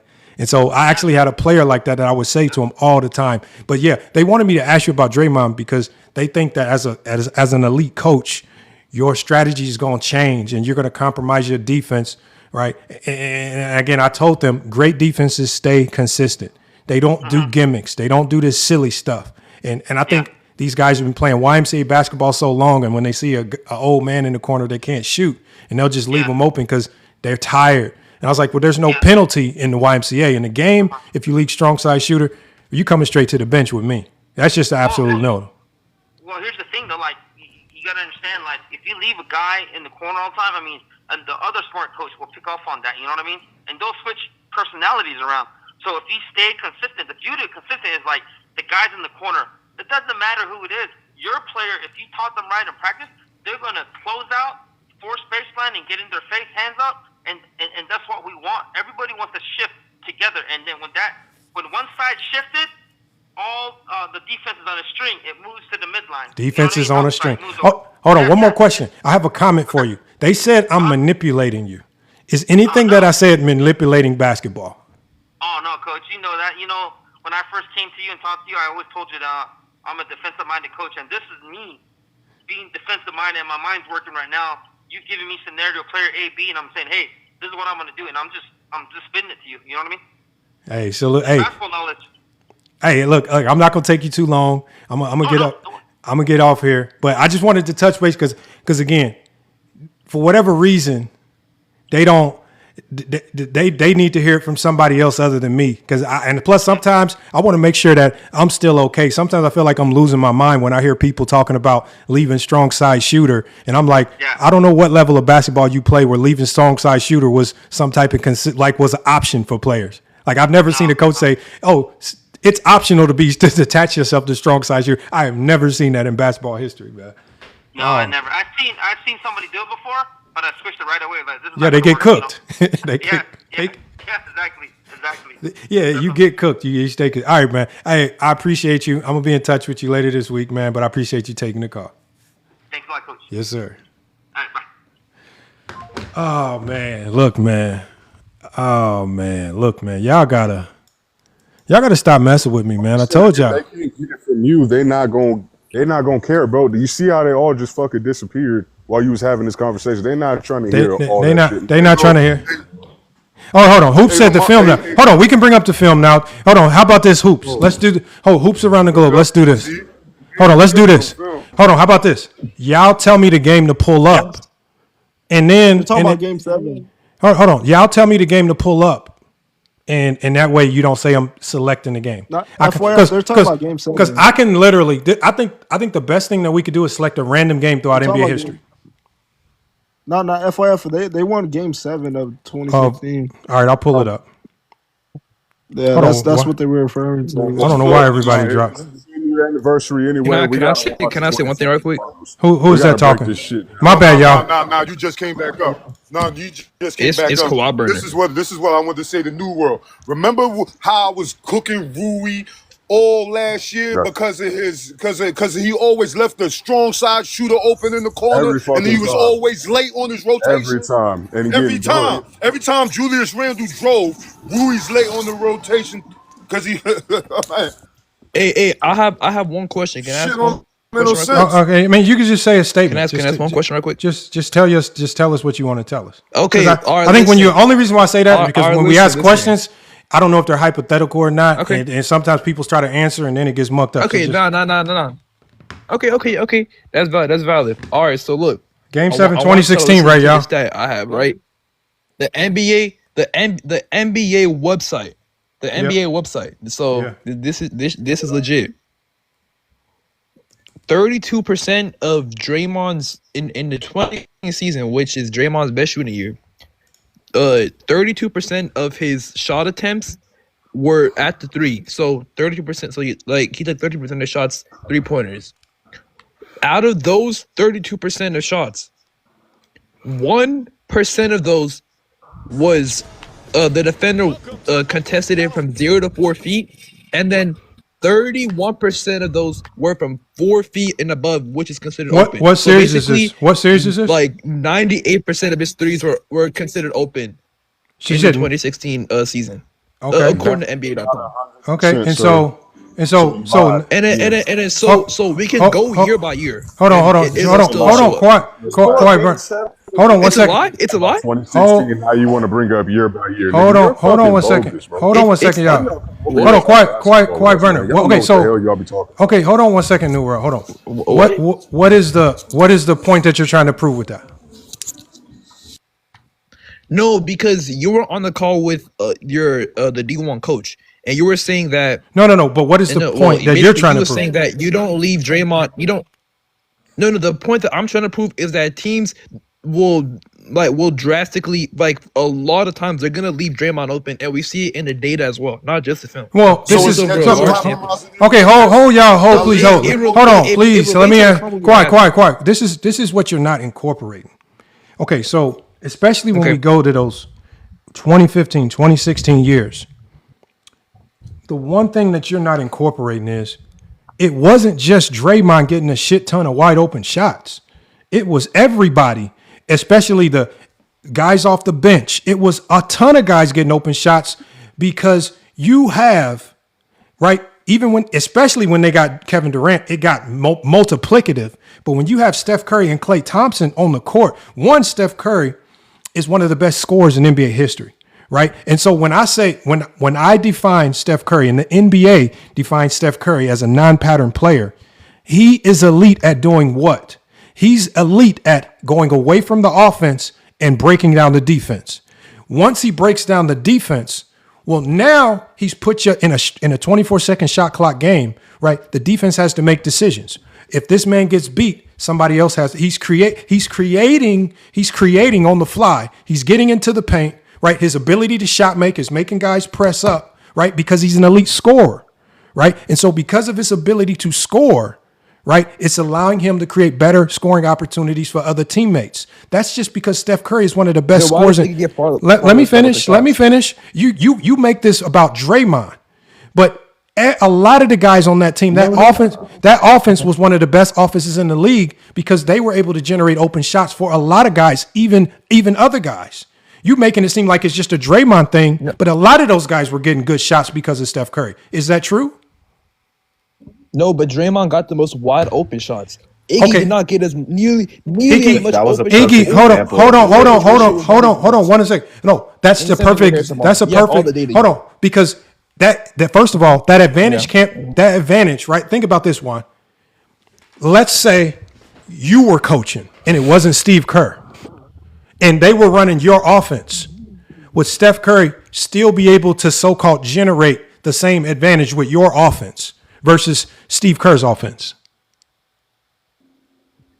Because I think Steve Kerr has a higher ability to maximize an NBA we player saw other than me. We saw a significant not. difference. We saw a significant difference in the Warriors' offense with Mark Jackson, which was more ISO oriented for Steph Curry, versus Steve Kerr, which allowed Steph Curry to work more off ball. Right? Both allowed. Right. There was a little bit of success, but one worked a little bit better. So in this particular case, the system helped create better advantages for Curry, right? So are you telling me that coaches can be advantage creators now as well? Not necessarily, because those coaches wouldn't be creating those advantages. So let me ask you a question. Curry. I got you. So every time Mike D'Antoni touched a point guard, that point guard started to light the league up. From Jeremy Lin to Stephon Marbury. We saw what he did with Steve Nash versus what Steve Nash was doing in Dallas, which Steve Nash was a good player in Dallas, but he wasn't the Steve Nash that we saw. And then especially, and yeah, James Harden as well. But once we saw that 7 seconds or less system, right? The system with very fast pistol actions, getting to deep corners really quick, right? That system, what did it create? What did that system create for James Harden and the Houston Rockets? What did that system create for Steve Nash and the Phoenix Suns? Didn't it create a ton of advantages, or didn't it create advantages for all those shooters with the Phoenix Suns in the 2000s? Yeah, but I credit that mostly to Steve Nash's ability as a player. Okay, but if that's the case, then why weren't they doing that in Dallas when they had Steve Nash? Why wasn't Minnesota doing that? Why wasn't Jeremy Lin doing that? Go ahead. Steve Nash on Dallas is not the same player as Steve Nash on the Suns. Okay, but what about Jeremy Lin? They had another all-ball creator, Dirk Nowitzki. So the coach chose he had a different system that created different advantages. And those advantages probably were more focused on Dirk, correct? Yeah, because he was the better player. So, but the coach chose the advantage, correct? Because I can easily chose who to orientate their offense around. I can easily argue that Amari Stoudemire was a much better or impactful scorer than Steve Nash, but everything went through Steve Nash. The coach created so many advantages, right, because of his offensive scheme that it allowed not just Amari Stoudemire to thrive, it allowed Nash to thrive, it allowed all those other guys who were shooting 5 and 6 threes a game, the Quentin Richardson, all these guys, they all thrived because of the system. But all of those players, the one thing that we do know is that all of those players look different outside of that system. Isn't that a fact? I credit that to Steve Nash, though.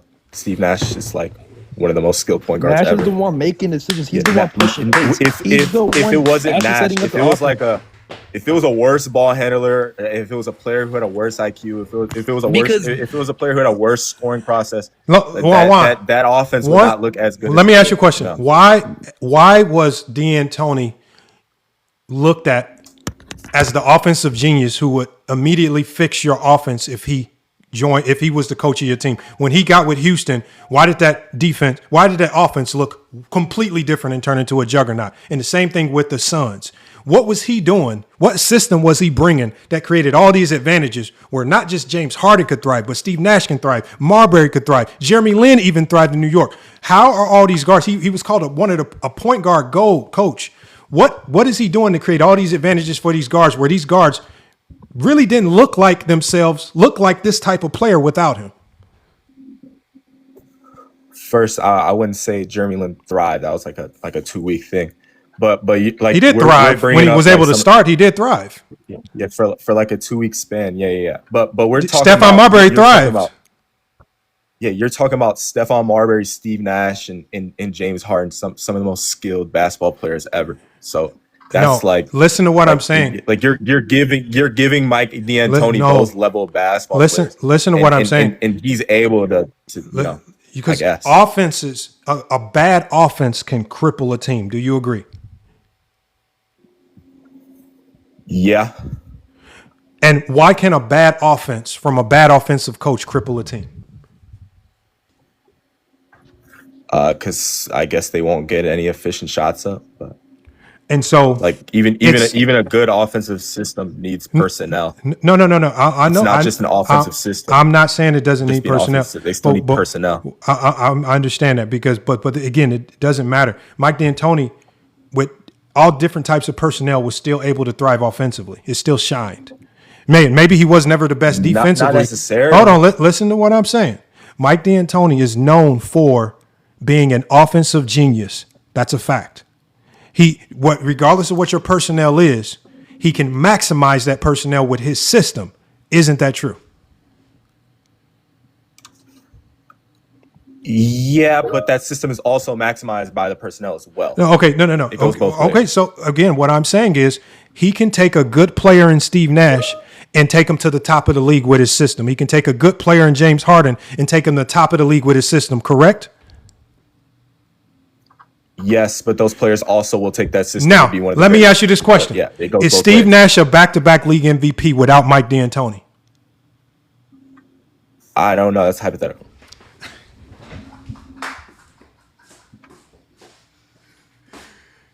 Oh, that's a very easy question. Is Steve Nash?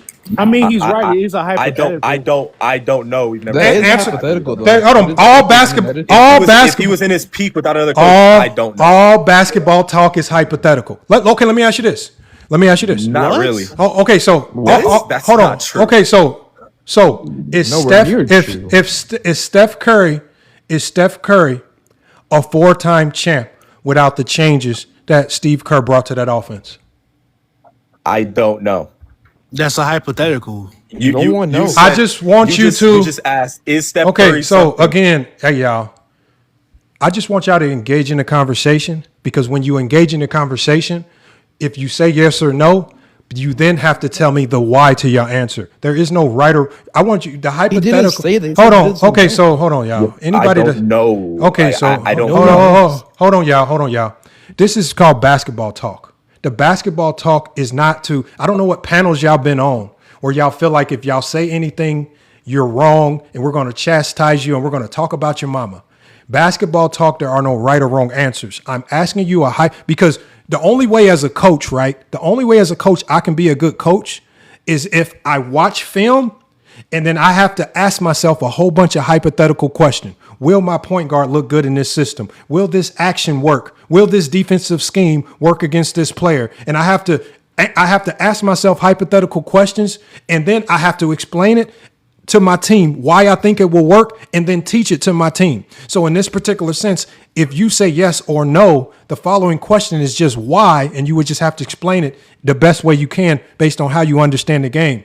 Again, there's no right or wrong answer. Do not be scared of hypotheticals, but don't be scared of them, because the follow-up is just telling me why you said yes or no. But you would just have to use basketball. So again, I'll say this. So my Also, original. system Hold on, y'all. You're best talking when I'm players. talking. My original question was: is Steve Nash still a 2-time MVP without the Mike D'Antoni 7-second or less offense?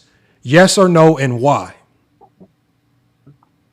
Okay. If he's at the peak of his powers, I think so. Yes, sure. Because we can make see the argument, years yeah. after he gets fired in 08. After like D'Antoni got fired, like Nash is 2010. still Yeah, one of the after D'Antoni offenses. got fired and that system went away, he's still doing what he's doing with worse that's personnel. fact. That's 2010 not. still That, the hold all-time on. great That is not what I had. 2010, he's still leading with the best. That's not what I offense asked ever. you. I didn't ask you that. Yeah. I said, is Steve Nash a 2-time league MVP, right? Without the 7-second or less offense. And we're Are you talking about asking would he have won and two so MVPs? and I'm going to layer it. I said, is he a 2-time? And so I'm going to layer it with this. That offense was so potent that even when Amari Stoudemire got injured, it was still thriving. That system was so elite, at least offensively, that you can plug and play other guys, and there were so many advantages that even without Amari Stoudemire, it could still thrive. So, and then we saw what happened. The reason why the offense. So no, we know. Hold on. Oh my God! Why is two people talking? Can I ask you? Can you clarify the question? Oh, okay. So again, what we're talking about is this right here. I know in the NBA it takes elite personnel to do elite things. So this is not to say that Steve Nash is not elite. I know that he's elite, but what I'm saying is, you guys, advantage creation. And everything that you see basketball players do on the court, especially playmakers and guys that are processing all of these reads, a lot of it is designed by a coach. The spacing, the movement, right? For example, Steve Nash driving to the middle. How does a weak side guard know to 4-5 cut or when to stay? How do they know when to do a weak side exchange or when to 4-5 cut? These are all things that the coach implements. It's part of their system. So a lot of the things you see guys do on the court, they're not just doing it at random because they're smart basketball players. They're doing it because it's part of the system. Everything, you need spacing, you need balance. Guys need to be, if one guy 4-5 cuts, what if a guy 4-5 cuts and Amari Stoudemire's in the post? Well, our offense is not in sync. So this offense was put in place by a coach. The advantages that y'all see a lot of times are created by a coach that put in an elite system. When do you see the elite offense without an elite offensive coach? When does this happen? I mean, when do you see an elite offense without an elite offensive player? It could go both ways. But at the end of the day, you build. Hold on. Okay, so cool. Hold on. Let me ask you, Quiet Bird. Again, the question can go both ways because we've seen elite offensive players without an elite offensive coach, and we've seen disasters. We saw a New Orleans team have Rondo, Cousins, and Anthony Davis and still screw it up, right? Mind you, there were injuries, but they still screw it. Hold on. But even with Rondo and Anthony Davis, how do you screw it up? Again, coaches can screw so much stuff up with just they think the best team of all time. Okay, so they destroyed the Blazers. Okay, you talking, you're not listening. Y'all think that these players. I'm listening, but I mean, y'all think that these players step onto a basketball court and do stuff at random. It's nothing that you see at a professional level on the basketball court is random. As much as you guys, for example, there are so many elite basketball minds. As much as you guys want to say that LeBron James is the system, that's because you guys are stupid. LeBron James plays in a system that the coach gives him and is just really good at it. Right? But again, and sometimes these systems don't look as good. Sometimes they look good or bad. But at the end of the day, he's playing in a system. You guys always put it on the player. Nothing that you see on an NBA basketball court is random. Guys are not out there playing pickup basketball. The spacing, the timing, everything that you see is schemed out. The more talented you are, the better the scheme will look. I grant you that. Nobody's winning without talent. So I'm not talking about winning and losing. But when you cannot tell me that Steve Nash, you cannot logically tell me what offense you're going to put Steve Nash in, what coach is going to help him look like a league MVP averaging 15 to 17 points a game other than Mike D'Antoni. You must be smoking. How do we know that is the thing, though? How do we know that? Because he like I said, he's doing the same thing with Alvin Gentry as his coach. So, and he's like 37, 38 at the time. Yeah, but don't you know Alvin Gentry was D'Antoni's assistant coach? Why would he change the system up if he still got the similar players? He does it in Dallas in 04. Okay, so let me ask you. Hold on, Juan. What was Gentry's offense? Not as good. What was Gentry's offensive system? It was a lot of motion 5 out. Motion's not a decent amount of pick and roll. Motion's not a system. Pick and roll's not a system. Like the name of the system? What do you mean? Motion is I'm telling you the actions that they're running. Okay, they're running a lot of pick and roll. Hold on. What I'm trying to tell you is that every team in basketball history has a motion offense. 7 seconds or less was a motion offense. 1-4 high is a motion offense. 5 out is a motion offense. Princeton is a motion offense. All of these are motion offense. So if Gentry was running something completely different and Nash was having these wildly successful results, what system was he running? Did Gentry just completely ditch everything that Nash was doing under D'Antoni and just scrap it all and just go to a completely different offense? No, I guess not. No. So but it wasn't as fast paced as Mike D'Antoni. So wouldn't it make sense to say why he was having similar success if they didn't change the offense? They did slightly because they had a little different personnel. They ran double bigs a lot so that they couldn't space the floor as much, but they compensated that with Jason Richardson and Grant Hill. The offense did change. The offense literally changed. Yeah, they had to have Amari Stoudemire and Robin Lopez on the court at the same time. Okay, so okay, so y'all, I'm not disputing that the offense changed. Then tell me what it changed into.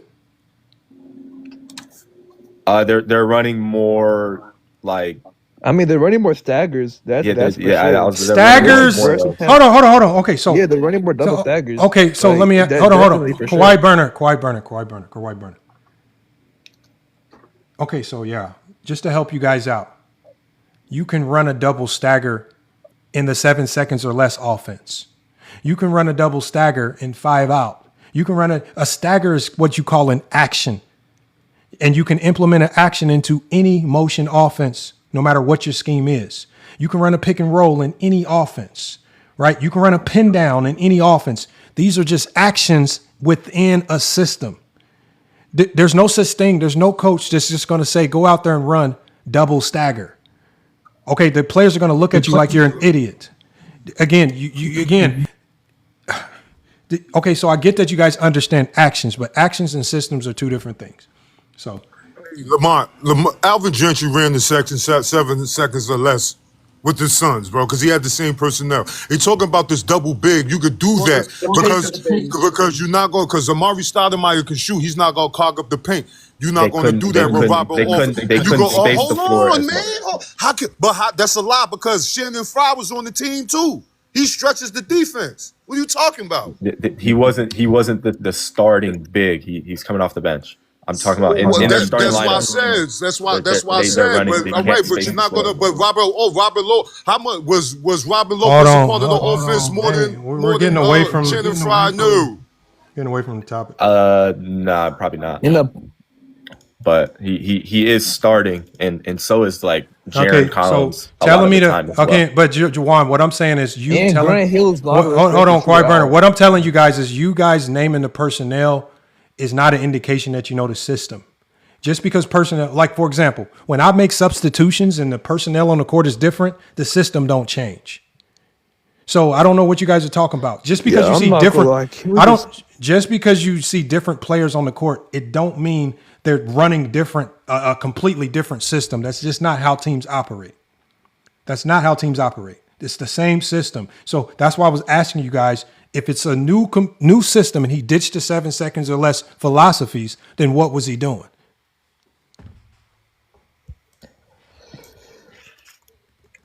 Can we please just turn on the film, bro?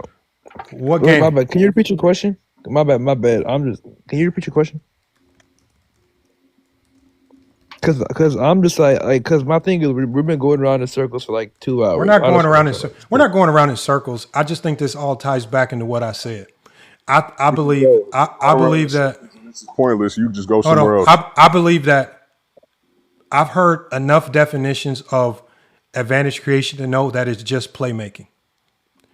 And it seems like even people that use the term are confused on what it means, because I can't even get two people that believe in advantage creation to come to terms on what an actual definition for it is and how to apply it. That's and the same with gravity. If a player isn't always gravitating 2 to 3 players to him, then how is it gravity? If Steph Curry at times, if teams commit to only defending him with one player, How is that gravity?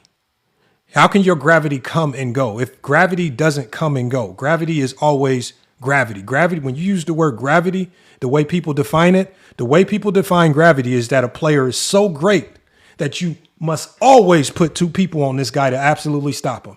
And if you do anything else, if you don't send 2 or 3 people, you're going to get cooked. And I don't believe that's the case with Steph Curry. I've seen teams deploy a multitude of strategies to slow down and make him inefficient. Some teams have success based on personnel, but I've seen it happen in a multitude of different ways. There's no singular way. A great defensive coach, if they come up with a solid defensive strategy, it could potentially work. I mean, just look to the NBA Finals. It's one of the reasons why people criticize Steph Curry in the finals, because they say he's a dropper. I choose not to say he's a dropper. I give credit to the defense because I believe the defense is doing things to slow him down. There's a scheme that the defense deploys to slow him down. And all of those schemes don't rely on sicking 2 to 3 players on him to compromise the integrity of your entire defense. Hold on, wasn't Burner up here? What happened to Burner? Did he drop? Okay, so you guys, I'm gonna put this on the screen. Hold on, y'all. Let me put the film on. Yes. Give me 1 second, Drake. Let me share my screen real quick, you guys. I'm gonna share my screen. And I just want you guys to read something because I just did a quick search because again, I don't profess to know everything. Oh, let me bring this forward. So I don't profess to know it all. And what I don't know, I look it up. And so, let me make this bigger so y'all can read it. I asked, did Alvin Gentry run a similar offense or the same offense to D'Antoni after D'Antoni was fired?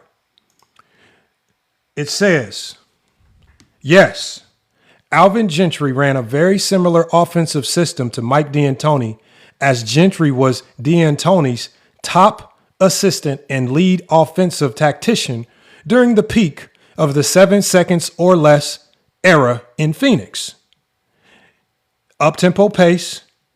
It says, and you guys, outside of it just being a AI overroute, it does source its information. Up-tempo pace, that's sourced by Fox News and is sourced by the GOAT Authority. Up-tempo pace, prioritize pushing the ball in transition and taking the first good shot available. Floor spacing, heavy reliance on the spread pick and roll, small ball lineup using stretch bigs, and surrounding primary playmakers with shooting. Ball movement, strong emphasis on drive and kick basketball, making quick decisions to generate open corner threes. Now it says there are some differences, so it does highlight some differences. Key differences. While they came from the exact same basketball family, Gentry's version of the offense was slightly more adapted to half-court setting. So that does line with what you guys said was it was yes, so look, that is a change. Okay, can I finish reading? No, but did you not read the first portion of this? It literally says at the beginning, yes, Alvin Gentry ran a very similar offense. Right. Tweaking it to slow it. So again, that's not changing the system. I asked you guys if the system changed. You guys said the system changed. You guys said he ran a completely different offense. You guys said that he was running 2 double bigs. So the offense was different. Now, are there differences? It does highlight the differences. We're going to read those differences. Tempo, right? And it talks about tempo, playmaking adjustments. This is when Gentry took over as head coach, his offenses placed a greater emphasis on passing big men and adapting to how teams played their defense, moving away from pure transition reliance. That's probably one of the weaknesses you say that D'Antoni had. But it's the same system.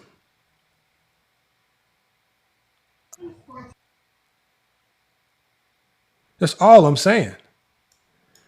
All I'm saying is was hilarious. You didn't even deny the fact that the offense had changed. You just asked them how did it change, and they couldn't even explain that. Well, for real. They don't know how to listen. I'm not. I mean, if you got to, like, I'm really big on if you don't know, just say you don't know. I'm fine with that, but we can always look it up. Very easy to look this stuff up. Hold on, y'all. So I guess they wanted 2016 Game 7. Is that what we want? Yeah, let's do it, Lamont. 2016 or 2016 Game 7. That's the one. That was the original one anyway. I'm gonna try to find the highlights because I know if we sit here and try to watch the full game, a lot of these guys they have the patience of little kids, and plus I'm not trying to be on here that long. It's hard to talk basketball with people that don't know the game. I'm sorry, but it's just like if you keep going on with him, he's just going to drag the show on, and we can't even move on to other topics. Here's the thing. These guys want to protect terms that they've created. That's the whole purpose of this. They're trying to protect advantage creation when it's fake. I'll pull up the real game. You guys don't watch the real game when we pull up the real game.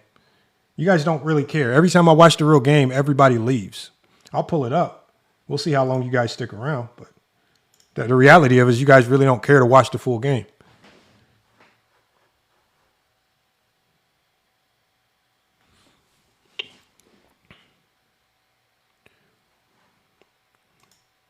And I'm trying to figure out I still don't know what an advantage creator is.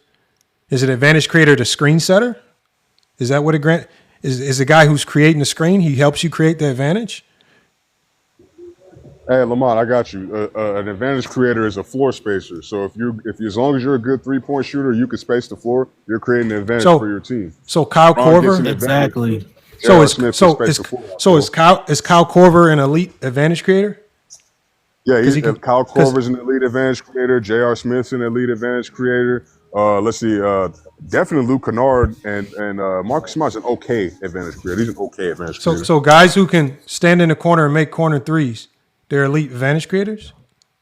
Hey, floor spacing is advantage creation. That's what it is. You're creating an advantage for your team by spacing the floor. No, that's in New World. That's what I mean. With their definition of gravity, with their definition of advantage creation, every player in NBA history qualifies. When I talk about elite playmakers, right? There's no way some run-of-the-mill average player is just going to qualify, right? Just because he can pass the ball, right? If you're going to have these terms, you should be able to tell me who's the most elite at it. It's so wide-ranging that they can't even tell me who the most elite at this is. If you ask me, if I ask you, New World, who are the top 5 playmakers in NBA history, you're going to run them off to me just like that, based on understanding. LeBron James, Magic Johnson, Steve Nash, Chris Paul, and I can even throw Westbrook in there because he in the top 5. Jason Kidd. For real. No. They just hear terms and run. And Drake, what I'm asking that for is because when I ask that, we all generally understand what a playmaker is. But if I ask an advantage creation person, who are the top 5 advantage creators in NBA history, they can't tell you because they can't even define the term. Yeah, that's from I agree with what you're saying, but that's what I'm saying. Like Drake. Always try to tell you wrong. Earlier said that Shaq is not a fucking. Let me ask Max. What was Max. it? What he said? Shaq don't have gravity. That's what he said. Max, let me ask you, Max. Who are the top 5? Who are the top 5 gravity pullers in NBA history? Shit, I mean,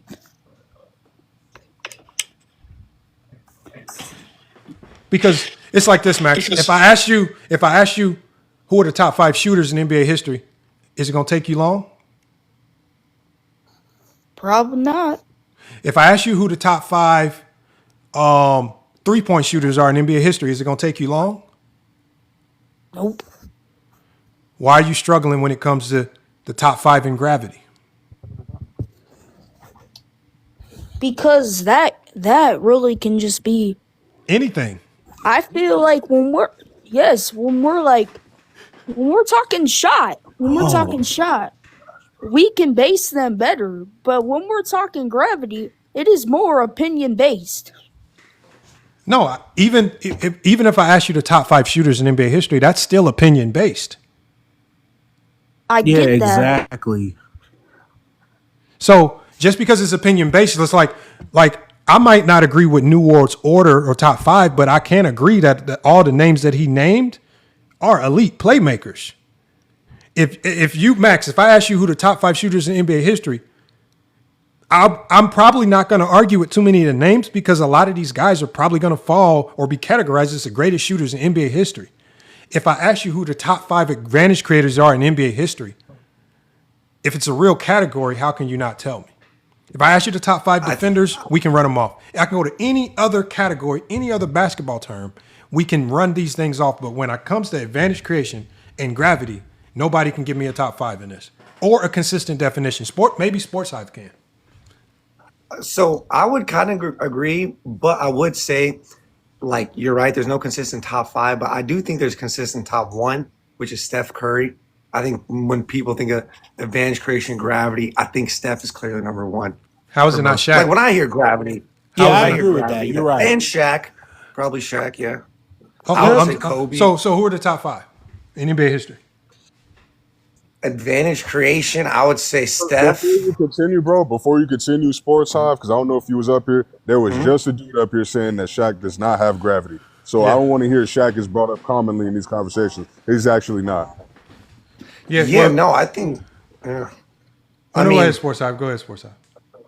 Yeah, I agree. It does seem kind of like a vague term, but I would say Curry's number 1. I would say Kobe's number 2 because of the. Fuck, you're right. There is no real. Sorry, my bad. I can't really think of. I don't know, like, what the criteria. That's exactly his point. All I know is Curry exactly number his 1, point, bro. Curry number 1. All right, that's I will say I did agree to not really some consistent standard. Although Curry is number 1, that's all I know. that's what I think. That's nasty work, Sports Hive, man. I know you. Hey, look, man. Look, Curry. But remember what I said in Sports Hive. This still takes me back to what I said at the beginning of the show. I said these terms were created to give one person's favorite player the infinity gauntlet. So we can easily identify. Think about this. Disagree. You just gave that single infinity gauntlet to Steph Curry because you said I can easily give it to Steph Curry. Now he has this infinity gauntlet that we don't know who it. We don't know if anybody else has it. But go ahead. I think just on the court, like we see Steph Curry, like you say the doubling or. That's just because he's a scoring threat. That's being a scoring threat. So I think got about a question. You don't think there's times when like the defender is on strong side and they're defending and there's a guy there and Steph has the ball on the top of the key and they're kind of moving towards him, and because they're moving towards him, there's that gap between, say, Clay in the corner on strong side, and that gap is getting a little wider, like 2 steps, maybe 3 steps. And then Curry throws it, and then because it's a 3-step gap, but it used to be a 1-step gap. But because of Steph Curry's gravity, I think it's like this. Creates that. I think what happens is this right here. This is the way basketball works. Steve Kerr immediately recognized who he had. But Steve Kerr also recognized, because he's been on great defensive teams, what is the weakness of great defensive teams?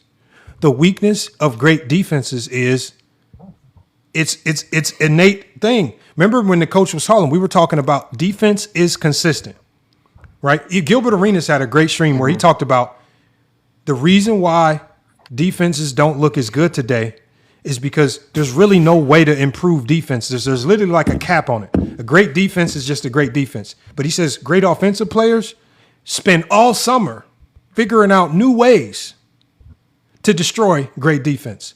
You can't over the summer. They're not practicing as a group 5 like it's so again. So when you look at what Steve Kerr did with that offense, he understood that if we take Steph Curry off ball and we are consistently running him off ball, what are you creating with the defense? You're forcing the defense. But doesn't that mean everyone's looking at Steph Curry? Listen to what I'm saying, Sports Hive.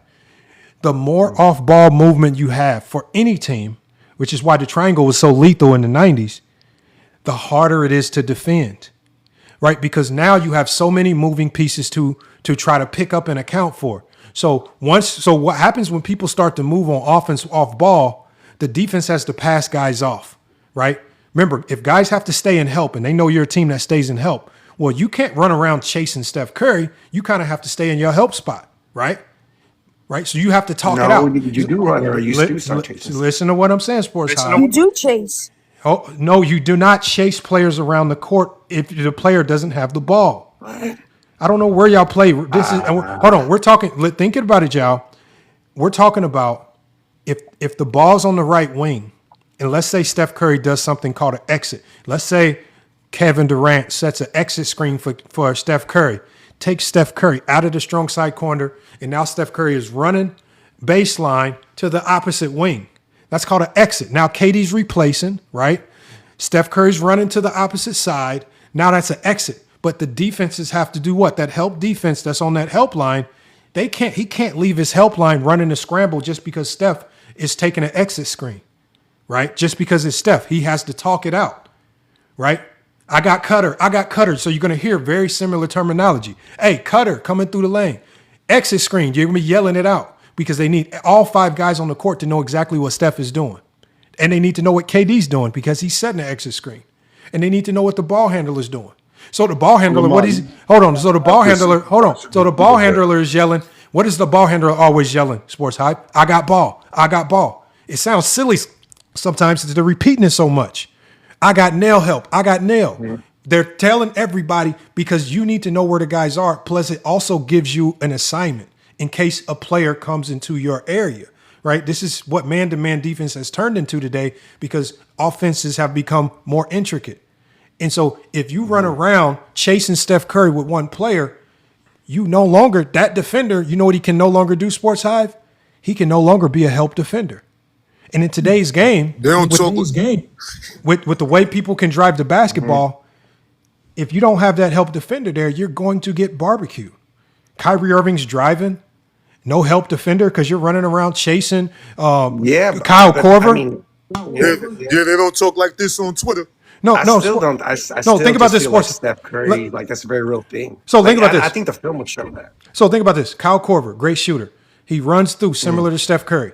He's a great shooter. We don't want to leave him open. Obviously, with his ability to shoot, he has so-called gravity. So I'm just gluing a man to him. But Kyrie Irving drives. And now I feel like there's a lot of words though. It's not words. It's too much words for me. Can not I words. break it down in my terms? Curry has the Okay, go ahead. Break it down. Again, if Curry has the ball at the top of the key and there's a defender on him guarding him, and then there's another guy, Klay Thompson, strong side. And but he's at the top of the key. There's no strong side. There's no strong side. He's at the top of the key. Whatever the fuck. Whatever. Klay Thompson's on the fucking side. Right? He's on the wing. Right? He's on the wing. Can we get the film? Yeah, the wing. Sorry, my bad. All right. And Steph Curry's at the top of the key, and Steph Curry goes tween between the legs, and Steph Curry starts moving right.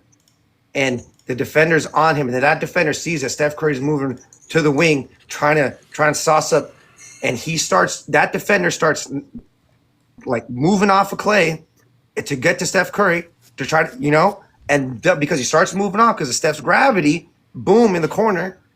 You'd say that really doesn't happen all the time, every play almost. Sports Hype, but that happens every play. So there's a name for that. I feel like you got a lot of, you got the word. I get you're the fancy shit, but I don't think it's not fancy. This is not. You're saying. Hold on, Sports Hype. I don't think the film, bro. Hold on, Sports Hype. Everything I'm saying is basic. So if you have a player at the top of the key in basketball is the hardest spot to guard because it's the only spot in basketball where you can't send significant help. You will rarely, unless it's a trash team, you will rarely see a team send a double to a player at the top of the key. It's the hardest place on the court to double, right? So at the top of the key. No, but I'm not saying something. Let me finish because I'm explaining your situation your hypothetical situation that you created. If Steph Curry's at the top of the key, right, and Steph Curry's going tween, and he's looking like he's about to drive. Well, in our shell drills in practice, understanding that the top of the key, we really don't have a lot of room to help. What we're doing now is we're going to tell that top defender, you got to hold the fort down, defend as best you can. What we're going to do is a strategy called squeeze into the paint. Even if Klay Thompson is next to me, really think all this is going through their head? Let me finish. Hold on. Yes, this is basketball players. They spend hours upon hours doing this. How do you think it's? Let me finish. This is why it's basketball idiot. This is why it's drilled into my head, because I've spent hours and hours and hours of people drilling it into my head, and I drill it into my player's head. So at the top of the key, if Steph Curry's going tween, I'm going to tell that top defender, hold the fort down, don't defend at an angle, so you have to defend called chest to chest.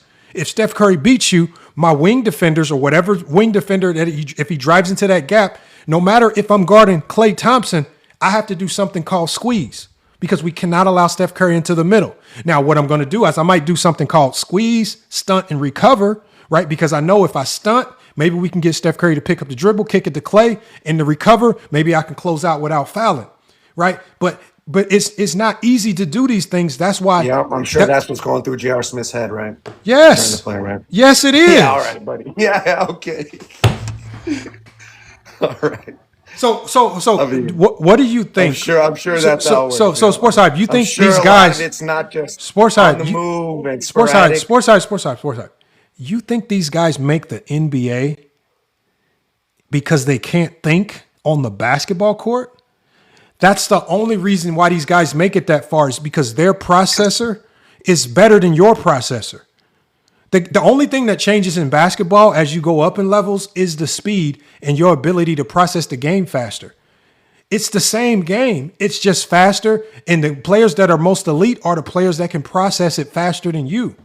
Why do you think? Why do you think they call LeBron? Why did they say he has a supercomputer in his mind? His processor, especially when his processor met his athletic peak. Why did he look unstoppable in 2018? Because his mental processor was at a peak and his physical prowess was at a peak. Think about Jordan. Jordan's physical prowess and his mental processor didn't meet at the same time. Mentally, Jordan was the best player in 96 to 98. Physically, he was the best player from 88 to 93.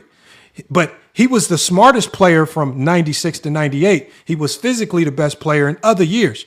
But when those two meet at the same time, you have LeBron 2018. That's the difference, and that's what it looks like, a player whose mental process. See, that's what it's about. That's what it's about. See, it's not. That's what it's about. And you doing to say that? It's why you don't like these. It's not. Right, Because there's another player. There's another player where that's going to happen. It's going to happen with Wemby as well. Wemby's physical prowess and mental process are going to collide at the same time.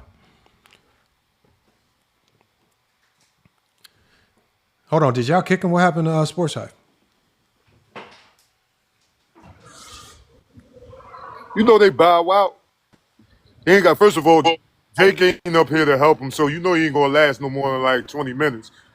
He's a Twitter guy. How many gems did you get letting him up here and talk?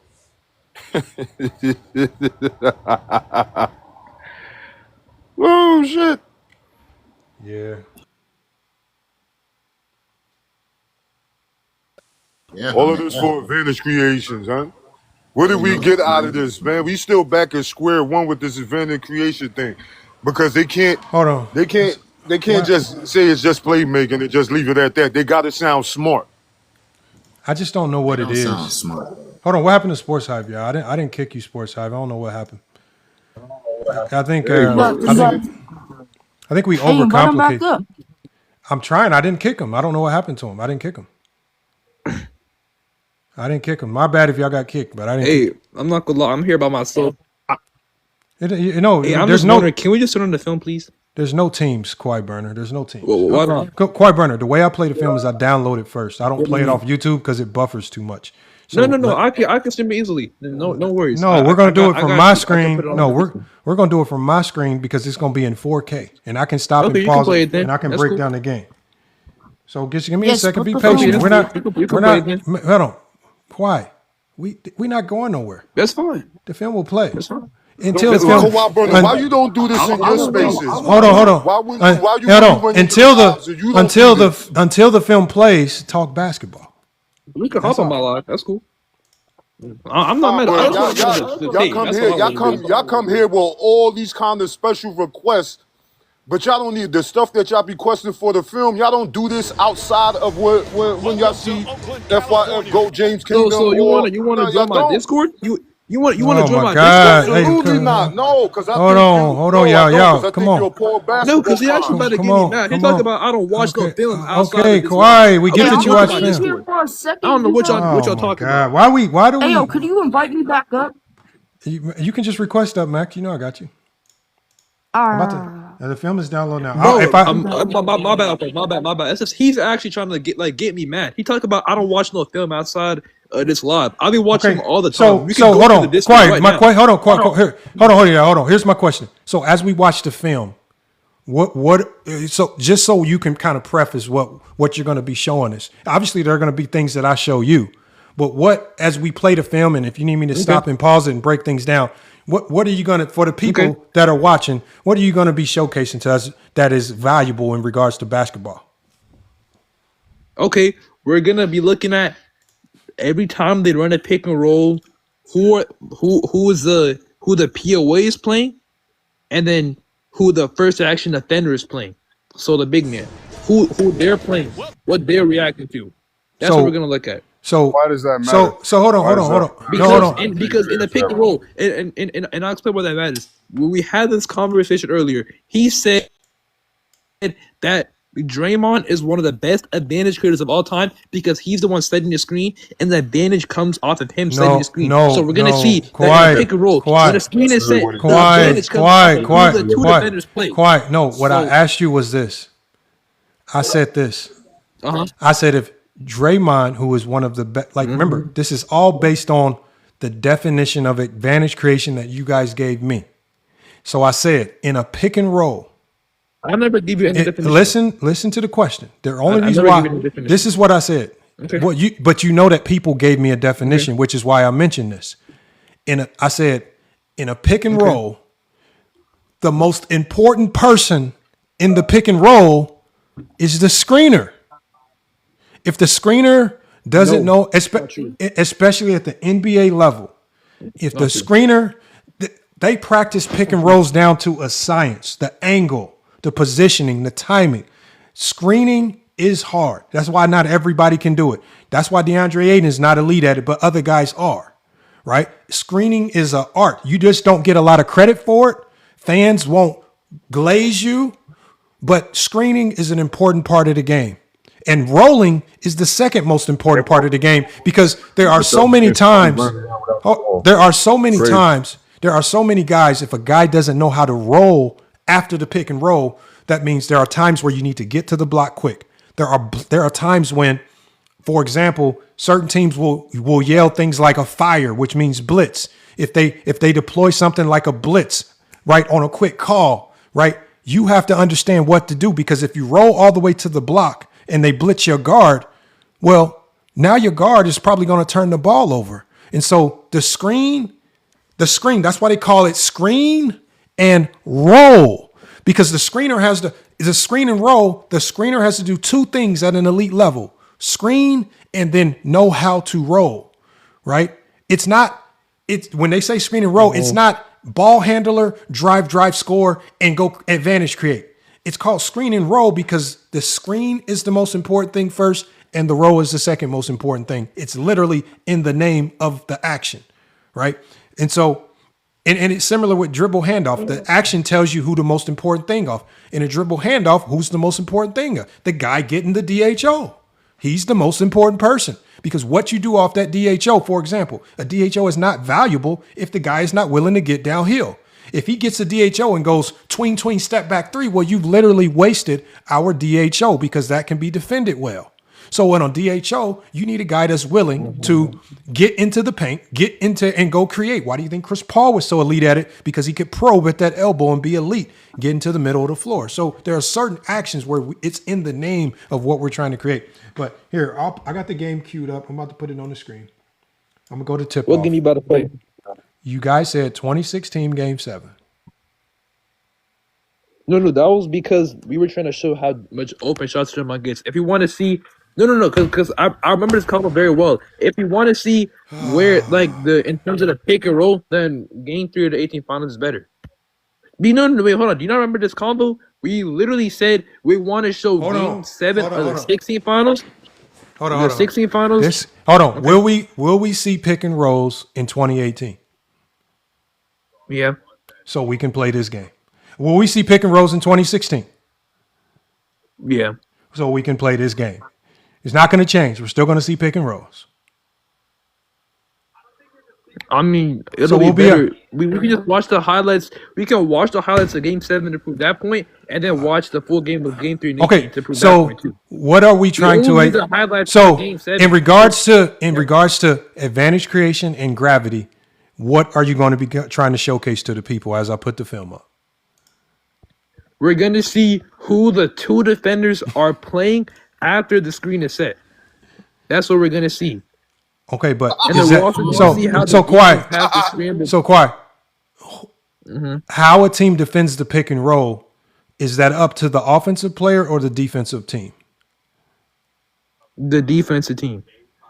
So why if the defensive team has a scheme and strategy on how to defend the pick and roll, why does it matter how to defend in the pick and roll? If they don't have to respect your gravity, they just have to defend it the way the coach tells them to defend it.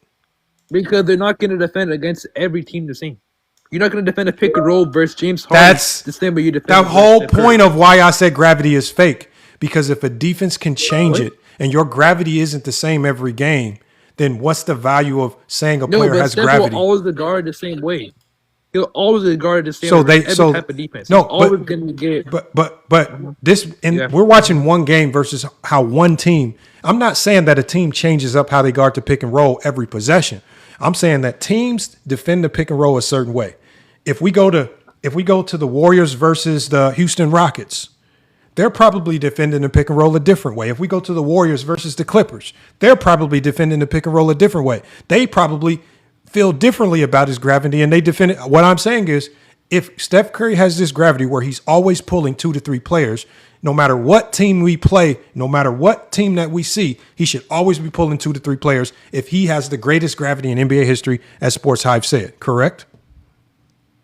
Okay. Yeah. Lamont, let inside up. That's true. That's true. Okay.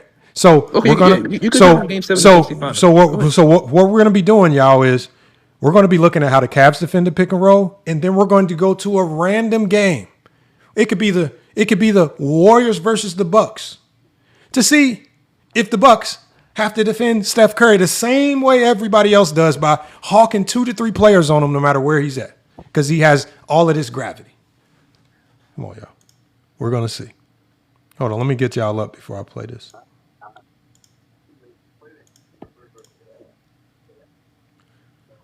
Hold on, there's some new people up here.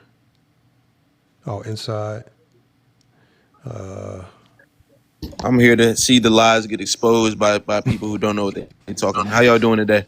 What up? I need my $100. I need my $100. Hold on. Is Tim Duncan a real account? Do y'all know this? Do y'all know a guy by the name of Tim Duncan? Because I know players that come up with NBA names.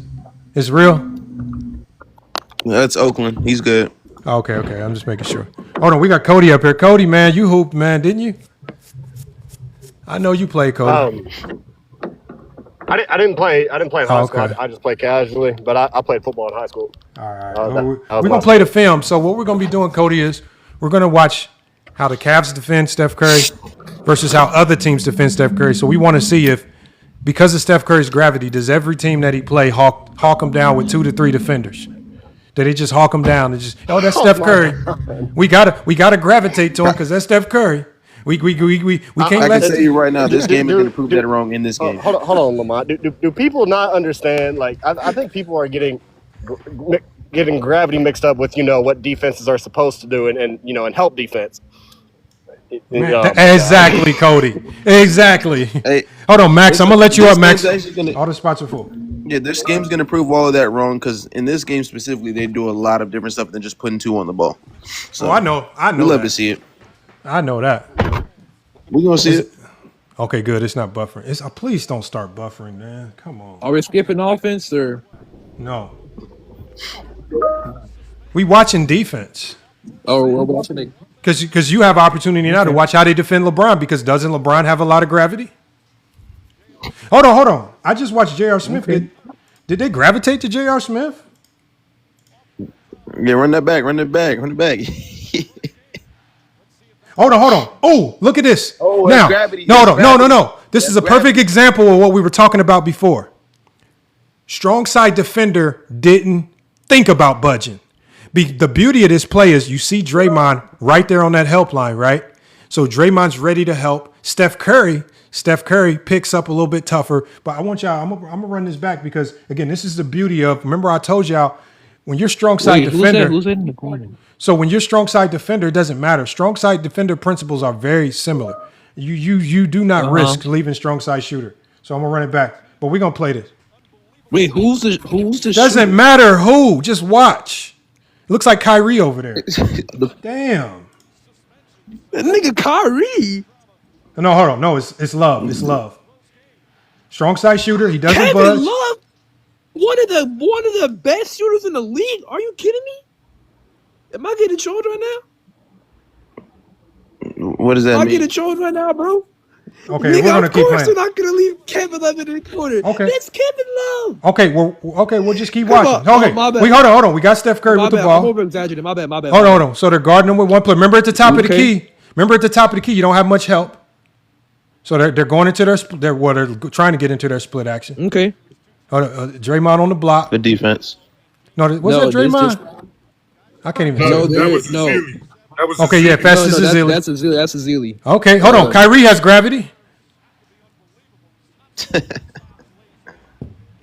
Hey, good Yeah, bucket. that's Kyrie. Yeah, that's Kyrie breaking up the defense. Good pass, Kyrie. That's called playmaking. We should see Curry get 2 on the ball. Okay, top of the key, I'll come back Draymond. when I get home and have service, but All I'll see right. you on in a little bit. We got Klay Thompson. Let Curry get a. Oh, now hold on, y'all. There's another opportunity where we can see how defenses react. I want y'all to see who steps up to help in this situation, right?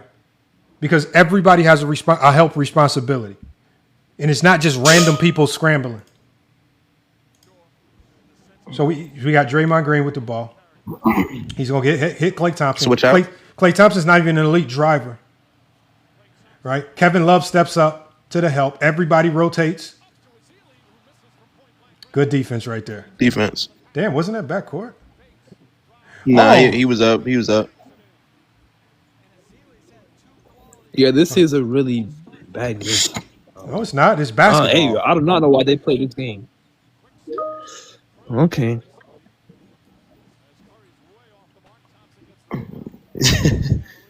Good gravity right there for Steph Curry. Good. Backcourt cut. Look at that. Yeah, hey, I didn't see 2 on the Hold ball. on. Now hold on. Hold on. No. Wait. You said there was going to be 2 on the ball. I don't see it. Go back. Okay, so Please go back. Wait, Please. Kawhi. You got to explain where 2 was on the ball right there. yeah, explain what's happening. No. Go. Okay, so Kawhi, explain to us what's going on. Since Draymond Green didn't do any. Hold on, y'all. Since Draymond Green is just not doing anything, he has no gravity. He's not doing anything. So who had the gravity on this play, and how did they get the open dunk? No. So hold on. Rewind the whole thing. Go back. The players already rewound it. Who had the gravity on this play? No, it's offensive rebound. So it's a What is? it's kind of like it's like a broken play right now. What? It's an God, offensive bro. rebound right now. Like in this pause screenshot, I can't tell you anything. It's offensive rebound. But resume the play. So Okay. Festus Ezeli gets the ball. Draymond Green sets the Split screen. action. But hold on. Split action. Hold on, y'all. No, that's crazy. No. There's not 2 on the ball. No. That's a switch. No. You're not. You're Oh now my you're God. trolling. Hold on, That's a inside. switch right there. Hold inside. Hold on. See what this is. Quiet. Shut up for 1 second, because I'm going to tell you what Draymond Green did that was elite, but you might be too stupid to pick up on it. This is what we're going to tell y'all. Please stay muted, or I don't have to kick you. This is what Draymond Green did, y'all. If you look at what Draymond Green did, because the Cavs were too high, he bailed on the action because his defender played it too high. So again, as I told y'all, Draymond Green is elite at capitalizing on their mistakes. So if we run this back, we're going to look at the mistakes on the defense. Okay. All right, quiet. Come back when you can stay silent. We can watch basketball. So watch what Draymond Green does, because this is what I mean by you guys are so stupid that you give credit to Steph Curry for things that Draymond Green did. And so we're going to show you. So watch this. We're going to run it back. Watch how Draymond Green bails.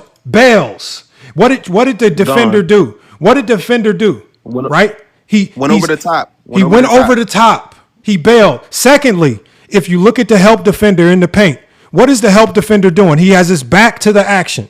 Where should this help defender be? He should be opened up, chest to the ball, right? So there's a couple things that we can point out wrong here that led to Draymond Green being to identify what he needs to do to get the bucket.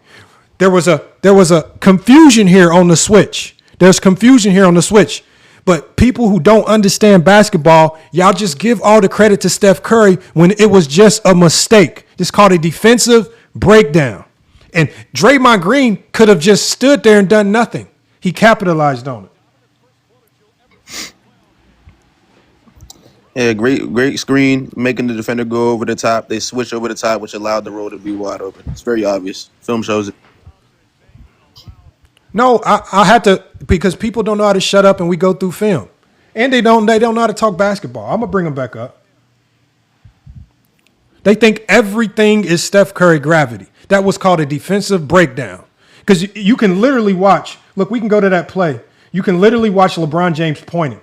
Why is LeBron James pointing at the defender? It's just supposed to be a switch. A switch. Right, we can play it. It's just supposed to be a switch. Hold on, we're going to play it. Hold on, is this the play or was it the play before this? Oh, yeah, it was the play before this.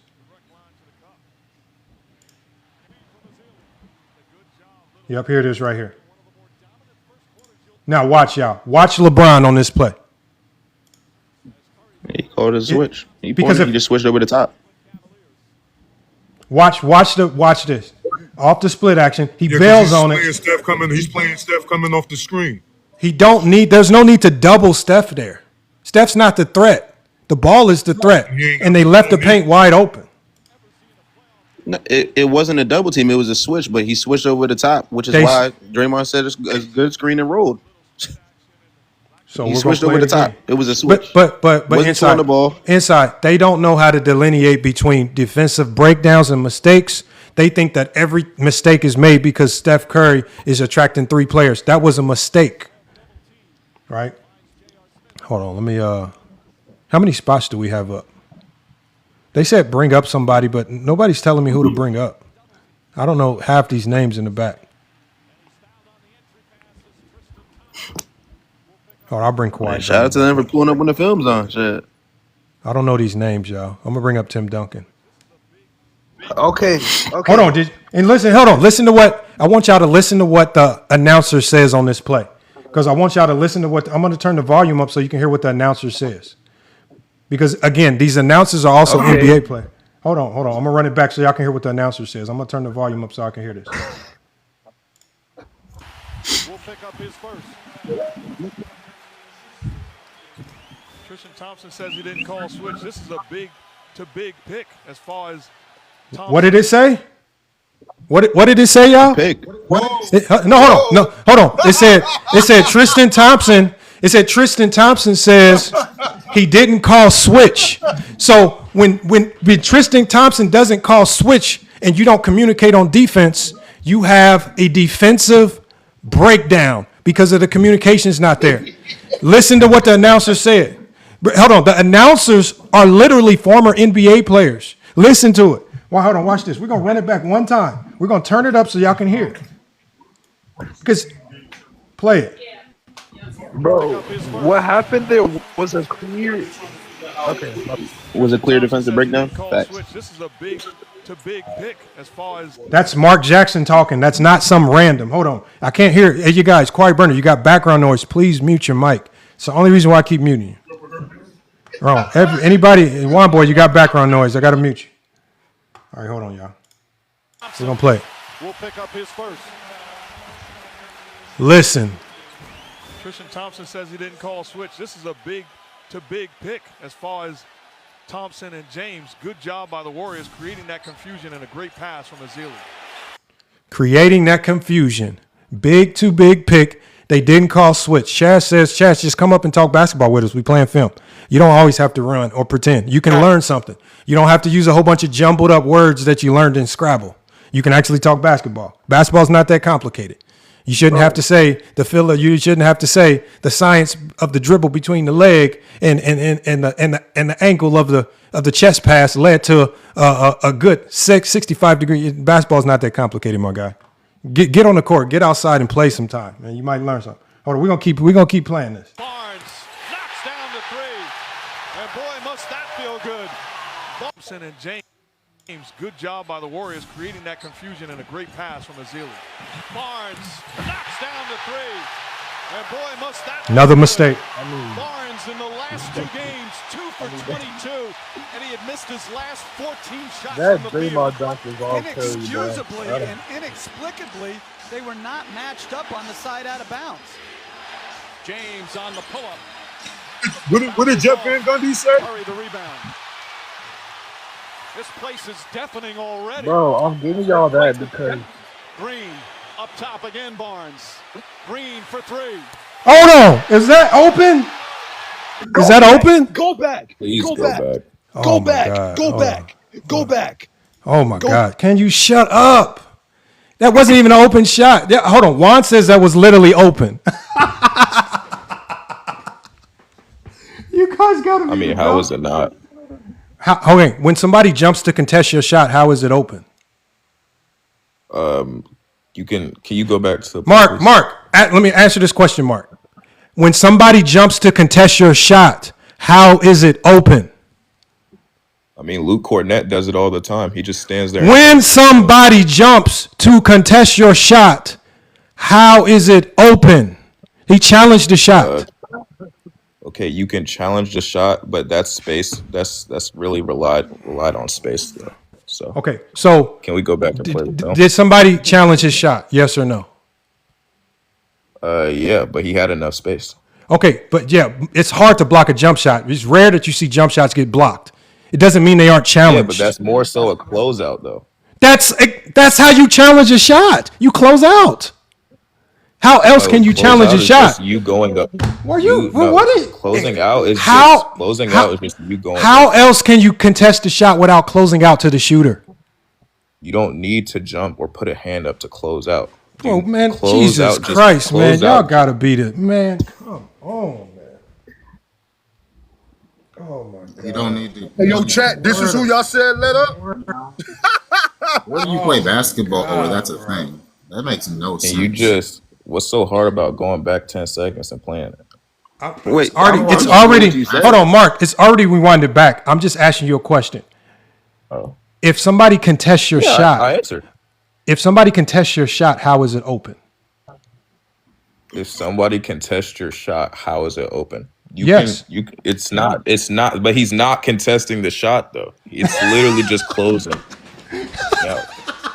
What? Okay, we're gonna play it, y'all. We're gonna play it. It's a wait. Oh no, hold on, Mark. Can we play the film? There's no way. The film's gonna explain it all. Either somebody contests, I didn't say or that. I didn't say that. I didn't say either that. somebody contests or somebody doesn't contest. Let's see if somebody look. Because remember, if Draymond Green's such a pitiful shooter, you don't even have to do nothing. Let's see what happens.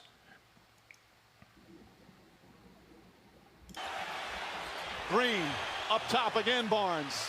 Green for 3. Who contested you? Yes, sir. Hold on. Who contested the shot, Mark? Can you go back? I can't really see. It looked like Tristan Thompson. Yeah, it looks like Tristan Thompson. By Okay, so position. Tristan Thompson contested the shot. Did he get a wide open uncontested? So the time when your shot is open, it's called uncontested. So there's two types of shot: uncontested or But that's contested. not a contested shot. What? So Lamont, if you would allow me, the easiest way to explain it is Oh, my God, you're confusing man. a closeout and a contest. Tristan Bro. Thompson jumped at his jump shot. He jumped to try to block his jump shot. That is a contest. He contested his jump shot. How do you contest the shot without the closeout? Irving on the drive, pulls up, shot bounces off the rim. Ezeli hauls it in. Oh my God, man. Thompson for 3. Hold on. So by y'all definition, that wasn't a contest. By y'all definition, he didn't get contested because he didn't close out. So was that contested? Did he just airball because nobody contested? It's the same shot. It's the same situation where a guy just jumps at the shot, right? It isn't the natural closeout because these guys have quick triggers. So let me ask you on that possession. Was that shot contested, Mark? And for the people that say he didn't close out, was that shot contested? Can somebody please answer? How is that equivalent to like the both possessions? Like, okay, all of that is positioning matter. Let me ask you. So we just had back-to-back possessions where they got catch and shoot threes, where the guy didn't dribble, they just shot the ball. But on both possessions, we see people jumping at the shot. On one, they make it, but on this one, they miss it. So on the one where they missed, was that an open shot or was it contested? If you could play it back, I could tell you. Pulls up, shot bounces off the rim, and Zealy hauls it in. Thompson for three. Boy, the adrenaline must be flowing.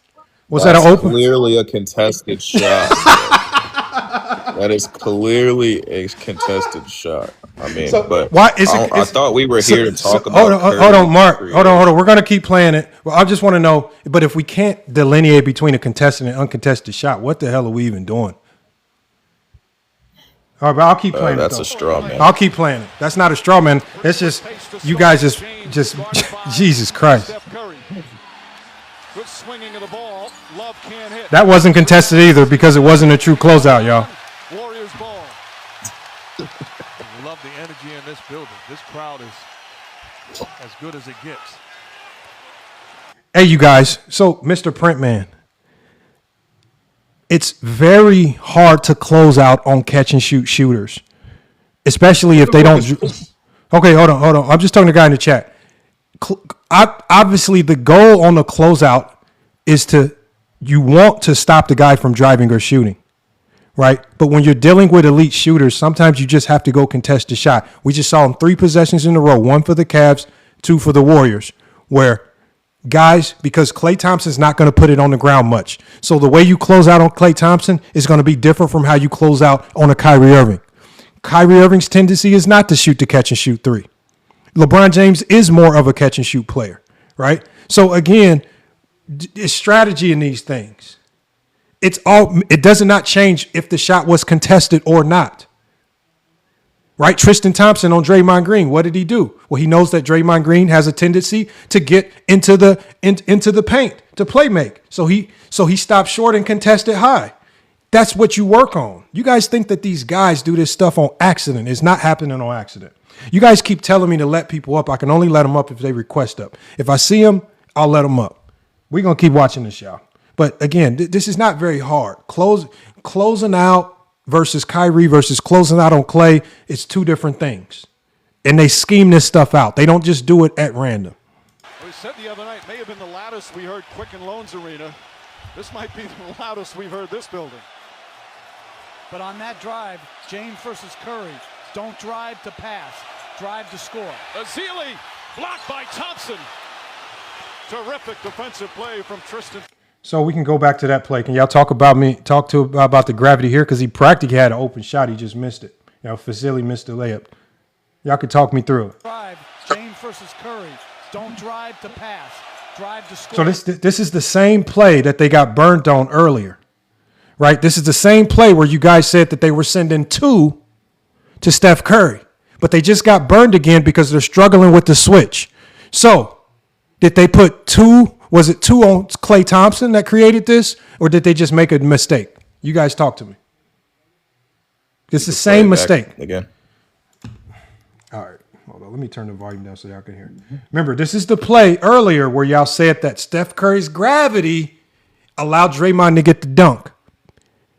But in 2 plays, the Cavs have blown the coverage, and they keep allowing guys to get into the paint because they keep chasing over. And for whatever reason, I don't know if it's loud, they keep blowing this coverage. Their communication is trash on this. Loans Arena. This might be the loudest we've heard this building. But on that drive, James versus Curry. So this is an away screen. Look at Kevin Love. That's a Klay Thompson creation. No, look at the defender. So look at the defender that was guarding Ezeli. Yes, That's who. Hold on. The defender that was guarding Ezeli. Look at the mistake that he made. Look at it. Because what are you supposed to do on a strong side exchange? So what you just saw there is called a strong side exchange, right? All they did was exchange, basically. It wasn't anything significant. But look at what happens as soon as he sees the defender ball watching. Watch this. And that's J.R. Smith right there. Don't drive to pass. Look at this. Now, Kevin Love picks up Klay. Klay's not a driver. Why is J.R. Smith playing on top of Festus Ezeli? Now, Klay makes a great pass, but it's the obvious pass because J.R. Smith is playing like a bonehead. Right? This is what I call mistakes. This has nothing to do with gravity because there's not two on Klay Thompson right now. I don't think he's running over to randomly double Klay Thompson. That makes absolutely no sense. Klay Thompson is not that level of a threat. Kevin Love on Klay Thompson is fine. That's not going to kill you. But look at the mistake that J.R. Smith is making. Yeah, he's trying to go over. That's a mistake. Yes. Oh, yes. That's it's a mistake caused because it's Festus Ezeli. There's nothing caused here because Klay Thompson got picked up. All Klay Thompson did was catch the. No, all Klay Thompson did was catch. All Klay Thompson did was catch the basketball, and look for the mistake. So Draymond, that's not Draymond. That's Festus Ezeli. That's not Draymond. That's Festus Ezeli. Well, my apologies. No, Mr. Printman, you guys don't listen. Hold on 1 second, Mark. Klay is not a threat to drive. Klay is a catch and shoot threat. This is why you don't need to double that. You just pick him up. Kevin Love picked it up clean. Listen, you keep saying okay, but you guys don't know how to delineate between a defensive breakdown and mistake, but you guys want to call everything gravity. This was just Festus Ezeli making a great read because J.R. Smith is playing defense like a bonehead.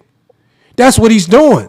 2 plays back to back, we've seen this same mistake. Now, mistakes like this can happen because maybe Kevin Love did call it out properly. We just heard the announcers talk about how loud it was. And I've been in gyms where players can't hear each other, and sometimes your communication is screwed up because you can't hear. But with Festus Ezeli coming off an exchange, why the hell are you pressed up on Festus Ezeli? He is not a threat out there. This is how you know it's a mistake. I have a question for you, FYF. On that drive, James versus Curry. Don't drive to pass. That's a mistake. Blocked by Thompson. Terrific defensive play from Tristan Thompson, who has been marvelous this series. All right, let me pause the video. What do you got for us? Do you know the term what a creation is? Just talk to me. Tell us. Well, no, I was asking, like, do you know the term, like a creation? Like, do you know what that is? Tell me what it is. But I'm asking you, do you know though? No, just tell me what it is. Okay. Nobody up. We don't know nothing. You got all the answers. Just tell us. All right. A creation, right? It can happen in many different ways. Okay. It's when a player. I more so define it as when a player draws. A player misconstrues defense, right? He makes the defense. My bad, I'm frozen up. He pulls 2 players basically, okay, which is something like Curry does, which is something which I feel like Klay just did on the screen. He didn't have 2 defenders on him. Yes, you're not always going to have 2, but he pulled one, did he not? No, they just switched. How did he not pull? Kevin Love stepped up, and J.R. Smith Kevin Love stepped up, but J.R. Smith still tried to go and pick back up. Mark. Mark. That play, anybody in the league could have made that pass, right? It wasn't rocket. Making the pass. Okay, Mark, we can move past that play. If we differ on it, I'm fine with that. I just want to make sure that people know that in basketball, defenses are not infallible. Defenses make mistakes. And we saw J.R. Smith. Moving past the hold on, please, because one, if you can't delineate between a defensive breakdown and a player actually creating, then we're going to struggle. Klay Thompson did nothing but just make the right pass because the defense screwed up the coverage. J.R. Smith should not have chased over when you switch on the Festus Ezeli. You switch on the Festus Ezeli, he just dumps him off. He dives to the rim. He almost got a layup. And if it wasn't for the help side rotating over, he would have had a dunk at the rim. That is called J.R. Smith making a boneheaded defensive play. Kevin Love did his job. J.R. Smith did not do his job. Thompson did his job by helping out J.R. Smith after he made the mistake. That's how defenses work. They can compensate for you even if you make mistakes. Again, Tristan Thompson saved the play, but when I look at that play, that is not a very hard play to digest. There is no coach in the world is going to send 2 to Klay Thompson. Why? But can you answer the question? Why did J.R. Smith make that mistake? Because defenders make mistakes. Who caused the mistake more so? Oh my God! Let's keep playing. Who caused the mistake more so? Nobody caused anything. He just made a boneheaded play. Why is he chasing over? And on that play, when I see him fighting over the way he was, it looks like a communication breakdown. But again, Kevin Love couldn't sit and drop. The only time he would need to fight over like that is if Kevin Love is in drop coverage. And how are you in drop coverage? So listen to what I'm saying. You cannot go into drop coverage with Klay Thompson just giving him wide open catch and shoot threes. Kevin Love had to step up, but there's no need to double Kevin Love. So why is J.R. Smith chasing over with Festus Ezeli rim running? It's dumb. He just made a mistake. I don't get what you made. Why? I'm trying to ask you, why did he make the mistake? He made the mistake. That's looked from the optics of it. Because I can't hear what's going on in the court. He wants you to say he wants you to say because players. No. Hold on. These guys, hold on. No. Here's the thing. It's simple, and I've already said this. There's a communication breakdown somewhere because on 2 plays in a row, well, not 2 plays in a row, but on the first play, on Draymond Green's dunk, we saw a guard fighting over, no communication. Right? I saw LeBron pointing at Tristan Thompson. Right, I'm assuming, and we heard Mark Jackson just say, Tristan Thompson said nobody called switch. Right, so there's something going on with the communication right there. On 2 very similar plays, they've given up the same look. One shot they made it, one shot they missed it. Why this is happening? That to me, that goes to some type of communication breakdown. That there's no scheme that makes sense there. Scheme wise, why would you send 2 to Klay Thompson right there? It makes no sense. It just looks like a breakdown. It's a breakdown. Not Lucas says Klay caused the miscommunication. Klay just caught the basketball.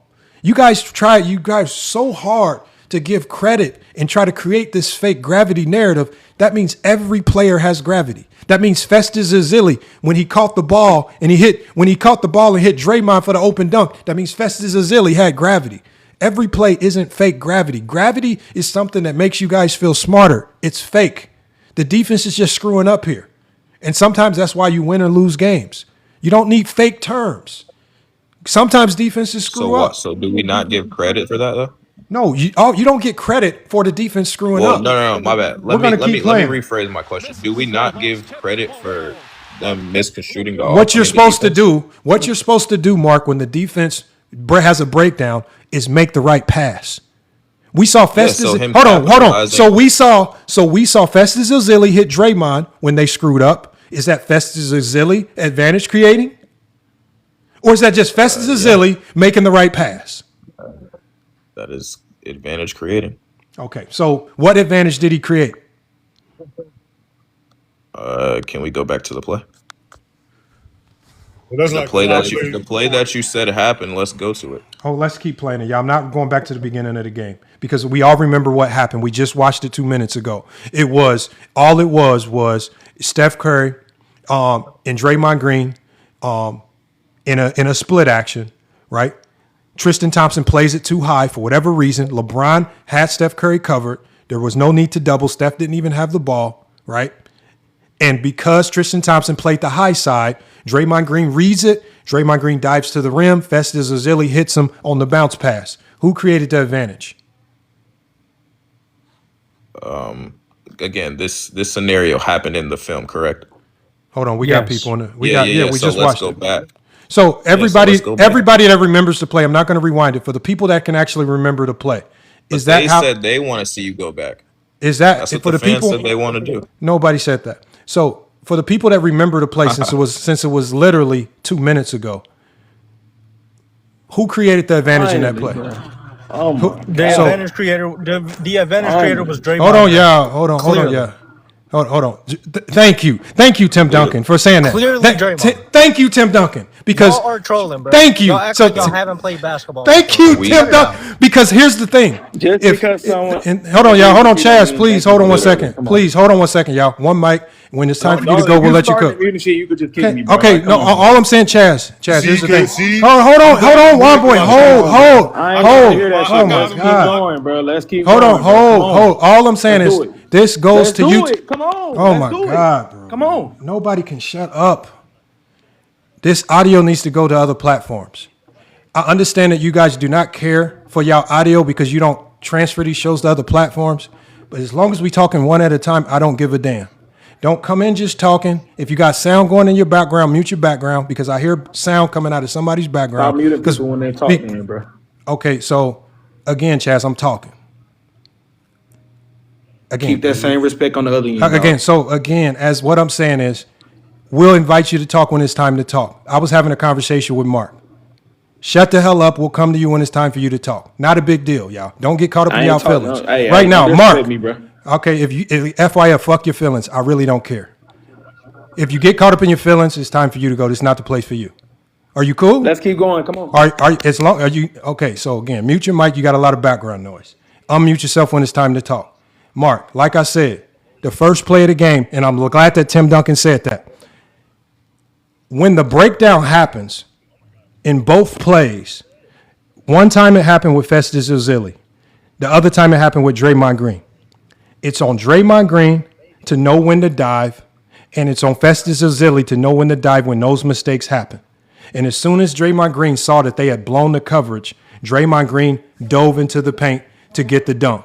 Festus Ezeli, as soon as he recognized that J.R. Smith was playing the high side and blows the coverage, right? Festus Ezeli dives to the paint, but he misses the dunk because Tristan Thompson steps up and help. Now, that was good on Tristan Thompson to step up, but that does not negate the mistake that J.R. Smith made. That's all I'm saying. For whatever reason, they keep playing the high side, and it's getting them burned. And I don't know, it looks like they're struggling to communicate on those actions. We're going to keep playing it. And somebody has background noise. Can you mute your mic? MW, somebody has background noise. I'm hearing chairs moving. I'm hearing all types of weird sounds. Please mute your mic if you got silly stuff going on in your background. And also, feel free to chime in on what the Warriors are doing defensively versus the Cavs, right? Because we're looking at defense and we're looking at how they defended on both sides. Excellent second effort from Kevin Love. It's been a difficult series for Love. Had the concussion, missed the game, came off the bench game.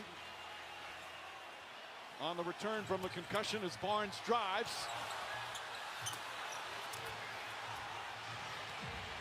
James goes at Draymond Green. Bad pass intended for Thompson, and the first turnover of the game. The coach talked about it. That's where LeBron James got to put his head down and attack. Go look to finish as opposed to going in, looking to kick out and make a play. But Green did an outstanding job of leveling him off and making him go away from the basket. Thompson, Ezeli. So I like this action right here because it's hard to defend. This is like a horns action, right? Where the ball handler, y'all, has a choice. And so this is called a read and react offense right here. Because now Steph Curry, make or miss, he can pick whatever he thinks can give the team the most optimized way to score, right? So this is how teams, people use these sets like this. It's called like 1-4 high or 1-4 low sets because they're trying to survey how teams are defending. So when you see them run sets like this, it's because right now they're studying and the coaches are trying to gather information on what the Cavs are trying to do this game defensively. That's why I like seeing this right here. Anytime you see this, Mark Few Gonzaga does this a ton. But Green did an outstanding Watch job this. leveling him off. You see this? So now they're trying to identify, really this play right here, they honestly don't care what the result is. They're just trying to figure out how the Cavs are defending, and they're just processing information. And making him go away from the basket. Thompson. Ezeli tips it the right to James. Max said, let me up. Hold on, y'all. I'm trying to let y'all up, y'all, man. People keep dropping off and coming up. I'm trying to watch the game, so I'm hard to get y'all up. Hold on, I'm going to get you up right now. Can I ask a question real quick? Yeah, what's the question? Max, oh, there So you go, you said gravity does not exist. Like that's a made up TikTok term, right? Yeah. Okay. Chad, I just want to play this real quick. This from Draymond Green. What is your definition of gravity? What is your I said I just want to play something real quick. Play. Let me finish. Play. You can go, bro. You got it. Let me finish and you can go.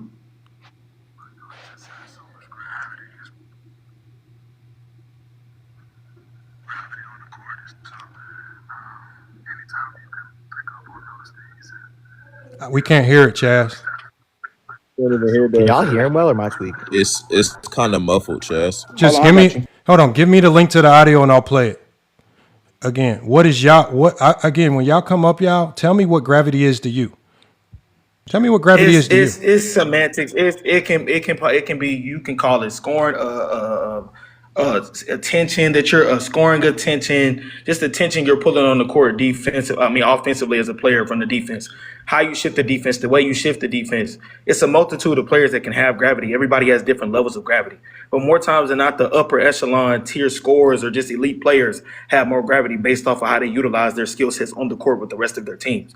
Steph Curry is able to pull a multitude of guys. And it's not just Steph Curry. Like you said, when Klay Thompson had that one possession, it's also Klay Thompson as well. It's a multitude of players that have gravity. So let me ask you a question. Coach K is notorious. He coached at Duke, if you guys don't know. I'm assuming you know Coach K. So Coach K from Duke, he was notorious for trapping the other team's worst player. Or sending doubles to the other team's worst player, just to influence bad decisions. What gravity did that worst player have to get that attention?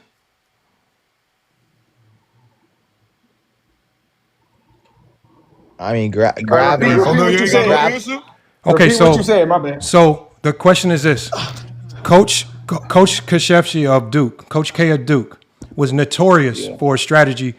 And there's a lot of coaches that do it. Even the University of Houston, Kelvin Sampson, he does this a ton, where they will trap the other team's just worst player. Right? If they identify you as the worst player, right, they will trap you. What gravity did you have for them to trap you?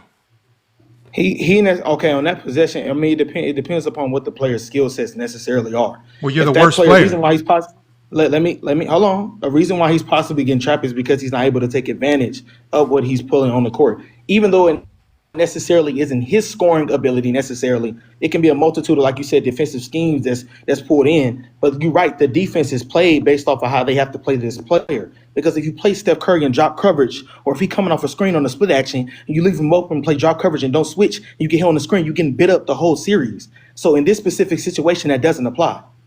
But go ahead. No, it's not about this situation, because none of this. That's the situation we're referring to. We're not talking about hold on, Chaz. Chaz, hold on one second. We having a conversation, bro. This entire conversation has never been about a specific game or moment or even player. I never said it was. Okay, just let me finish what I'm saying. You don't have to interject on everything. Just hear me out. This conversation is built around the terminology being used and how the terminology makes no sense because it's not applicable to all situations. And the reason why I say gravity is fake is because coaches choose who they want to give attention to or who they don't want to give attention to. So when you talk about Duke, one of the best coaches, Coach K, one of the best coaches in college basketball history, even the Los Angeles Lakers were trying to get him as a head coach. And his strategy was never to double team the other team's best player, right? He was a heavy man coach, right? And he was heavy on switching and just staying straight up with the other team's best player. Let me finish. Let me finish. I'm just trying to clarify what league are you referring to? Okay, so what level of basketball are you referring to? Coach K. Because college is not the same as NBA basketball. Okay, let me finish what I'm saying, because Coach K only coached on one level of basketball. Outside of, we have examples of this when he did coach USA basketball, but maybe those examples aren't as prevalent. That was in a different format of basketball. Okay, let me finish what I'm saying, my guy. Because basketball, as I've said before, is the same. The only thing that starts to change is the speed and your processing speed, right? So when you go up in college basketball, right, the processing speed needs to change. The speed of the game changes, right? And so what we're talking about here is Coach K and we're talking about gravity. Because if gravity is a basketball term, it shouldn't change if we're talking about college basketball, right? Drive and kick, being a great shooter, all these other basketball terms don't change just because we're talking about a different level. These terms should apply to all levels of basketball. And if it does change just because we go to a different level of basketball, it's another indicator that the term is fake, because you have to move the definition to make it fit. So when we talk about gravity is not on the offensive player. Gravity is basically the defensive team basically saying, this is how we're going to defend you. They may choose to defend you with one player, just like the Detroit Pistons did versus Shaq in 2004. They may choose to shade doubles. They may choose to zone up. At the end of the day, no matter how good you are, you don't have a say-so in how the other team defends you. It's only your job. It's only your job to capitalize based on how they're doing it. So if a team is stupid enough to run drop coverage on Steph Curry, because he's talking. If a team is stupid enough to run drop coverage on Steph Curry, it's his job to capitalize on it and bombard them with open threes. But that again is just Steph Curry as a scorer. Again.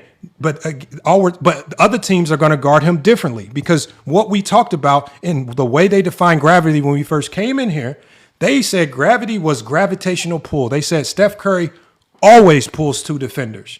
And I said that how can Steph Curry always pull two defenders when coaches don't?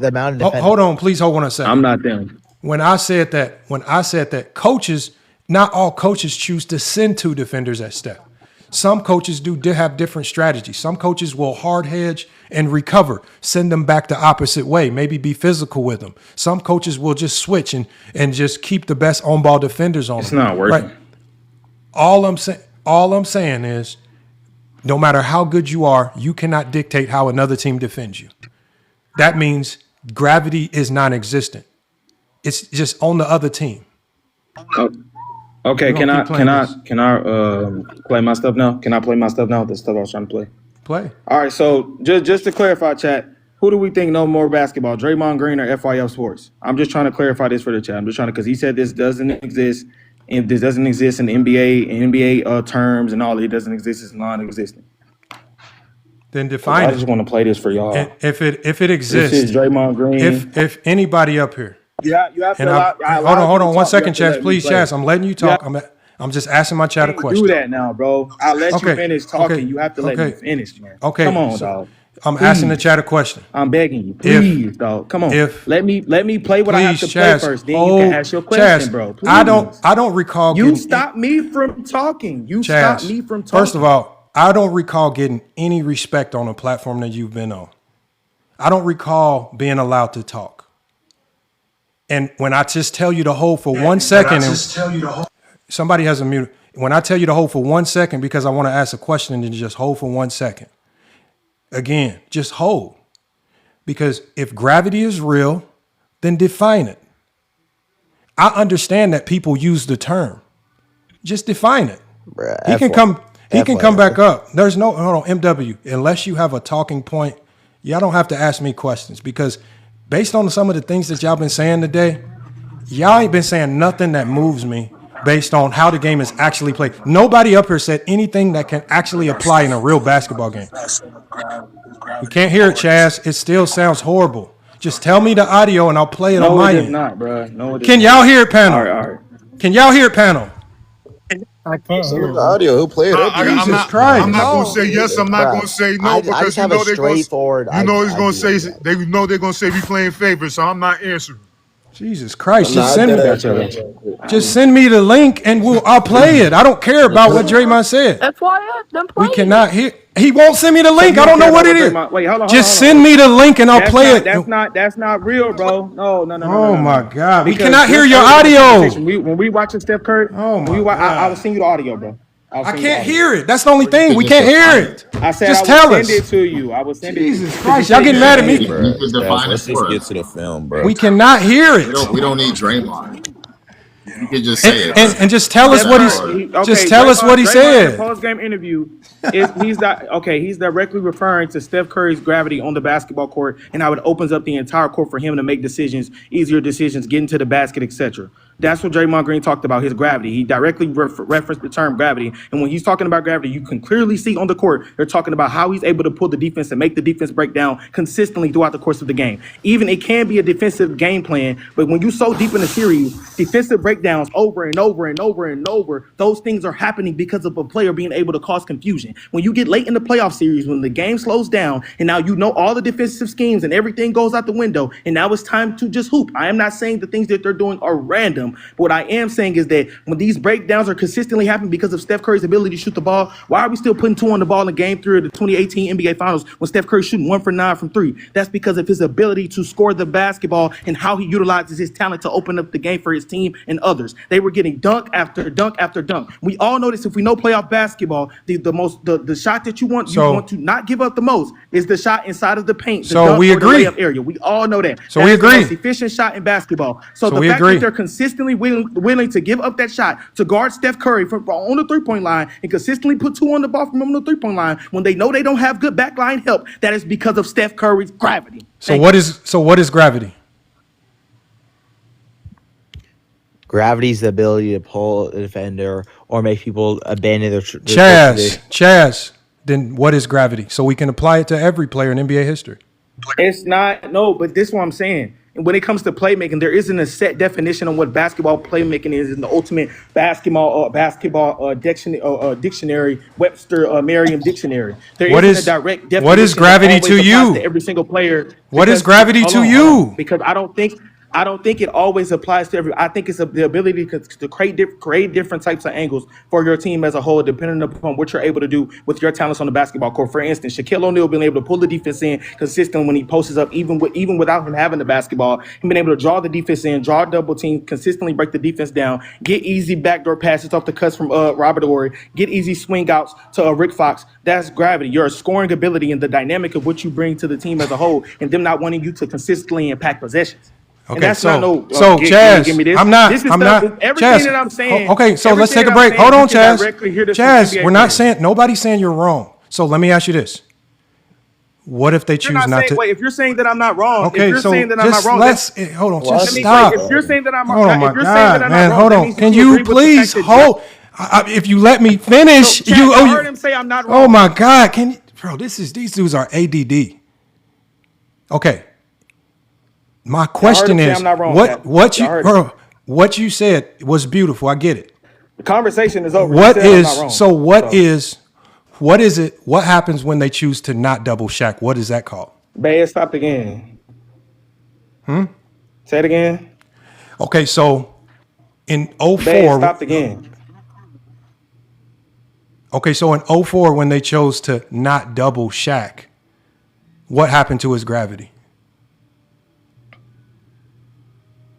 He wasn't able to consistently create advantages for his team. If you go back and look and see when he was consistently established in post position, when he was putting himself in possible position to receive the basketball, the defense did start to break down when Shaq did start to when he started to. Hey, I didn't do all that to you. Hey, when he started to, excuse me.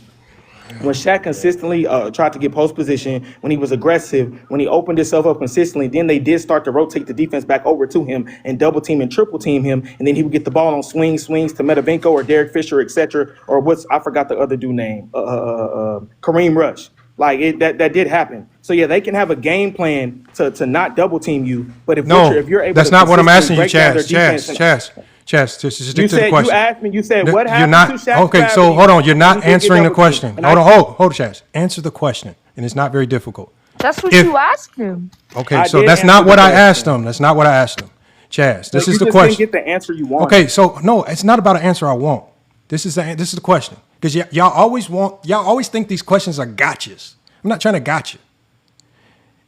If what you said about Shaq's gravity is true, then what is it called when teams choose not to double Shaq and they don't give him all of this gravity that you say is happening?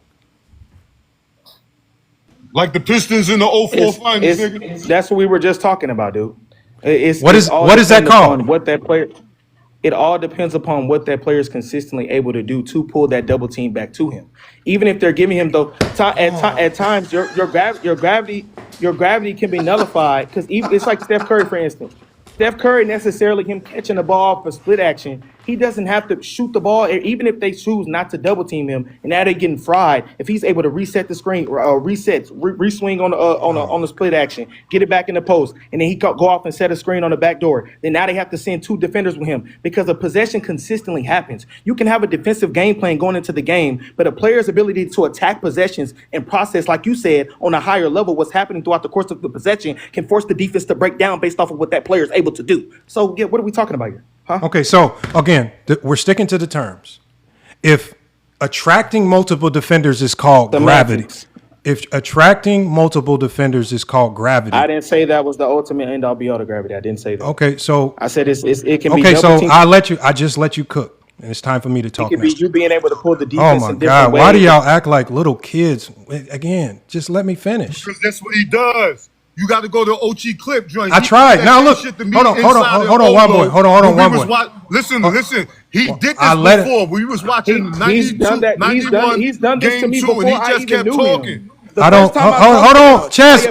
As y'all can see, I only mute when y'all don't let me talk. I just let you cook. You stopped. I'm talking now, and these questions are not just for Chaz. These questions are really for anybody on the panel. We've heard from you at length. We get that you believe in gravity, right? Now, if gravity is something that, because remember, you said that Shaq didn't draw gravity in 04, but he was shooting like close to 60% from the field, averaging 26 points per game. He just wasn't getting the touches. This is something that Phil Jackson even said, right? Wow. And hold on, let me finish. Hold on. You can say no all you want. The numbers are the numbers. You cannot dispute that. He was shooting 59 to 60% from the field, averaging 26 points per game. And when you conversely look at what Kobe was doing, Kobe was shooting them out of games because he went AWOL, he went rogue on the team, trying to prove a point to the world that he could be a number one option. Irregardless of that, Larry Brown, irregardless of that, Larry Brown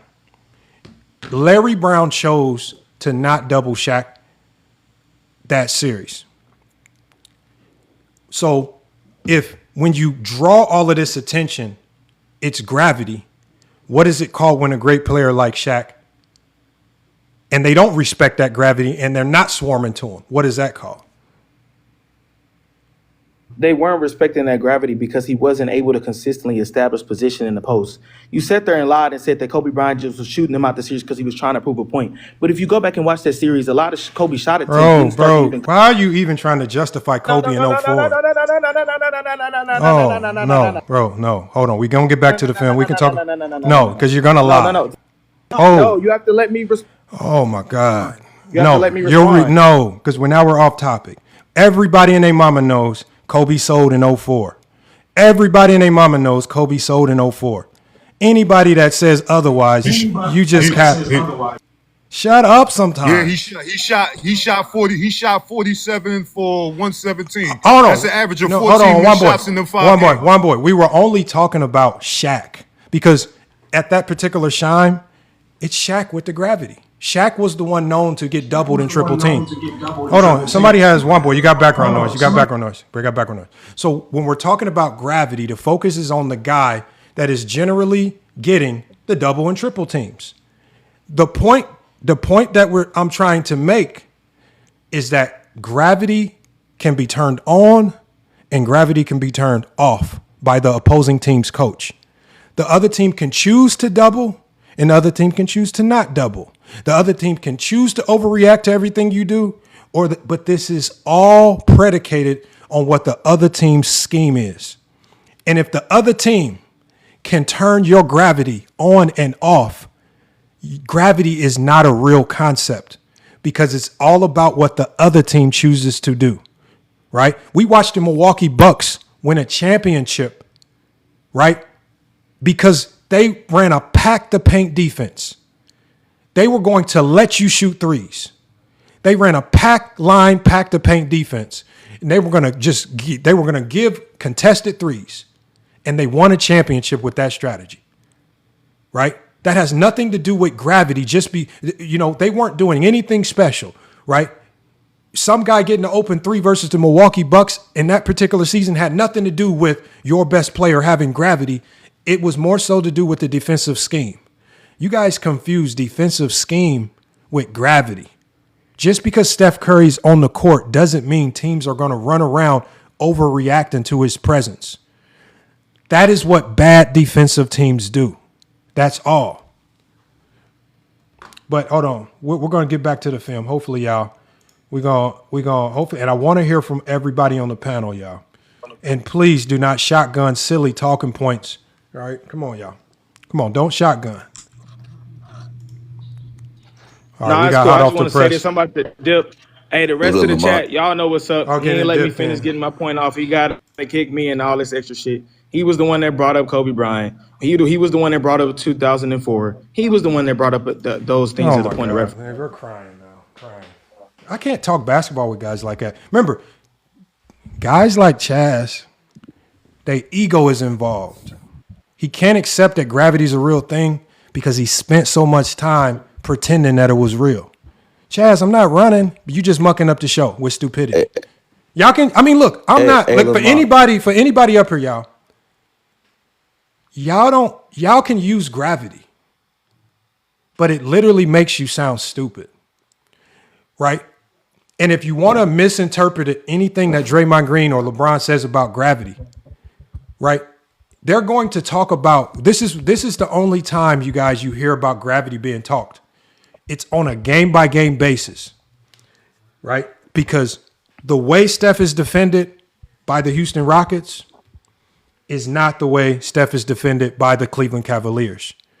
His so-called gravity just looks different. And so if teams can choose to guard you differently, what is gravity?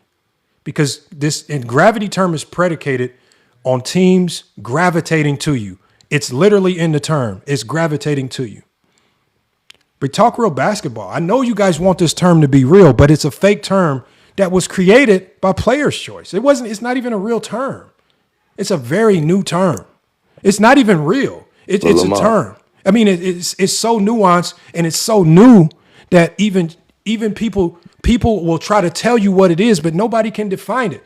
No, NBA doesn't use gravity. What the NBA did, Cristiano Ronaldo in the chat, was they now have a new system that was just created this year where they literally player track players. And it's just how close defenders are to you. And that's even flawed. It's not even consistent.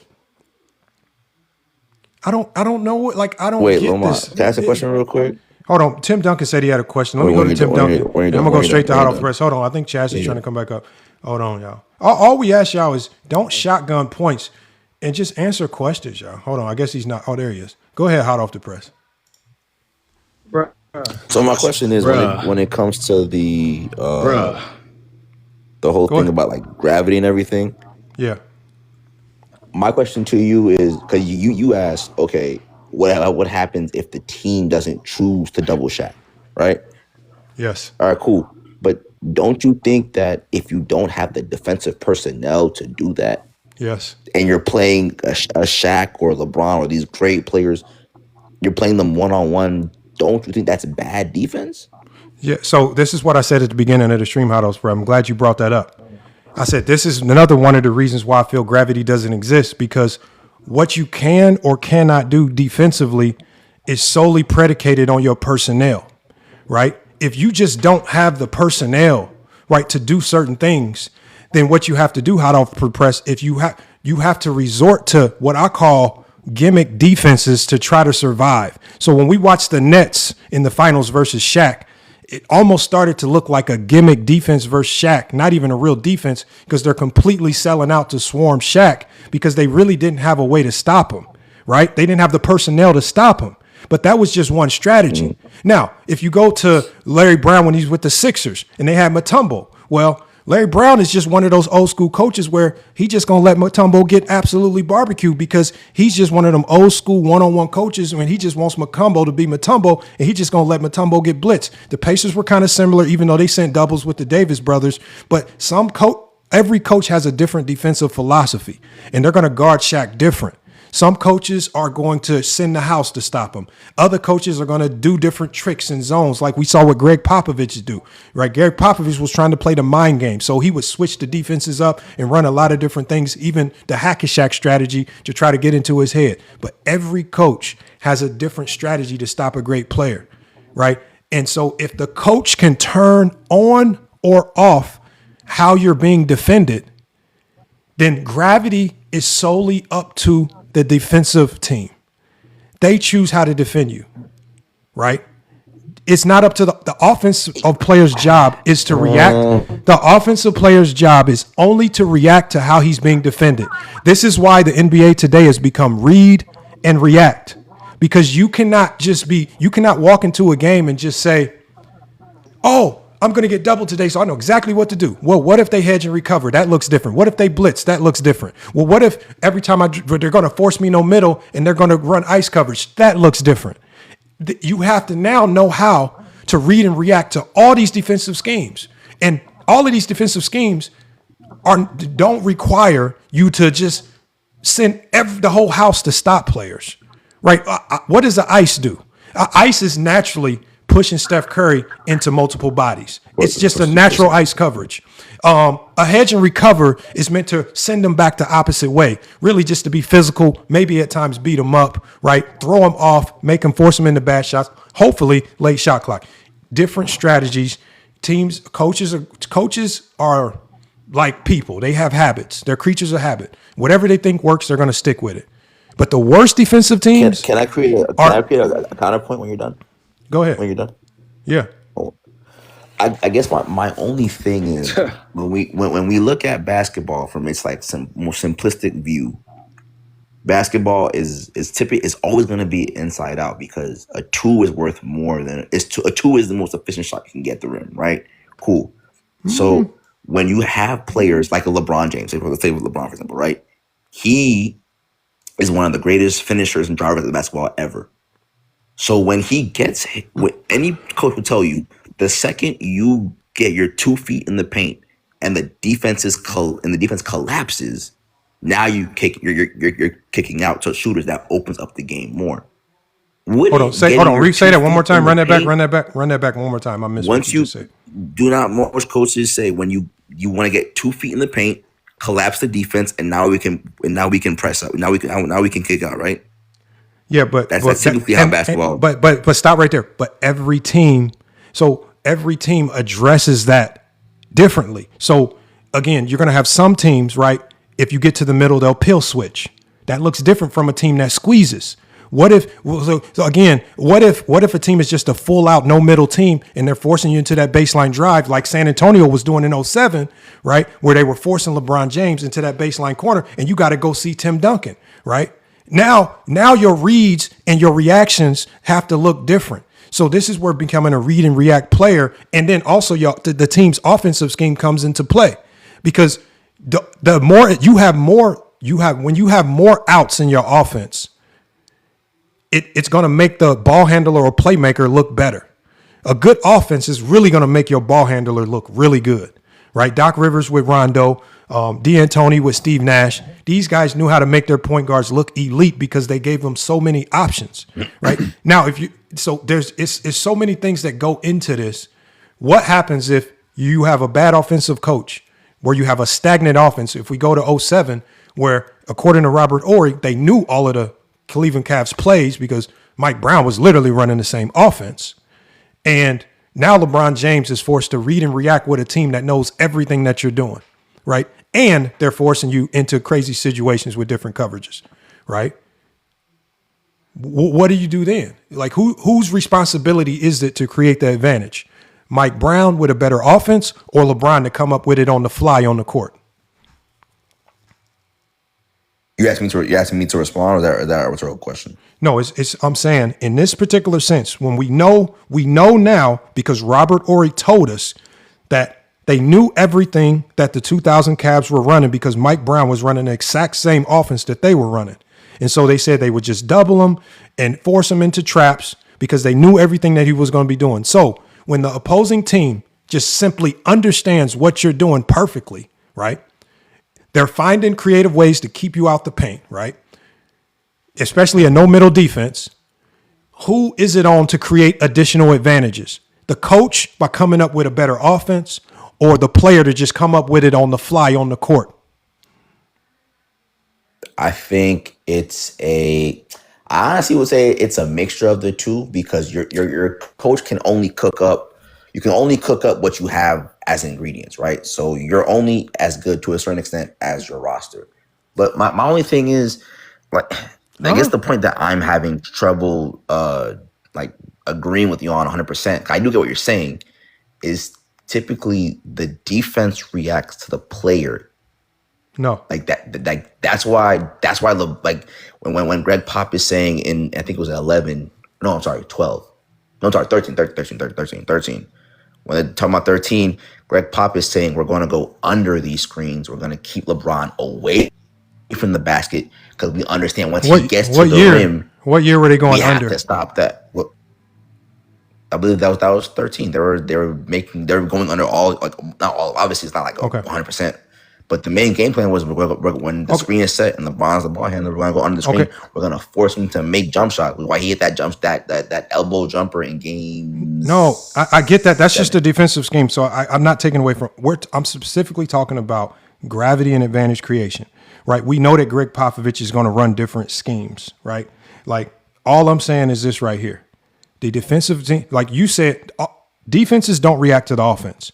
That's why in the NBA, they call most offenses a read and react offense. You have to read and react to the defense. If for example, if the Spurs have Tim Duncan loaded up ball side, it's your job. Tim Duncan's not going to react. He's not doing anything until LeBron James drives in his vicinity.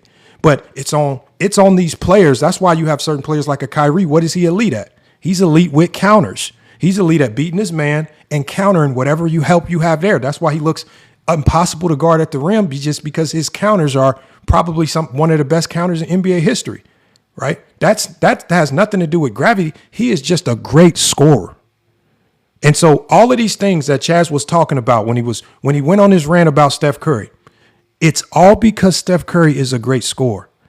Don't talk about me if you're not going to let me respond, bro. Okay, and you'll respond, but I'm talking to Hot Off Press right now. And Hot Off the Press, and we'll come back to you. We'll let you talk. But that's just what I said at the beginning, Hot Off the Press, was they've created new ways to just say a guy is a really good scorer. Because the way they were defining it earlier, they were making it sound like I could say Kwame Brown is an advantage creator. They were making it sound like I can just run around saying that any quality three-point shooter has elite gravity, when we know that's not how it's even supposed to be applied or used, right? Just say Steph Curry is one of the greatest scorers in NBA history. That's why teams have trouble defending him. He's one of the greatest shot makers in NBA history. That's why teams have trouble defending him. But to create a new term called advantage creation that no one can define, to create a new term called gravity that now the NBA has created their own definition, and that definition is completely different from what everybody else has here. And so now it's getting even more confusing. I get what you're saying. I disagree, but I do see what you're saying. I just don't agree with you. I'm saying if you go read the definition, it's not really different from what everybody. So what is the definition? Then tell us. I've been asking everybody this whole stream.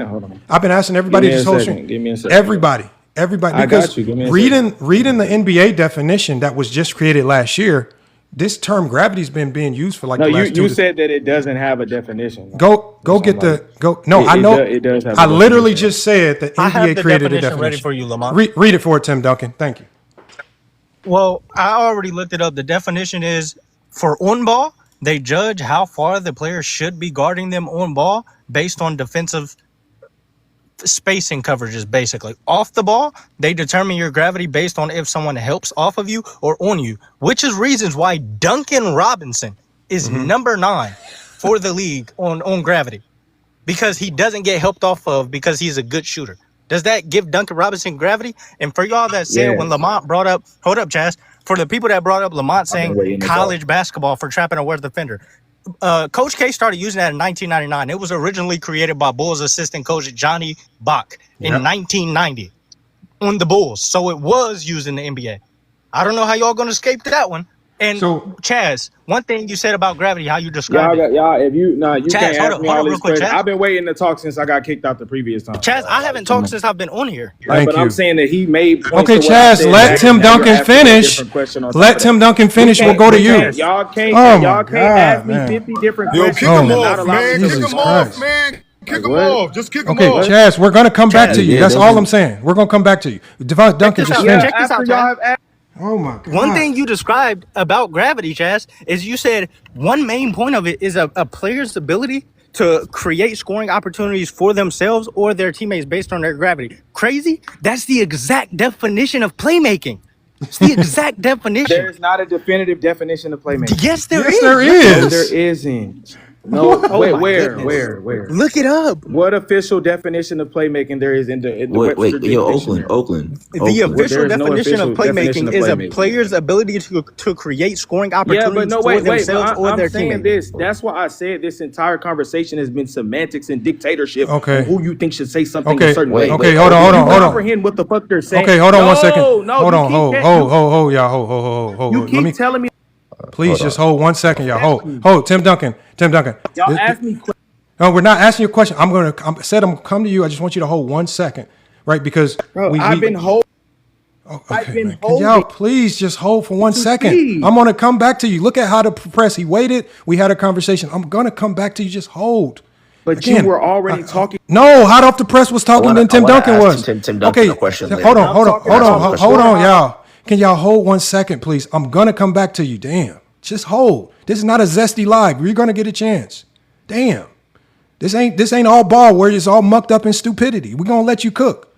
So this is the problem is, when Chaz and when people say that there is not a real definition of playmaking, well, there is a definition of playmaking, but now we will have to decide, well, what official definition will you accept? Will you accept the NBA's definition? Will you accept just Encyclopedia Britannica's definition? Will we say Wikipedia? So again, the most basic definition of playmaking that I can find, y'all, and I'm going to tell you these. Listen to what I'm saying, y'all, and tell me if this is not almost identical to what they've been saying advantage creation is. Court vision, being a scoring threat, dribble penetration, pick and roll orchestration, and manipulating paces and angles. It literally says that verbatim on NBA.com. So when we heard Chaz talking, we're going to let Chaz rebuttal this or talk. Chaz kept saying manipulating angles, or he talked about angles to a certain degree when he was talking about this. It literally, this all falls under what I said at the beginning. It just sounds like some new age way to say playmaking. No, Hoops, I'm not using ChatGPT. I can always share my screen. This is something that you guys can just type in Google, look up yourself. It's on NBA.com. Right, I'm going to tell you everybody that has a definition. NBA.com has a definition. Impact Basketball has a definition.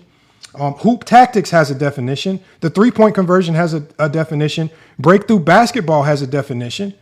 Again, B-Ball Index even has a definition. Again, I can read all these definitions, but I know they're going to be all similar in nature, but they all just sound like what y'all say advantage creation is, which is what me, Juan Boy, and a lot of guys been saying is this new term is not even necessary because it's just playmaking, right? And then when we go to gravity, and then and hot off the press, and Tim Duncan, you were finishing up through this.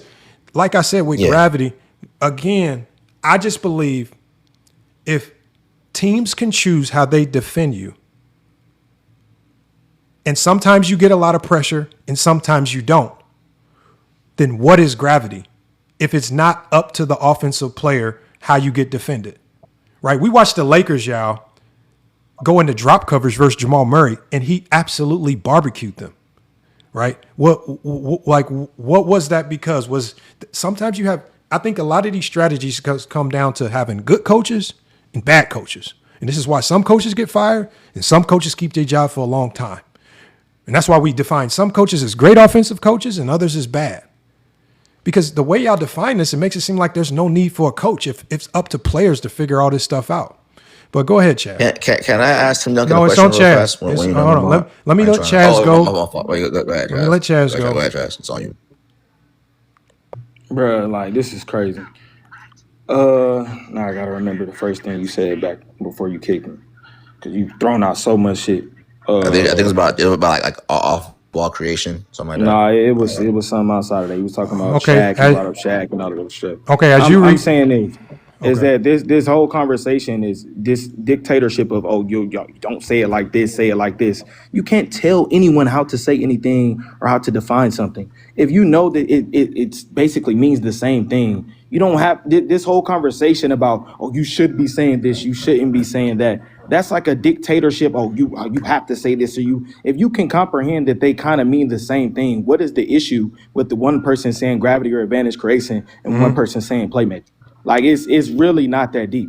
Like the conversation about, I agree. I think it is a form of playmaking. It is playmaking. I think playmaking falls under a broad category. But I'm saying that there are a lot of things in the way that the defense constantly responds to you. I agree. The personnel, all those things matter. But throughout the course of a series, like you talked about, coaching making adjustments, the coach making adjustments based off of how the player is able to impact the game. In the 2002 finals, when they tried to run that act, and I agree with you on this too, that coaches have certain defensive schemes that they run, regardless at times, and like you said, it's up to the player. But then once the player now makes that adjustment, and now the coach has to make another adjustment, or players on the floor and the fly also have to make an adjustment, because there's a multitude of players who've come out even talked about how in the playoff setting, a lot of times it's up to players to make adjustments on the court on the fly. Terrence Ross, he talked about it on his page. I think Miles Turner also talked about it.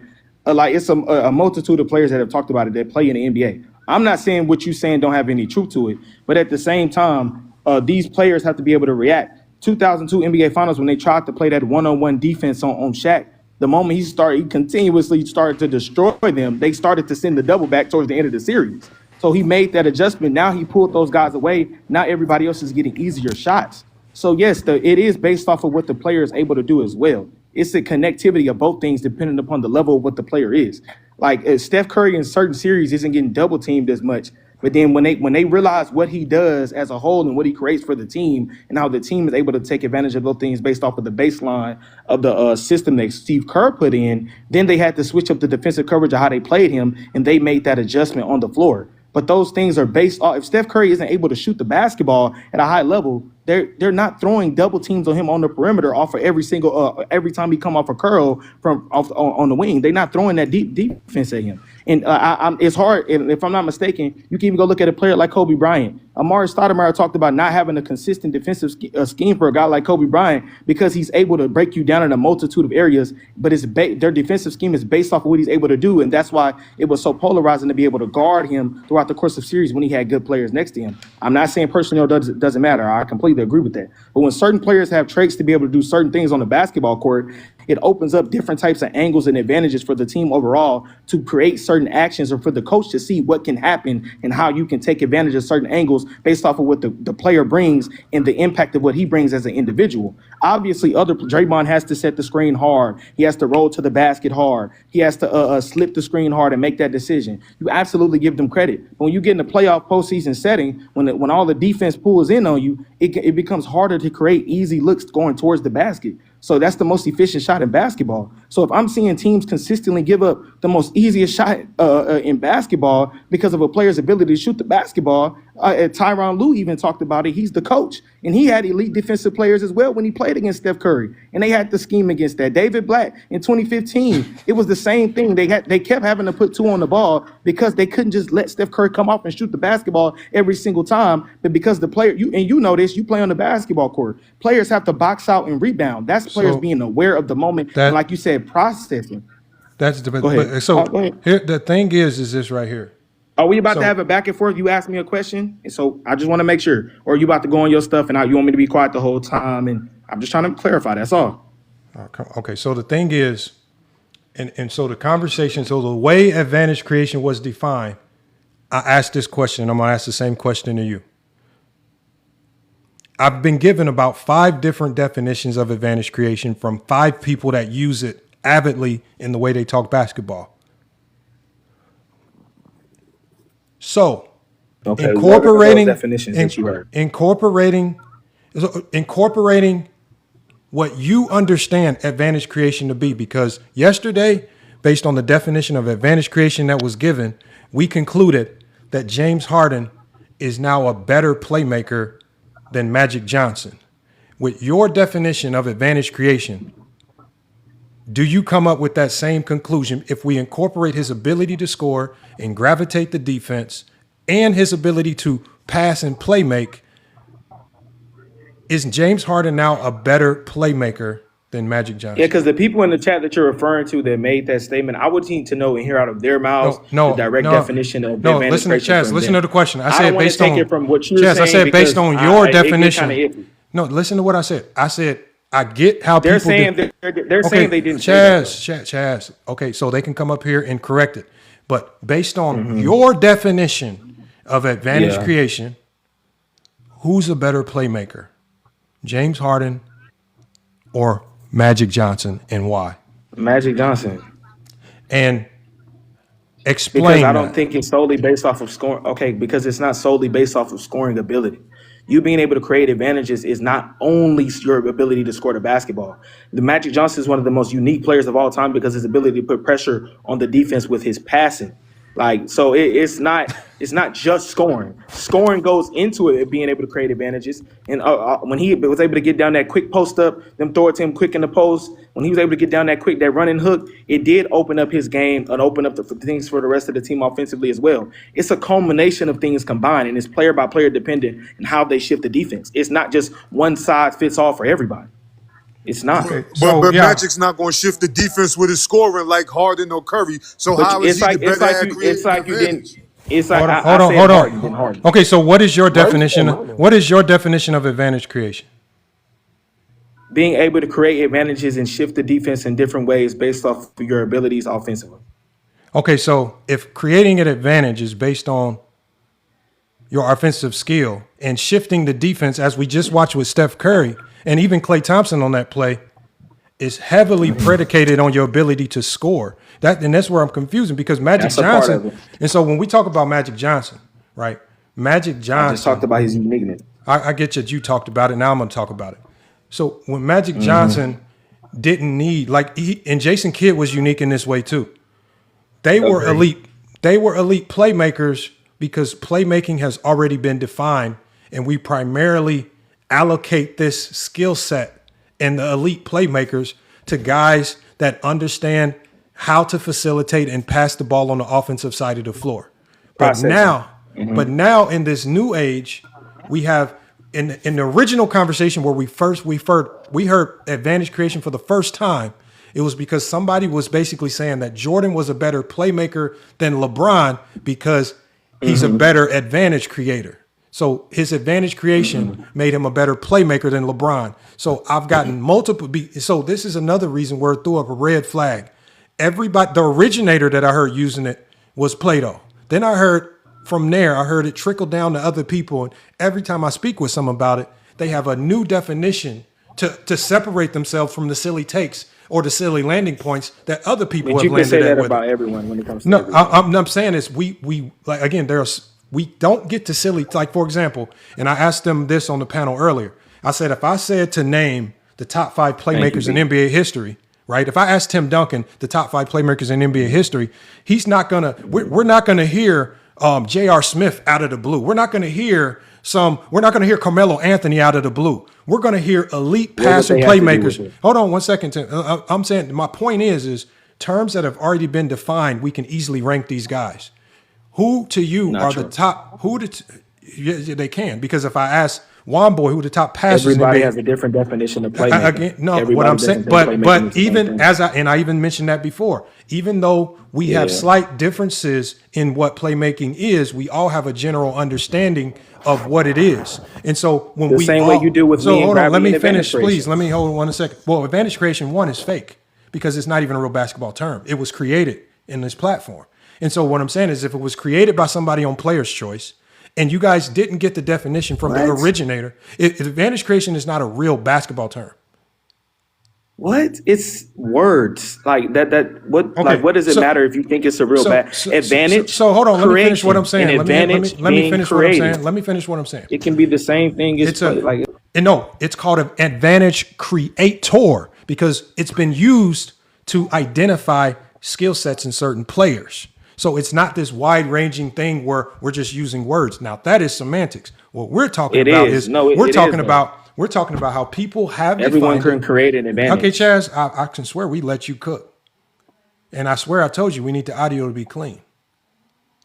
So again, as we do this, one thing we struggle with is if the definition can be applicable across the board and your scoring now is a part of your ability to play make, how is LeBron James, players like LeBron and James Harden and Luka Doncic, because their scoring is so great and the fake gravity term ties right into this advantage creation because you guys say that these players pull people to them. They attract the defense and the defense has to react, right? And because they react, they're able to compromise and manipulate angles and they can make these plays. Well, who's done that better in NBA history than players like Luka? Who's done that better in NBA history than players like LeBron? Who's done that better in NBA history than players like James Harden? It definitely wasn't Magic because Magic was spending most of his time with his back to the basket, looking over his shoulder, trying to run the play. And he did most of his elite playmaking in transition. So if you're telling me that a guy in Magic Johnson who's looking over his shoulder, trying to throw the ball into Kareem or pass it to James Worthy, by the definition of advantage creation, it takes Magic out the conversation because he cannot do what those guys do. He cannot gravitate the defense the way those guys gravitate the defense. And this is not to say that Magic couldn't gravitate to the defense, but it's definitely not on the level of a LeBron or a James Harden or a Luka Doncic, right? He was not the scorer that those guys are. He wasn't the shot creator. And if all of those things are advantage creation, you've now eliminated Magic Johnson from the conversation. But the problem is now you have to redefine what advantage creation is on the fly right now just to put Magic back in.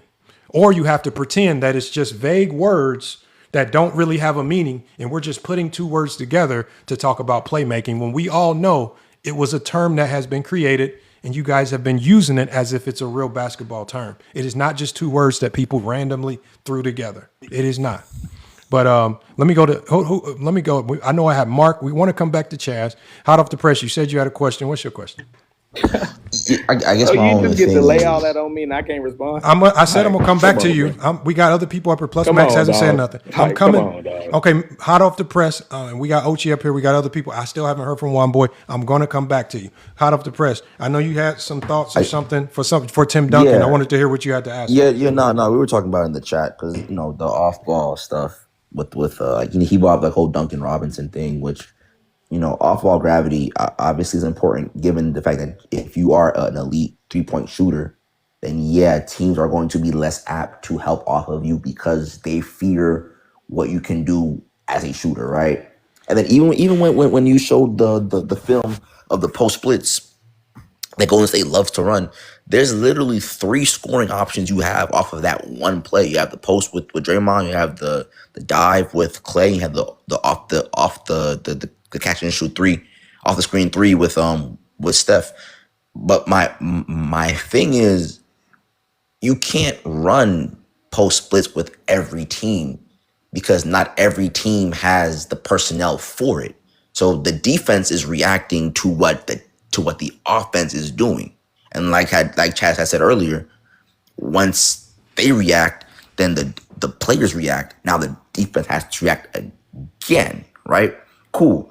So when you look at Stephen Curry, the reason why Stephen Curry does have such a high off-ball gravity and such a high off-ball advantage off and on-ball advantage creation. Well, for this, let's talk about off-ball. The reason why he has high off-ball gravity and advantage creation is because there is that fear that, oh snap, he's an elite 3-point shooter coming off the screen. I have to load up. I have to play his hip. I have to do whatever I can to make sure he doesn't get the ball, which leaves guys like Draymond Green open for, if you're looking at Stephen Curry, you're not paying that much attention to Draymond. So he has the delay. There's the weak side help that comes in. You get an easy lob throw off of that. There's Klay Thompson setting the screen, and he can just dive right afterwards because you're paying so much attention to Curry. Coaches will make adjustment. Yes, absolutely. Remember I think we can all agree that one of Kevin Durant's weaknesses is he struggles to make decisions when he gets blitz or teams send 2 defenders at him, right? I think we can all agree there, right? So teams aren't attacking Kevin Durant like we saw in the playoffs because he has, or even in the regular season because he has gravity. It's like what me and Tim Duncan were talking about. Teams blitz and send doubles at Kevin Durant because it's a weakness in his game. And so when we talk about this and when we use these teams use different defensive strategies, they're not always doubling a player because you're some great offensive player. When teams are able to identify a weakness, and most teams call it something like food or something like that, they're like sharks. They're going to attack that weakness. And that weakness will exploit you. And this is something that KD has gotten extreme backlash for. When we talk about KD is one of the top 10 in the NBA in gravity. And we saw that gravity was not because he was so elite that they were sending teams at him. They sent gravity to him or doubles to him because they knew he was going to turn the ball over and make mistakes. And so when I see that, it's hard for me to say that every time I see this stuff, it's always because that's why I say it's fake, because it happens to good players who are good at certain things, but it also happens to bad players who are bad at certain things. And this is what makes me lean to it's just a defensive strategy, and defenses get to choose how they defend you.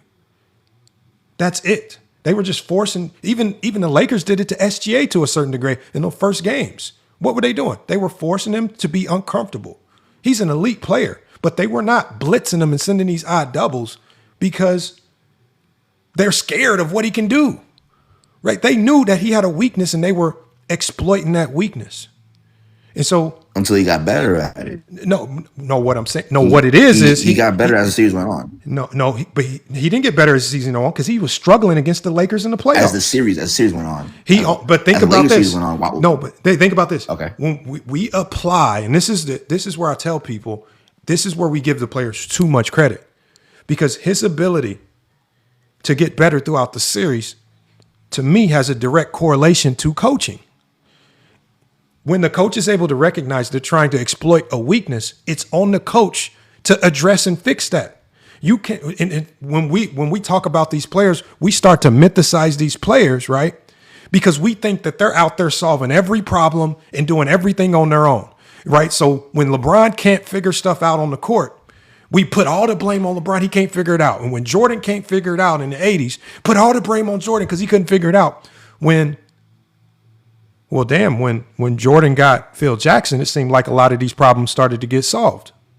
Well, damn, when the Lakers got rid of Dale Harris, it seemed like, well, a lot of these problems got fixed. Oh, when the Warriors got rid of Mark Jackson, well, damn, a lot of these problems started to resolve themselves. A lot of the solutions that you see, my guy, this is why I don't use the choking narrative. This is why I don't give players too much credit. And this is why I always, one, give defenses credit, two, give coaches credit, but you also give players credit when the time is due because they have to capitalize on the system that they put in. But when I saw SGA make that adjustment, that's a lot. You have to give Mark Dagan all credit. My fault. I'm saying. But Lamont, my thing is, we seen Mitch Johnson did do that, and then SGA was frying him on it. Then he stopped. And then we saw SGA struggle some more. So what's that called? Hold on, say that again. If I'm mistaken, I get the games wrong. So we seen Mitch Johnson. They were hard doubling SGA games 1, 2, and 3. They were down 2-1. They stopped in game 4, and that's when you seen the bench production kind of dip a little bit because they're gonna. Now they were obviously playing. They were playing extremely heavy gap coverage. Easy answer. A hard double. But think about this. They were so focused on They were so focused on Shea. Remember, these doubles, there's a risk reward. You're compromising the integrity of your defense. And SGA was just making one pass to Caruso, who was lighting them up. And so what we were starting to see is, do we just get, like, the Lakers even dealt with this a little bit, but sometimes guys just make shots, right? Caruso shot, 29-something% from the three during the regular season. He shot horribly. Yeah, something like that. He shot horribly. But all of a sudden in the playoffs hit, right?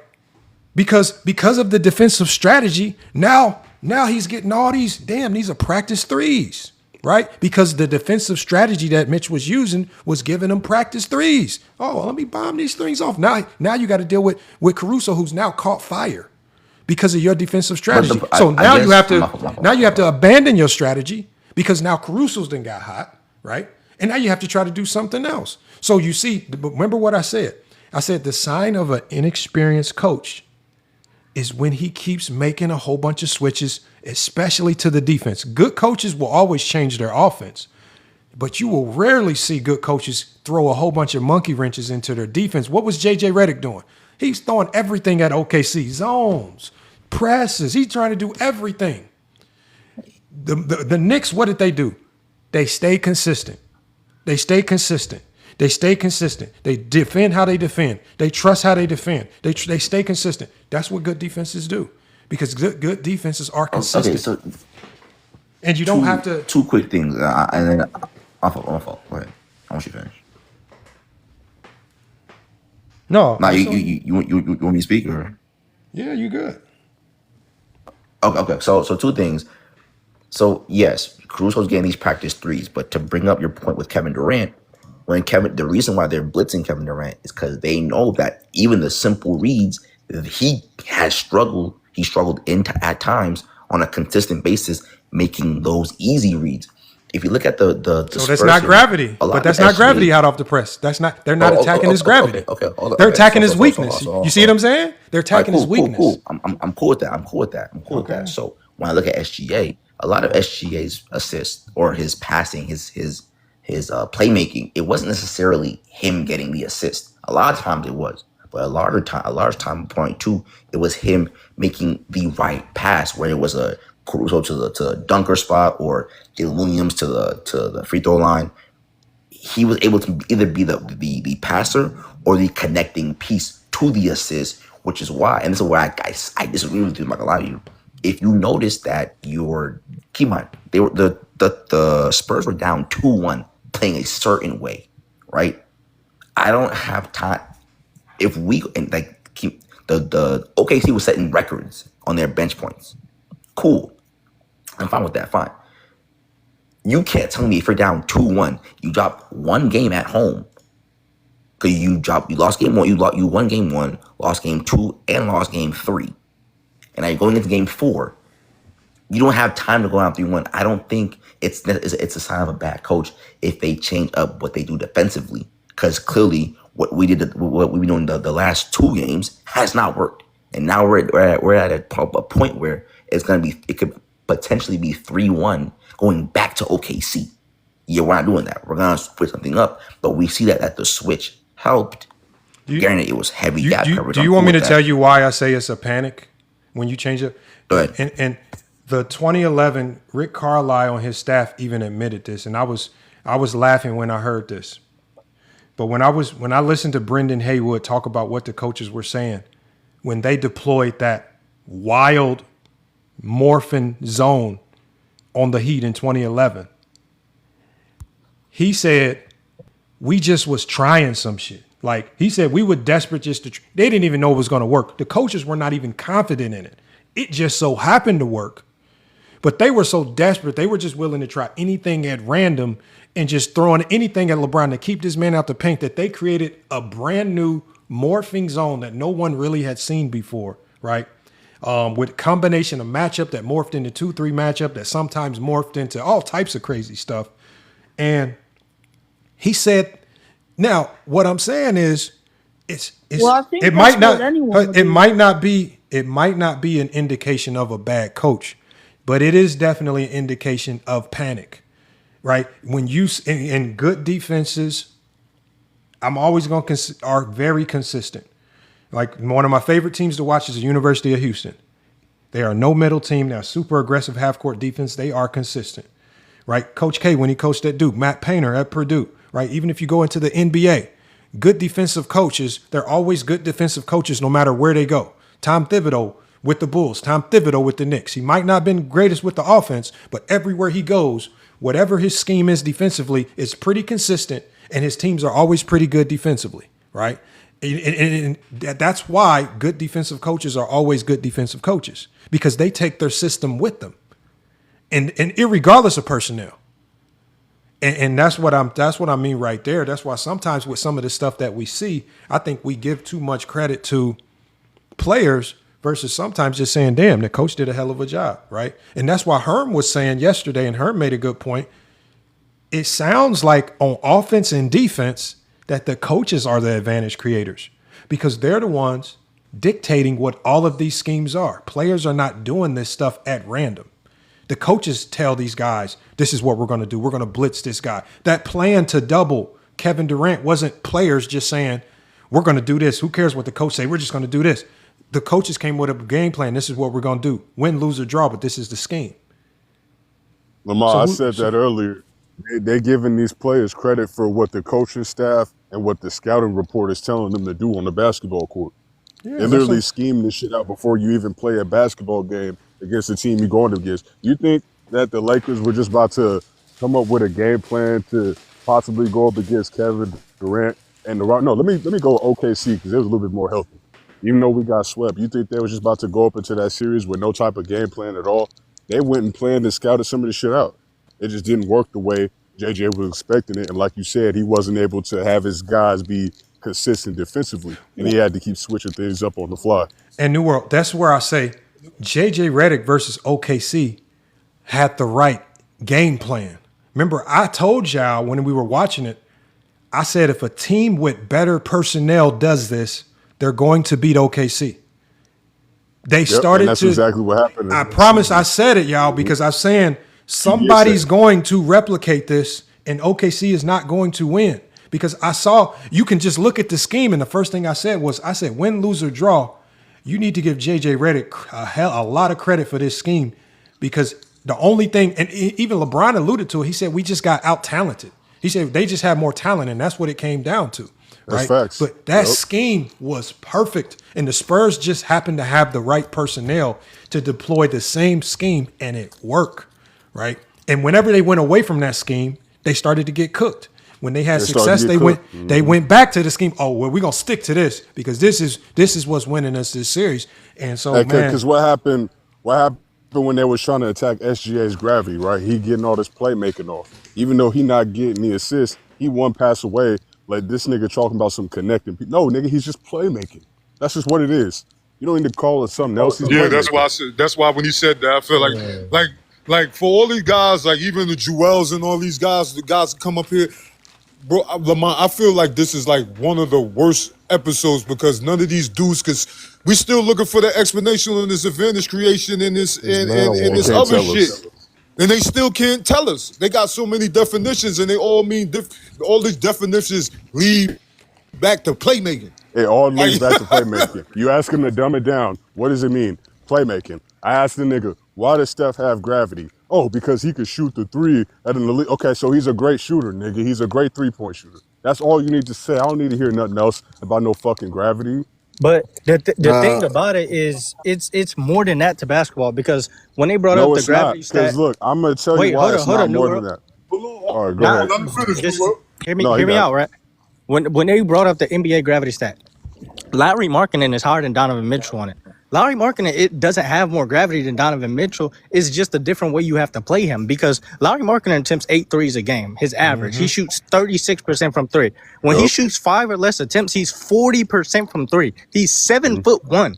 You have to get into Larry Markkinen to disrupt his shot. You can't guard him like you guard Donovan Mitchell. You can't leave Larry Markkinen to go help on someone else because he can pop the 3, he can get to the mid-range, and he's extremely agile at 7'1". He can dunk all over you. Larry Well, Markkinen that just is a goes to his bigger threat. attributes of And scoring. Yeah, he's a Tim great Duncan, scorer. and Tim Duncan, based on what you said, what would be the easier thing to say to get us to understand what makes Lauri Markkanen valuable? Do we say he's a great advantage creator, or do we just say he's one of the best shooting big men in the league? He gonna help you space the floor.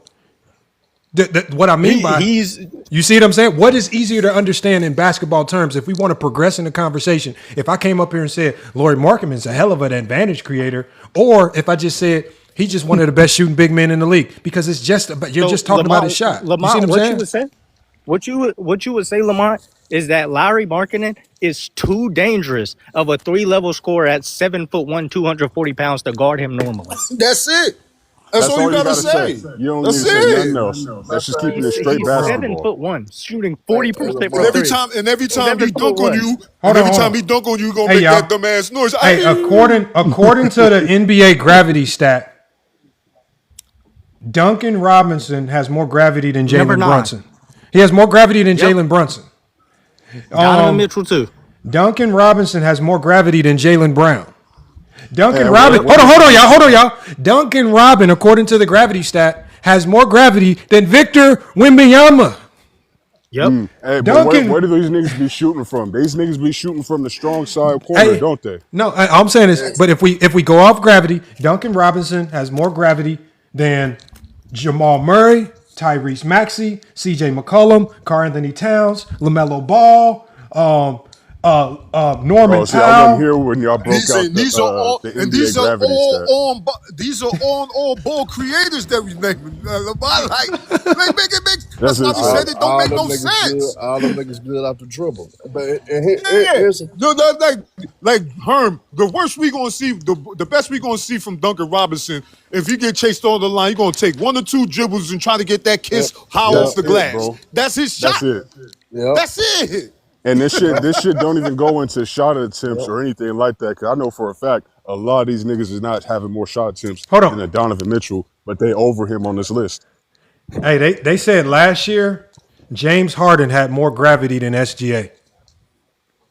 That's insane, bro. That's insane.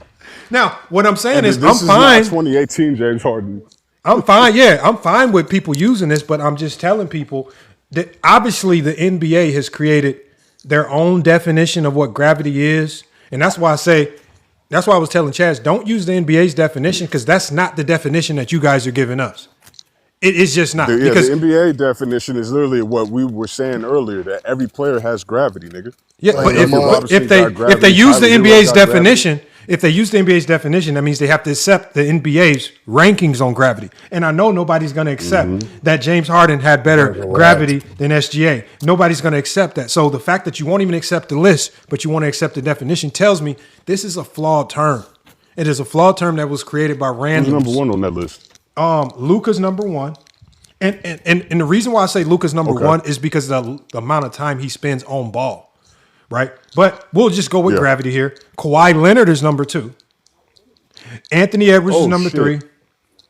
James Harden is 4. Kevin Durant 5. SGA 6. Cade Cunningham. Devin Booker. Duncan Robinson. Denny Advia. Jalen Brown. Victor Wembanyama. Trey Murphy. Jalen Brunson. Oh my. DeMar DeRozan. Hold on, so Steph Curry So ain't ain't no even in Meth the Curry. top 10. No, he's not even in the top 20. And this real is a quick, stat that they love to glaze so much for Curry, nigga. if They y'all literally would allow invented this me, stat for right? Curry, nigga. Nah, but BJ gotta get straight to the point with certain shit sometimes, man. And I think end of the day, I think these terms were brought up for niggas to sound like they smart, sound like they Yeah. really know the game. That's literally what I said earlier, Herm. That's These all. niggas That's make all this this shit shit up to is sound about, smart. bro. That's All all you're this shit saying is is about. you're just saying a great shooter with extra steps, nigga. You're saying a floor spacer with extra steps, nigga. You're saying a motherfucking playmaker with extra steps. That's literally all it is. Steph Curry's not even in the top 50. Not even. Oh my! See, look at this. Look at See, this. because like I was just trying to say, Lamont, if you go back to that play you were showing where Draymond Green on the left wing gave the ball to Festus Ezeli, and when he came towards Curry and Curry started his run, J.R. Smith is on his hip. Curry isn't creating that advantage because J.R. Smith is still there. Draymond Green coming up and screening J.R. Smith, Is making the him struggle to advantage. get around it and coming off of it, Yeah, is because the weak forcing shot, LeBron to come up. help wasn't paying Hey, attention. and Duncan, what I That was telling creates the people advantage. was this is where they get confused was the purpose of a split action is to create confusion. There is nobody creating an advantage because you can only do one or two things in a split action. One player go one way, the other player go the other way. And the passer, Draymond Green's job is to see who makes the mistake. That's why he's not always giving the ball to Steph. He'll identify when they screw the coverage up and hit the cutter. Just like Izili, when they screwed the coverage up, he hit the cutters, right? The split action is just, most of these offenses are just designed to create a whole bunch of movement to cause confusion, right? If Steph has all of this gravity, then why do you need to run split actions to cause all this confusion? You just sick Steph around, run him into a certain vicinity, and his gravity should do the rest of the work. But the split action was But if implemented Steph Curry by got Steve Kerr. Yeah, but if Steph Curry got all this gravity, why he not even top 10 though? I don't know. Was it That's injuries? crazy. Hold on. Was it injuries? You're not even Was- top 20. Duncan Robinson?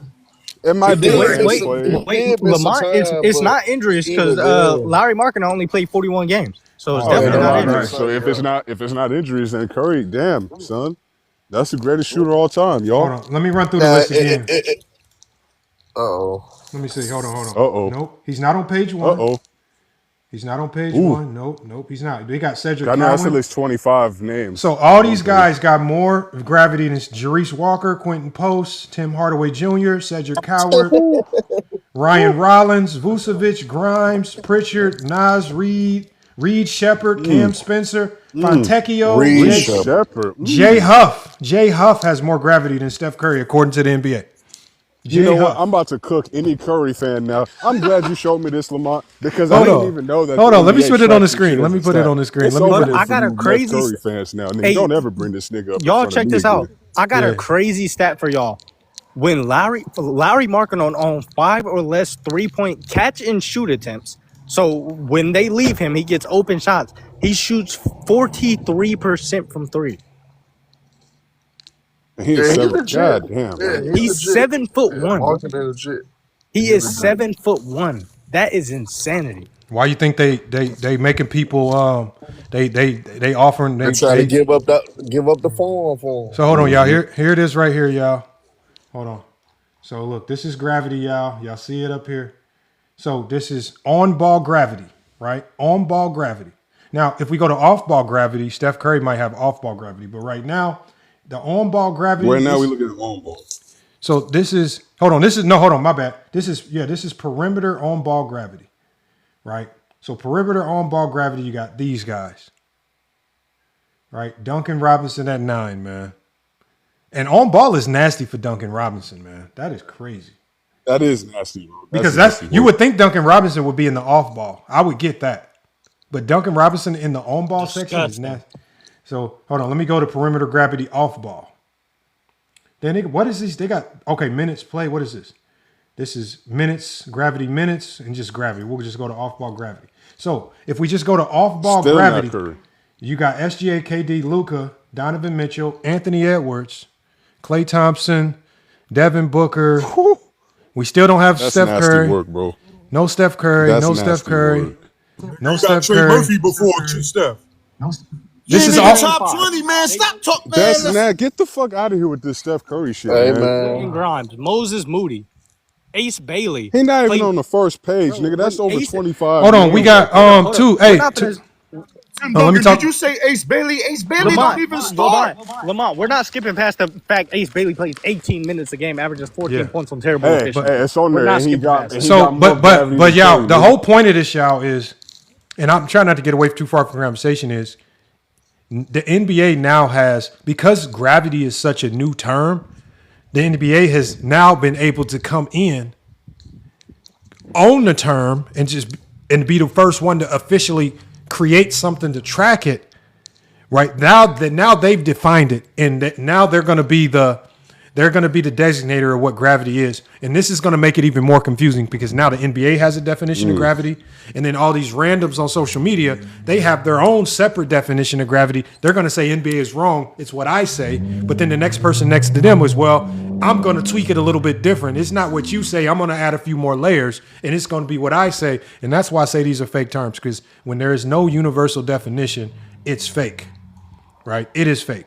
That is we all know what universal definition means. We know what a playmaker is. We know what playmaking entails. We know playmaking is not just one part of the basketball game. We don't need to break down what playmaking is to you niggas. But we all feel like y'all have to explain every single aspect of what gravity is because you ain't got a baseline for it. There's no general consensus for the shit. Man, new word advantage creators. I realized I got brought up to a gentleman late last night, with me, one boy, and Lamont was on this platform, on the mirror platform. And end of the day, bro, advantage creation term should be used for coaches only. That should be used for coaches only. If they go use it, that's who it should go for. So those the people that's creating the advantages. Those the people are manipulating game plans to make the game easier for whoever that star is or whoever that personnel is. Those are the advantage creators, not no damn players. Hold on. Hey, can y'all help me with this recruit right here? So I'm not gonna say the name, but I'm gonna read some stats. I'm gonna read some metrics, and I want you guys to help me because remember, they always say that. Remember, the easiest way to understand basketball is in the stats, right? So I'm gonna give you this. This is the email, right? I'm 5'11", and I average 7 points, 3 assists, and 2 rebounds a game. Hold on, y'all. While my statistics may not stand out compared to some recruits, what separates me are the intangibles, the work ethic, the intangibles, the determination. The willingness to do whatever it takes to help the team succeed. You got heart too? Yeah. Hold on. That goes to the next part. I'm coachable, committed to improvement. Okay. So again, and hold on. I'm gonna give you the specs. A 5'11" small forward. What do y'all think I should do? Oh my goodness, bro. Now Zesty Jeffries will say he has heart. What do y'all think I should do? If I can give my honest opinion, Lamont, he didn't tell you about his intangibles? I'm telling you about them intangibles. They got a whole list of intangibles. Coachable, committed to improvement, and always willing to improve the team goals ahead of my own.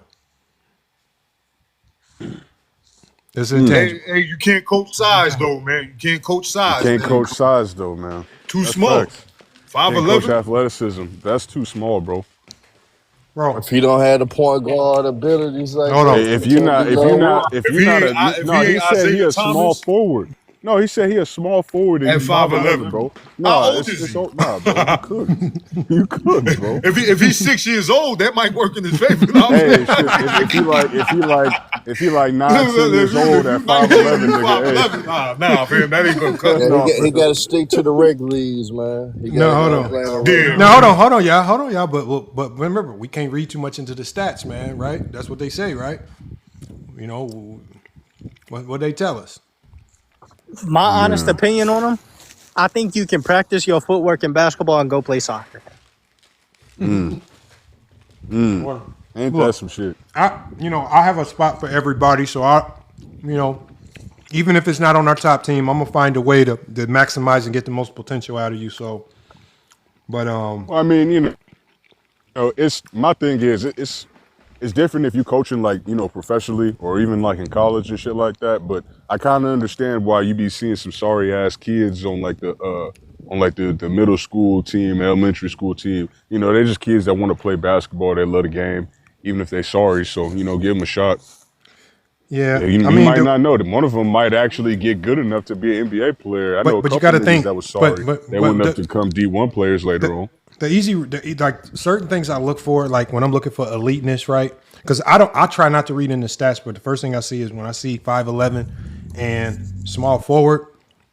That to me that's crazy. That's crazy. Bro. But you never know. You can't overlook anybody. You always want to, because the best player we ever had in our program was a 5'9" guard. But that he was a dog. Y'all seen some y'all. I think some of y'all seen him play in some of the games I played. But he was a dog. Yeah, I done seen him. Yeah. But you know, it's tricky, man. I tell people, man, you know, good luck trying to read the game of basketball on these silly intangibles because these S.C. Jeffries are tangible you to death. Telling you a whole bunch of nothingness, man. I can't believe I was curious. I should have let Chaz cook. I wanted to hear what excuses he had for Kobe in 04. Because I think out of all the years for Kobe, that is unexcusable. I don't think he has any outs for that. I wish Chaz. I should have let him just. That one in 2006, like you can't choke a 3-1 lead and then have a game 7 where you refuse to shoot the basketball because you over here pouting about what the media has said. Like, why are you worried about what people are talking about in the media? You should be playing basketball. You are a basketball why player. would Kobe need to shoot if he's getting all this gravity? Wouldn't these guys have open shots? Wouldn't it be so easy? If Kobe had gravity and he's scoring all these points. Why, hold on. Why was the defense not double and triple teaming Kobe with all this gravity? All this gravity he got. See, but that's how you know. I'm still reeling. Lamont, that man said Shaq does not have gravity. Bro, he really said that. He said Shaq does not have gravity, bro. But that's how you know it's fake new world. Because one person came up here, he tried to define gravity, then he said Shaq had no gravity. Then Chaz came up here and said, well, Shaq's gravity got turned off, but then it got turned back on later in the series. So you can turn gravity on and off like a light switch, right? Then we have other people talking about gravity, man. I'm like, man, everybody like, God damn. Oh my God. This is insane. I stepped away for like half an hour when y'all was cooking, but everybody that come up saying the same shit. But what's up, Juan? I wish the motherfucker. I wish they would have turned the gravity off in high school for me. I could have enjoyed some open shots, some free. I wish they would have turned that gravity off for me. Shit. Damn. I wish I would have. The funny thing is, remember how Sports Hive, they asked him, who's the top 5 gravity players of all time? First name he said was Kirby.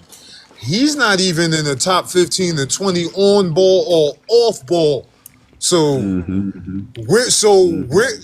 we asked you, when y'all be making these vague statements, where do y'all get this if the NBA site says something totally different? That's why they don't like that NBA app, because that NBA app that gives you all the stats, accolades, achievements, and every advanced stat you want to go to, and it never fits the guys that they be making these cases for. Hey, you know what I noticed though, as we look to wind this show down, you know what I noticed though? A lot of these guys have like what is that syndrome called when guys come back from war? Right? And they hear any loud noise. Oh, yeah. PTSD. When he's on panels, the man has PTSD because as soon as somebody else starts, what are you gonna let me talk, man? Come on, man. I gotta talk, man. Please, man. Calm down, my guy. We gonna let you cook, man. It's not a Zesty Jeffrey Live, but they gotta understand this is a safe haven over here, man. It's okay. It's good. There ain't no right or wrong answers, man. We ain't always gonna barbecue you. We can have a conversation. These dudes got PTSD, man. I don't know what they be going through. Look, man, we can have a conversation. It's just when they get to repeating themselves over and over again and they're not listening to what you're telling them about, that's when I get irritated. It's like, we need to move on the conversation, because now we're just looping around in circles because he refuses to accept the simple point. That's a fact. Well, I think it's... we can't talk to people like that over and over again, because then they just gonna take over the whole live. We can't even get to everybody on the panel now. They couldn't even tell me the defensive scheme that Ty Lue and the Cavs were doing against the Warriors in 2015. They couldn't even tell me the defensive scheme, what their plan was and all that. All they told me, it was an overload. I said, man, it was not overloaded, man. It was not overloaded. As soon as you put the whiteboard up, Lamar, and he was talking about having Draymond in the post, I was like, bro, why is Draymond in the post? Against Prime Braun and Kyrie? How do you overload on the man? What do you, bro?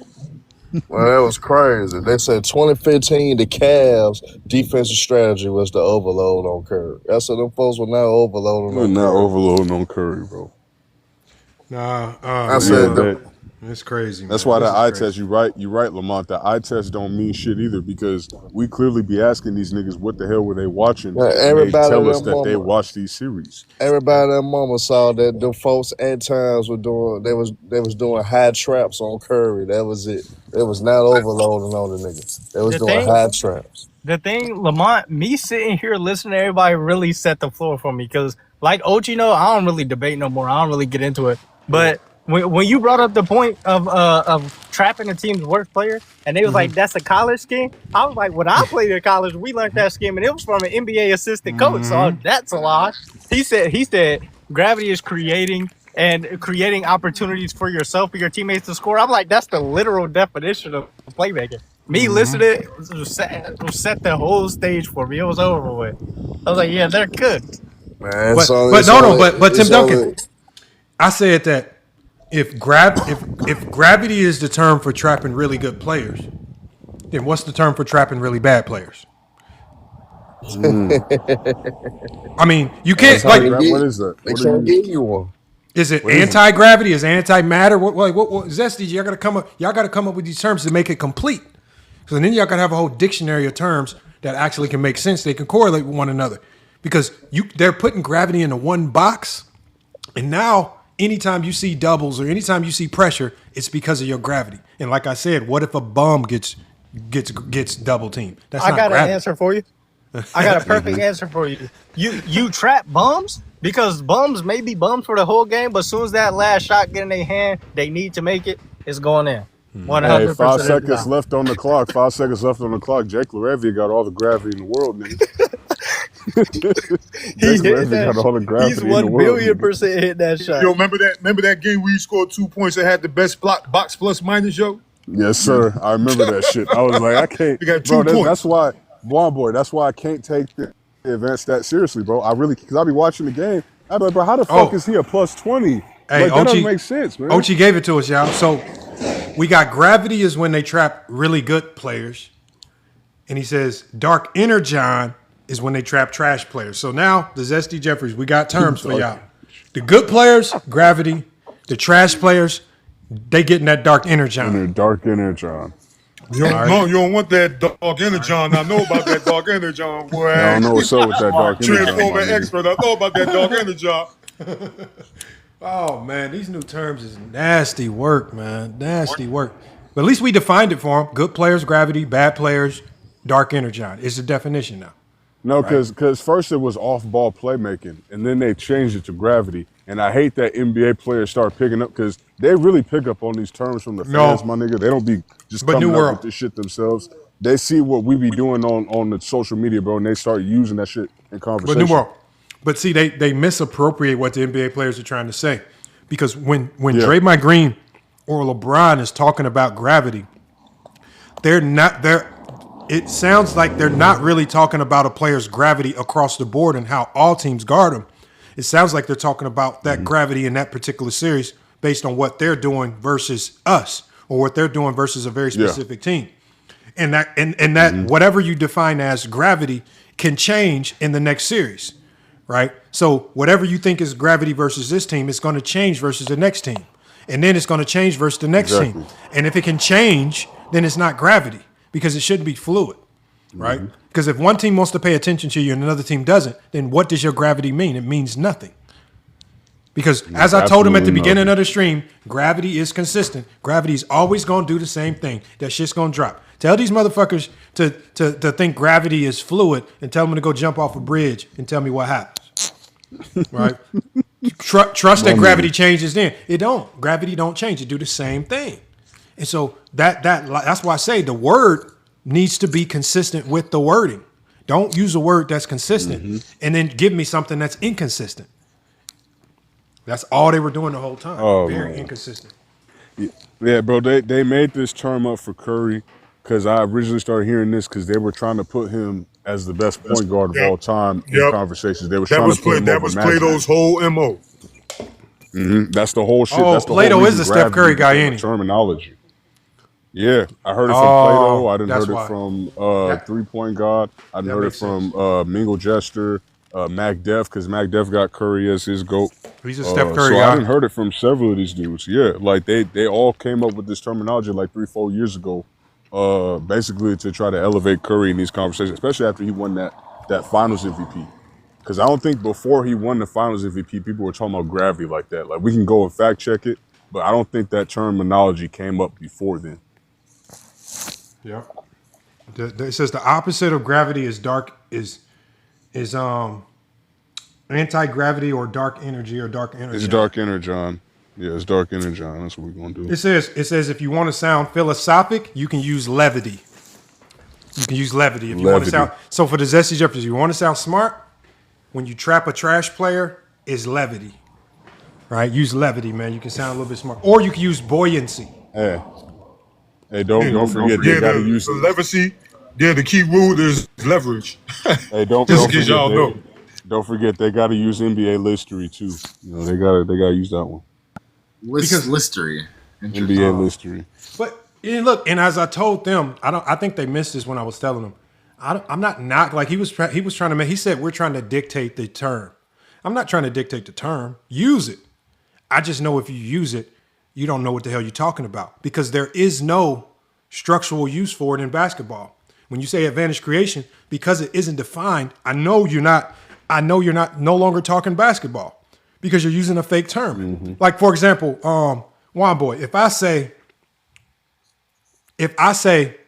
Steph Curry is the greatest post player in NBA history, y'all gonna be like, what are you talking about, FYF? What the fuck but then I say Juan Boy, but then I say, no, to me, post play mean great shooting the ball from deep. Right? If I say that, well, hold on, bro, what are you talking about? It don't mean that. And so they get mad when we take the definition of these words, right? We try to take the definition of these words. We're trying to make it make sense. And I'm trying to give these guys an opportunity to make it make sense. Define it for me. I know that people use it, but define it. And that's the biggest issue. I was waiting for somebody to tell us the difference between advantage creation and playmaking. And they couldn't do it, bro. Like you would be like, that's playmaking. They could be like, no, but it's different. Like, well, how is it different? Like, we need you to explain that. Like, it always stumps them, bro. They can never get past it. Like, they want to tell us about what advantage creation is. They'll be like, whoa, that's just playmaking. The closest we got was them just incorporating scoring, but then Chaz immediately said that Magic Johnson has more advantage creation than Harden. So, but look, Lamont, maybe Vision can tell us. He in the chat. No, Vision won't come up. Vision is unfortunate reality. It sounds to me, he just wants to like have a fake beef, and like I can talk to at least with Chaz to a certain degree because as crazy as he sounds sometimes, at least he's trying to talk basketball, and it's starting to seem like he's getting over this fake beef because I don't have a beef with Chaz. He just thinks that his ego is getting in this too much, and that's all. But Vision, his ego is. Yeah, he ain't really trying to talk basketball. He gonna come up here. He gonna talk about Adriani. He gonna talk about, man, y'all voted, man. Y'all cheated me in the debate, man. And I'm gonna cook y'all. Y'all running for me. I'm like, bro, come on, man. So at least Chaz tried to talk basketball to a certain degree. Again, I disagree with him, but at least he came up here to talk basketball. I mean, I know it doesn't make sense, man, but I guess, man, everybody talks it in their own way. So, hey, salute to Chaz for coming up. This shit though. The only way that's the only way Curry can even break be. Down film, man. You don't know how to break down no damn film. Herm, you already know the reason why they bring this shit up is because it's the only way to put Curry in top 10 conversations. That's the only way. No, if you make some shit up like they do with Jeffrey. Remember, this is getting nasty, man. It's getting nasty with these guys, man. It's getting nasty. Yeah, you killed them yesterday when her. Hey, they hate me with a pass, you know. They hate me with a pass. That's because you don't like Curry, nigga. Nah, it just period. I don't let them lie. Like they was like me and Chad started arguing about the 2015 shit, and they was trying to say Curry just clearly had played LeBron. I was like, no, bro. And he was like, well, look at LeBron's shooting splash. So he had to force the issue. That was the Cleveland Cavaliers' only chance to stand in these games. So he forced the issue more than what he wanted to, but he still was keeping his team at arm's reach. It's just that the talent just was overwhelming. That's all it came down to. The talent was overwhelming because K-Love and Kyrie Irving wasn't there. Hey, remember, you're not gonna get no consistent play from Mozgov and Dellavedova outside of that one game. That shit ain't happening no more. No, that's one. Remember, I had to tell Chaz adjustments on that. I had to tell Chaz the same thing about Bron versus Orlando. I said, first, y'all knock LeBron when he gets passive and he passes to a teammates and relies them to do a little bit more scoring.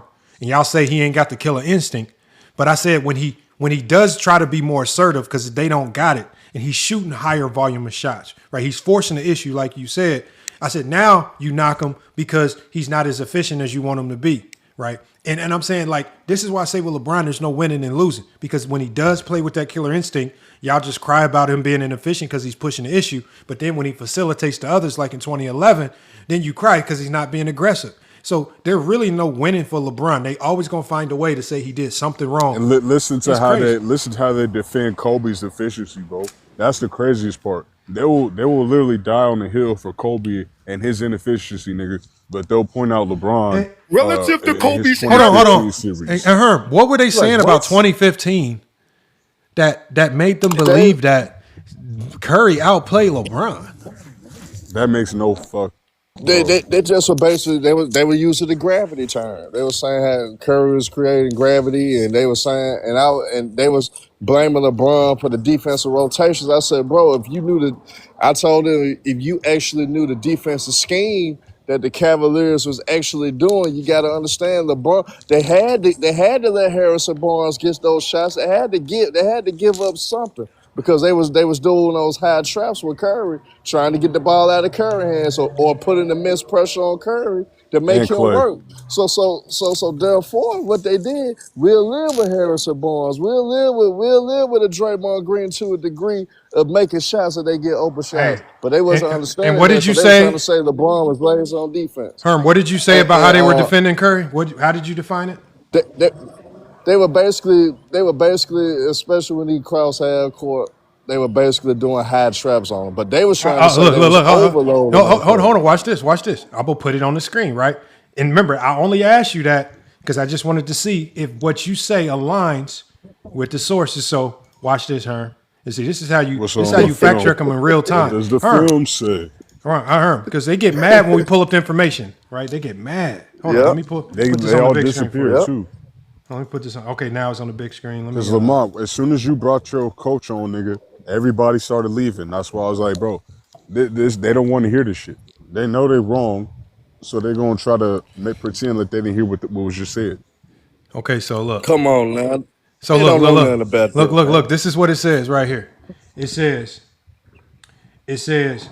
for Steph Curry, hard blitzes, traps, and traps on pick and rolls. It says whenever Steph came off screens, Cleveland aggressively threw two defenders at him, blitzing him and forcing the ball out of his hands. They accepted giving up open shots, as Herm just said, to Draymond, Iguodala, if it meant denying Curry cleanly. And it says right here, extreme ball denial, face guarding. Right, Dellavedova was famously deployed, aggressive full court. Again, this definitely aligns with what Herm was saying. Hard blitzes, traps on the pick and rolls, man. And Curry didn't have a great final series, No, so we could tell I that the told him he Cleveland was strategy inefficient. was actually effective. Because And I Clay told him as he well. was inefficient to a degree. You know Yeah, and what Clay I'm as saying? well, because Clay actually had a worse finals performance than Draymond did in 2020. That gets overlooked with all the Draymond slander. But Draymond was damn near the third best player on this roster outside of Curry and Iguodala. Here, this is the only thing that you can say Curry might have outpaced LeBron in his fourth quarter scoring. Fourth quarter scoring. That's it. I mean, LeBron is exhausted. He's doing both ends. Yep. That's the only thing you can say. Like, we know Bron is gassed out. They said games one we through know, three. We know Curry ain't got shit on Bron defense, though. They said games 1 through 3, Bron is averaging 41, 12, and 8. What the hell? That's insane, bro. What they, bro? At the end of the day, you got to give Steve Kerr and the coaching staff credit for adjusting from games 4 to game 6. By inserting Iggy in the starting lineup, by making things easier for Curry to get easier looks and easier opportunities on the offensive end, the way they was using their bench and using their lineup. And Herm, you just heard how they was up here talking about personnel and the quality of your personnel. It's just so funny when you talk about LeBron. They expect LeBron to match the statistical efficiency of a Steph Curry when he missing Kevin Love and Kyrie Irving, man. Like, it's supposed to be the same. But they was just up here telling us about the quality of the team and the quality of your team makes. Oh man, come on, man. It's a But contradiction every time, bro. That's but why, it like, was not. It whenever was they don't like talking about these final series when we go in depth. They only want to stick to 2011 where they know they actually got something. because I felt Ty Lue had a solid coaching strategy in that series, and LeBron did what he could do, but they only could do so much. And you could clearly see in that game one, if Kyrie Irving would have played the whole series, I think the Cleveland Cavaliers win that championship of 2015 because Well, I he was mean, a you gotta difference you maker gotta in remember that that series, that was in that Kyrie game one. and Kevin Love's both. That was both of their first playoff appearances in their careers. Like, cause Kevin Love ain't made no playoff appearance while he was up in Minnesota. Yeah, but you That know was what, the Herm? first time they went I to the expect playoffs. somebody. What did LeBron average versus Orlando? 30 38 something. points, 38, 38. 8, and 8. And when I was talking to Chaz and LeBron shot 20 of 30 in game one, scored 49 points, and he still said LeBron had a bad game. Once you say that about LeBron, you are now just officially a LeBron James hater. Because I've never like Herm. Like I asked you, Herm, in a basketball game, let's say you in high school, you drop 49 points on 20 or 30 shooting, right? Yep. And you go in the locker room and the coach say you choked the game. Now I'm gonna curse his ass out. Mm-hmm. Me and Coach gonna get into it. I'm We gonna gonna get get into it like a into it. We might level have to coach. fight, nigga. Yeah, it real deal going down in that locker room. It's going down, You must bro. be In out that of your locker room. mind, man. And I went 20 for 30, kept us in the goddamn game, but you still saying I choked? Yeah, we got a problem. And Man. Jordan but those two Jordan free dropped throws that 63 you in the missed in the loss, second quarter. and he did all he could to win. His teammates wasn't that good. They give this nigga all types of excuses, bro. Like, I think what's most unacceptable, fuck the 63-point loss. Like, even then, like, that's kind of understandable because you're going up against a juggernaut team. I don't expect Jeffrey to win. You know, I just give them shit for not winning because they love to give LeBron shit for losing. So You I'm just like, fuck doing it. that to the You know, fans, man. it You is just what punishing it the is. fans. But I think what's really a stand is 95, bro. Like, especially when you see how he choked that game away, bro. You had 2 turnovers in the clutch. And then when you had the last shot, you wide open, nigga. You like 5 feet from the rim, bro. And you passed the ball to Scotty.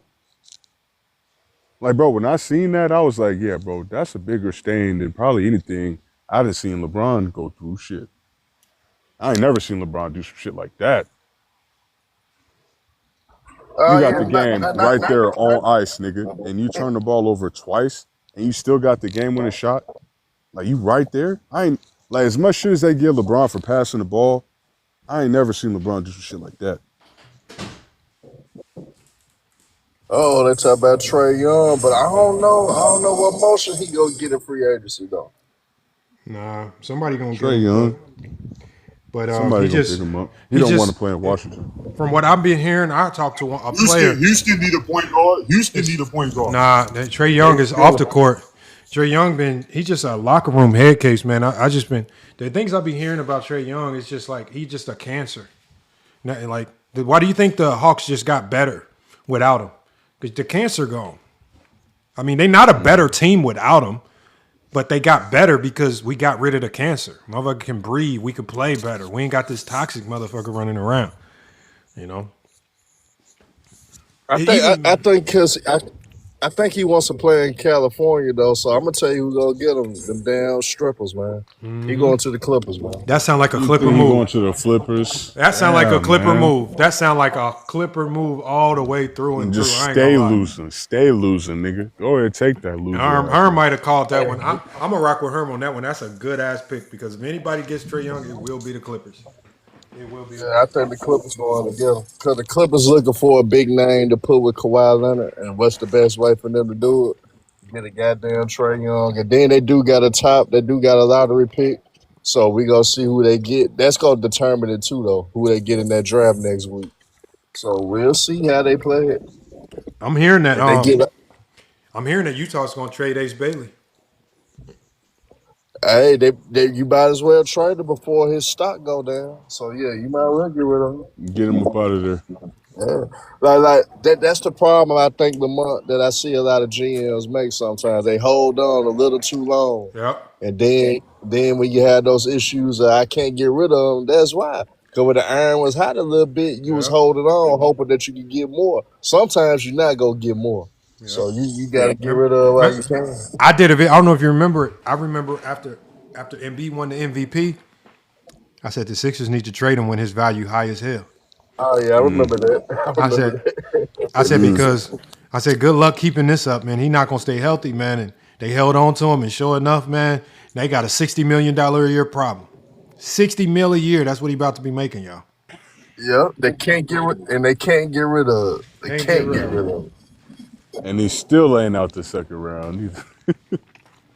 Oh my goodness. They got swept, man. They got fucking swept, bro. Most props to them coming back from 3-1 against Boston, though. Because that was definitely something I don't think anybody expected to happen. Nah, nobody expected that, man. Damn, I got to add Jason Tatum and Jaylen Brown to the list of chokers now. Hell yeah.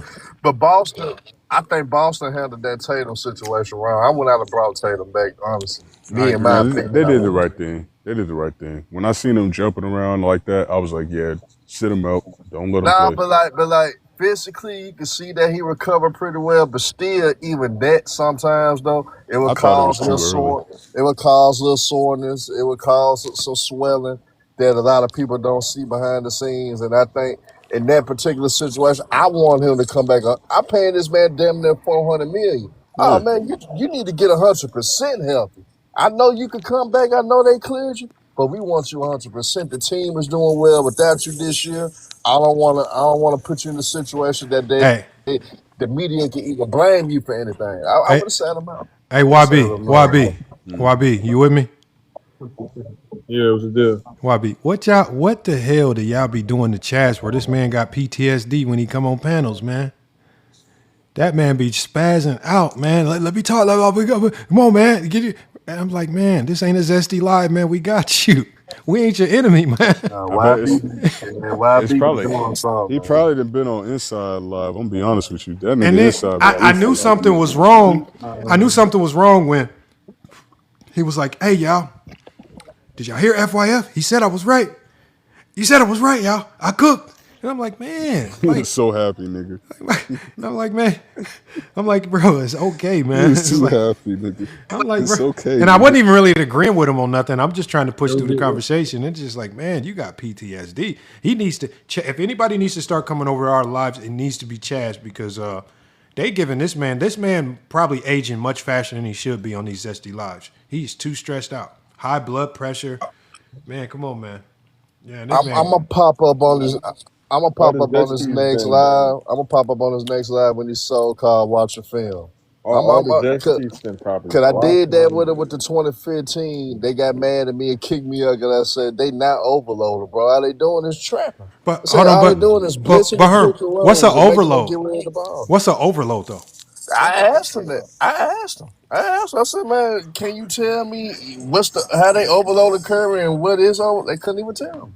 They couldn't even tell me. You can't talk basketball with these people. Because I've been playing. They looking at the game and they don't know what they're watching. They can't break down what. Okay, so this is what an overload. This is what it officially means. All right, I just looked it up, Herm. It says an overload is a team. What? Oh hell no! This is what it means, Herm. Oh hell no! So this is what it means. An overload is a team offensive strategy used primarily to beat zone defenses. It deliberately places more offensive players on one side of the court, 3 or 4 players on the left or right side than there are defenders. By outnumbering the defense on one side, the offense forces the zone to shift, creating gaps, confusion, and open scoring opportunities. So he said that they were. Even a defensive strategy. It's not even a defensive strategy. What the fuck? Whoa, you niggas are zesty. I told you. I don't be Lamar, I'm not a coach, so I'm not gonna know this type of shit. I don't be intentionally trying to look this shit up. Hold on, Herm. I gotta put this on the big screen, Herm. Herm, I need you to screenshot this, Herm. And you gotta screenshot this, Herm. You gotta screenshot this and take this back up. Bro. Herm, I told you, Herm, because it confused me because you were using it for defense, right? So I'm thinking what the hell is over? Like I've heard of overload on offense, but I didn't immediately click because I'm thinking like, Okay, defense overload. Like, But what are that's we what I talking told about? Chad. I told Chaz it's an offense. It's an offensive adjustment. I said it's nothing to do with defense. And I said, and Cleveland did not play zone against the damn Warriors. You gonna get killed if you play zone against Golden State. Hold on, let me send this to the Get I mean, frame. because killed if you how do play you Look, how zone do you against beat the Golden State. zone with elite screenshot this defense? because That's why I asked, how do you overload on D? That's why I'm I finna asked, how you screenshot overload? this shit now. okay, There you so go. Herm. An overload is a team offensive strategy, and it involves deliberately. This is what it is, and it talks about the setup, forcing the shift, quick passing. It says common overload options: the high-low pass, the kick-out three, the skip pass. This is what it is, man. It is nothing to do with defense, man. Oh, so it's just basic shit.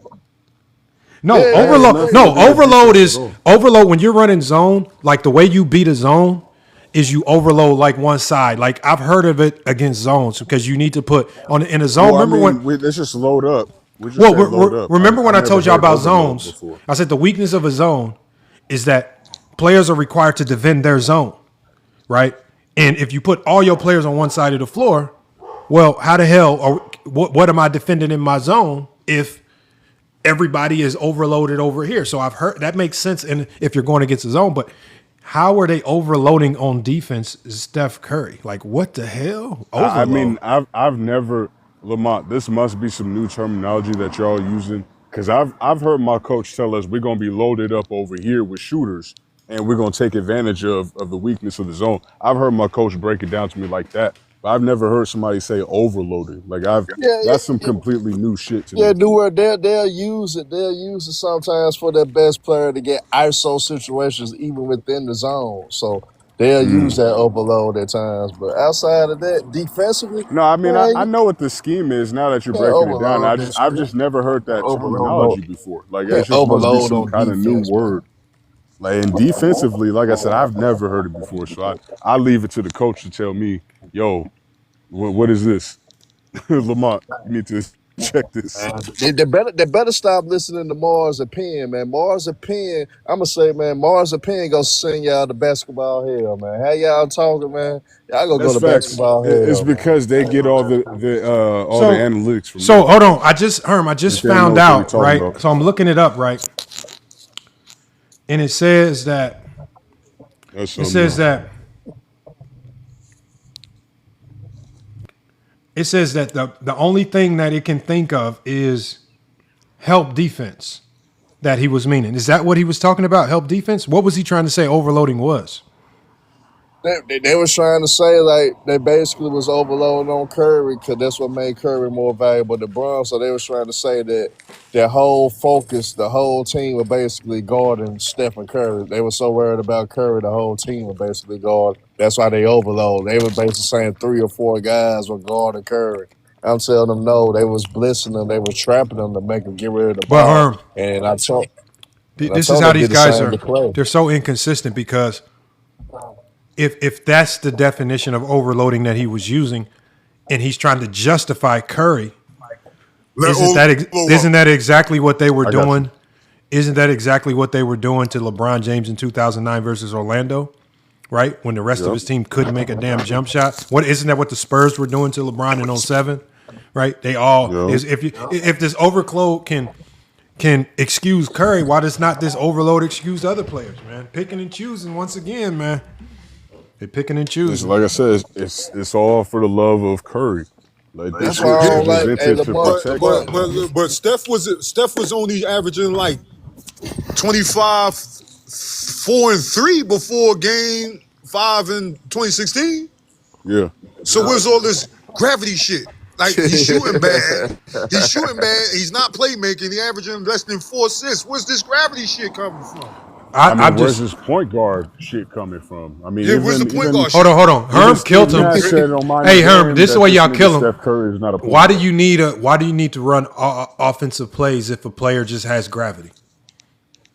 If he What has is? gravity, he should Yup. be able to take Yup. advantage. He should be an advantage creator, Lamont. If he I'm has saying gravity, he should know how to if he take got advantage gravity and the and know how defense to is just going to utilize the warp advantage. and Chaz kept saying create angles just because they're really good at basketball, then why do you need a coach running plays? All these intricate plays that they spend hours learning.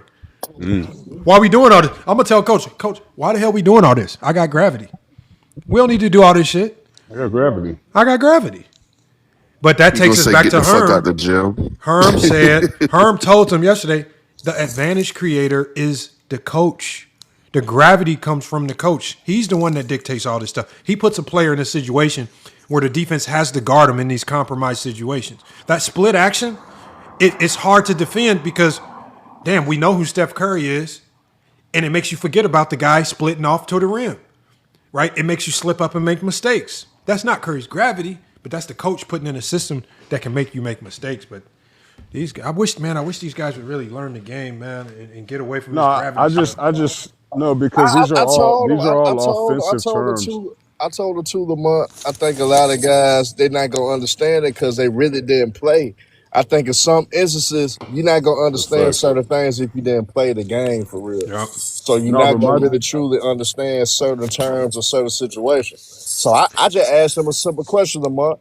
Because I know if I ask you, Lamont, you gonna tell me what an X out is on defense. They can't explain shit like that to me.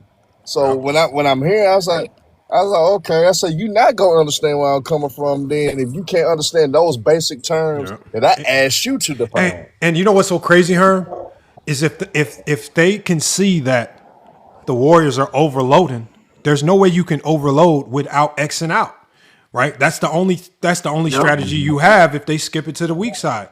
And so the fact that you don't know what an X out is, but they're overloading tells us your eye test is in the garbage can, right? That tells us your eye test is trash because those two things go hand in hand. If they're overloaded, the only way you can recover on the weak side on skips is with X outs. That's the best way to do it, and that just tells you their eye test is in the garbage can, man. They say a whole bunch of they shotgun a lot of stuff, man. That means nothing, man. That's why I let Chaz talk, man. I wish he just said something more meaningful.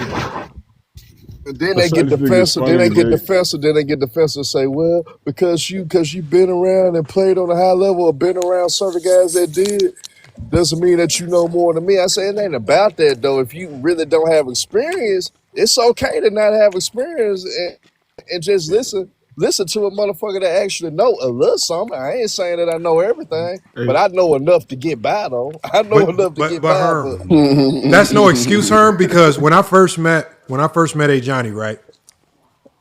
Johnny, he loves the game of basketball, but he wasn't like an elite student of the game. When I knew he was becoming, I was listening to one of his shows, man. This motherfucker started saying some shit that motherfucker only a coach would know or some shit. I'm like, where the hell? That's when I was like, oh, this motherfucker must be studying. That motherfucker is armed and prepared for these SD Jeffries because he been watching a lot of basketball. I said, no, it's not watching basketball. The stuff that this nigga gets prepared. When he starts, he was saying some stuff, Herm, about defense. Like when he was talking, this is around the time when he was on that Anthony Davis thing. And the only reason why I wasn't giving much pushback is because I'm like, he been researching some stuff that only coaches would know and say. And that's why I left it alone because I said he'd been doing his research. And he really started breaking down the drop coverages and what the do's and the don'ts and how Anthony Davis is. Oh, man, once he starts saying that, I was like, bro, I said, that's why you got to respect him because he really studying. He ain't coming out pretending. Like, he didn't come out with a whole bunch of fake drop coverage talk. He went and studied some stuff and came back. Film on for these niggas, too. That's the funny part. Oh, my God, man. I said, man. Bro, there was a whole ass civil war, him and B. Lee arguing, nigga, every Sunday because he can't get over this always disabled shit. Shit was funny as hell. That shit was funny as hell. Oh, that was funny, man. Nah, salute to A. Johnny, man. That man's a real basketball fan. That man flew across the country just to go to the parade. Hopefully he didn't get stomped out for wearing that LeBron t-shirt. So, hopefully he made it out the door. I pray for him. His wife may have got him some passes, man, because she in New York through and through, so she may have got him out of there, man.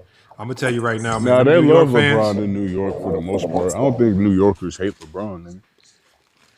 They might. He definitely wasn't wearing no Miami Heat. He definitely didn't wear a Miami Heat jersey for sure.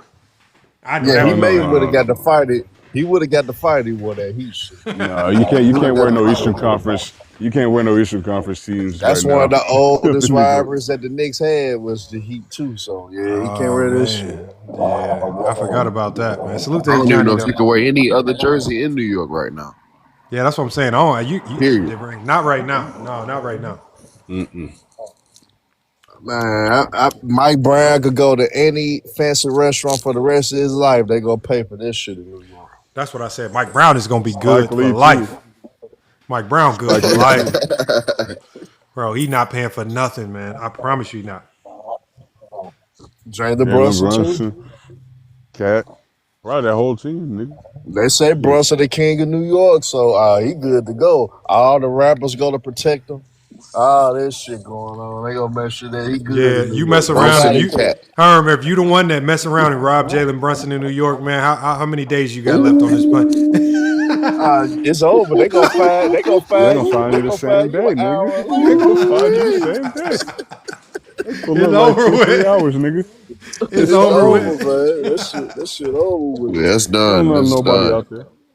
You got to Yeah, move to that's a a different country, or different, that's a done or deal, California man. or somewhere. That's a done deal to New It's York over. now. All the hood folks, all the rappers, all of them gonna protect You got to Brunson. Man, it's move right over. then after you do it.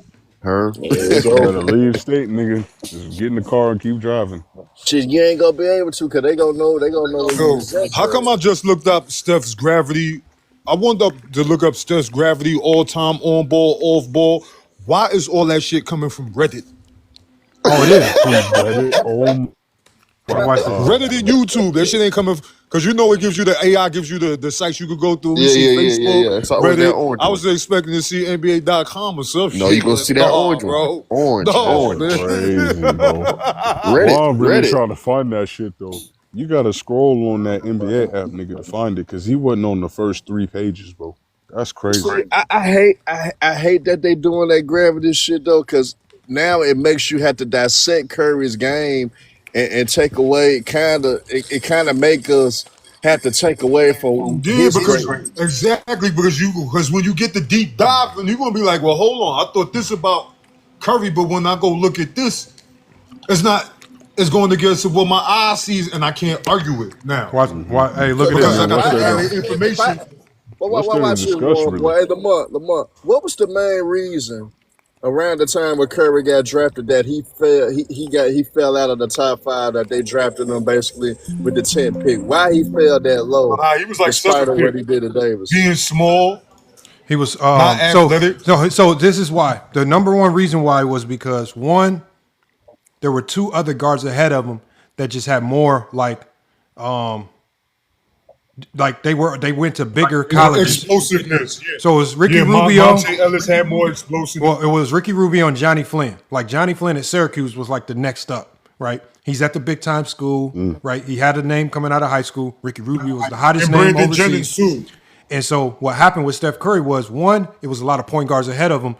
They might not have been better. And two, the way Steph Curry played, y'all, I'm telling y'all, Steph Curry in college, y'all, the man played like a video game. It's not real basketball the way he played. And so it was just hard for people to believe you can come to the NBA and do that. And I get GMs, like, because there was really only one team in college basketball that ever stopped Steph Curry. That was Purdue University, right? The Chris Kramer put the clamps on this man, clamp down. But outside of that, Steph Curry, that man was a cheat code. He was a fake. That's why I say there's no gravity for Steph Curry because it doesn't matter what you do. The man just makes bad shots. I don't care what you do. Steph Curry he's going to, like, good luck trying to stop him. He's going to make bad shots. If he catches fire, like, especially when he was in his prime, 2015, 20 odd, bro, man, what is you going to do? Like, he's shooting damn near from half court. He's laughing. He's jumping around, dancing. Yes. Steve Kerr, every time he shoots, he's putting his hands on his head like, no. And then it goes in. They He's like, knocking him over. They pushing him to the ground. They're doing everything. like, they and he's can. still They're hitting trying to get shots. in his His own coach didn't even believe in the shots he was taking. And y'all expect the other team supposed to stop this? Like, you can't do nothing with the shots. Y'all, they acting like he's taking good quality shots. This man is taking horrendous shots, making them. There's nothing a defense can do. That's not gravity. That's just an elite score. That's all it is. That's There's an no elite scorer. gravity. He's just an elite scorer. Like, these dudes make incredible shots, and we talking about, oh, it's the gravity. There's nothing you can do, man. What are you talking There's about? Just nothing about Steph gravity. Curry's shooting that far out because he can shoot that far out. Y'all just ain't seen somebody who can do it. So, I mean, come on, y'all. But hold on, look at this right here. Then Curry. Yeah. I'm going to put this on the front. Watch this. I want y'all to screenshot this as well. This is where gravity I love that research. originated from. The term gravity first entered widespread basketball vocabulary through analytic blogs, prominent basketball writers, and fan forums like Reddit on our NBA. Fan forms like what? They go low. What's up, low? I can see the Lamont clip now. NBA fans loosely use the term gravity to sound smart in these basketball conversations. When we take a deep dive, deep dive into Google, we can simply see that it is a term that was used from Reddit. It has no Damn. Yeah, I heard Low been getting cooked on some of his dumb ass takes recently. Damn, you said that while Low up here watching this, bro. Low is watching. He knew I don't give a fuck. No, he literally posted a video. I just got Damn, finished Low, watching it earlier on putting you on YouTube. blast while you up here, dog. No, you can come on up here. Hold on. Hold on. Give me the come up, man. Hold on. Give me the take. What did Low? Low don't get cooked too often, man. Low don't get cooked too often. He posted a video on YouTube, Lamont. You got to watch it. Hold on. He talking about how people were cooking him on some of his Twitter takes that he had. Like what? Like what? No, take? Low, my God. Give me a take. Yeah. Nigga, I'm high, nigga. I'm not trying to go recall all that bullshit. You got to pull the shit up on Come the up, internet. Low. It's on YouTube. Low keep popping up at the bottom, but he ain't requesting. He said he got cooked by Kevin Durant. Nah. Yeah, that was like 4 years ago. No, that was like that wasn't Durant cooked. They was had just said disagreeing. for a I don't minute think that ago. was cooked. They was just disagreeing on something. No, it was recent. I think that was Low old. contributed- That's like that was Low Twitter. That's back. Low contributed to these terms to a degree too, though. He has. That player's choice. Well, everybody that running that shit was Mars used to say that gravity shit first. all them advanced analytics that these niggas glaze, the PER, the motherfucking VORP, all that bullshit. That's where they all. Okay, hold on, y'all. ESPN wrote an article in 2014. It says explaining gravity. Okay, so I'm gonna read it, y'all. So because none of 12 years ago. Yes, so nobody came up here. So this is the most elaborate definition that I found. This is on ESPN. It says gravity. It says what has gravity. So it does agree with us. It says every offensive player has gravity, right? But not all players have the same gravity. We do agree there, right? That's why it's meaningless. Yeah, it's measurable. Yeah, if everybody has it, but then I mean, even then, it's like, right? But So how it do you says- measure it though? Like So that's this the is thing. The NBA hold has on. their own measurement of what This gravity is what it says though. This is the nasty part. It says more on that in a second. Get 'em. But it said in basketball, the most important aspect of gravity is that the basketball has gravity because of the need to pressure the ball handler and keep him from getting wide open shots. Now, remember what I told y'all earlier. Defenses don't care about the name on your jersey. If you notice in this explanation of gravity, it just says, this is because of the need to pressure the ball handler and to keep him from getting into the paint or getting a wide open shot. And it says, and the basket, it also says, the basket has gravity. It says, think about all these things have gravity. The basket has gravity. The ball has gravity. Right? And it says, it says, since the highest percentage of shots tend to be taken from close range. So it says, what determines a player's gravity? It says, more than anything else, the primary factor determining a player's gravity is their shooting ability. Defenders can stray. It says defenders can't stray from Kyle Korver lest they give up an open shot. And then they get chewed out by the coach. It says against weaker shooters, defenders can cheat a little, an extra step toward the ball in the paint, making it easier for them to offer help to teammates. This is crucially, though gravity is contextual, shooting ability is the most important when players are off the ball. This is when the ball is in their hands, their ability to drive and make plays for their teammates becomes paramount factors. This is considered the difference in how players like Tony Parker is defended with and without the ball. And location on the court matters. Put a back to the basket specialist with limited range has almost no gravity when he plays on the perimeter, but high gravity inside the paint because of the threat he poses on the offensive glass. So think about this, y'all.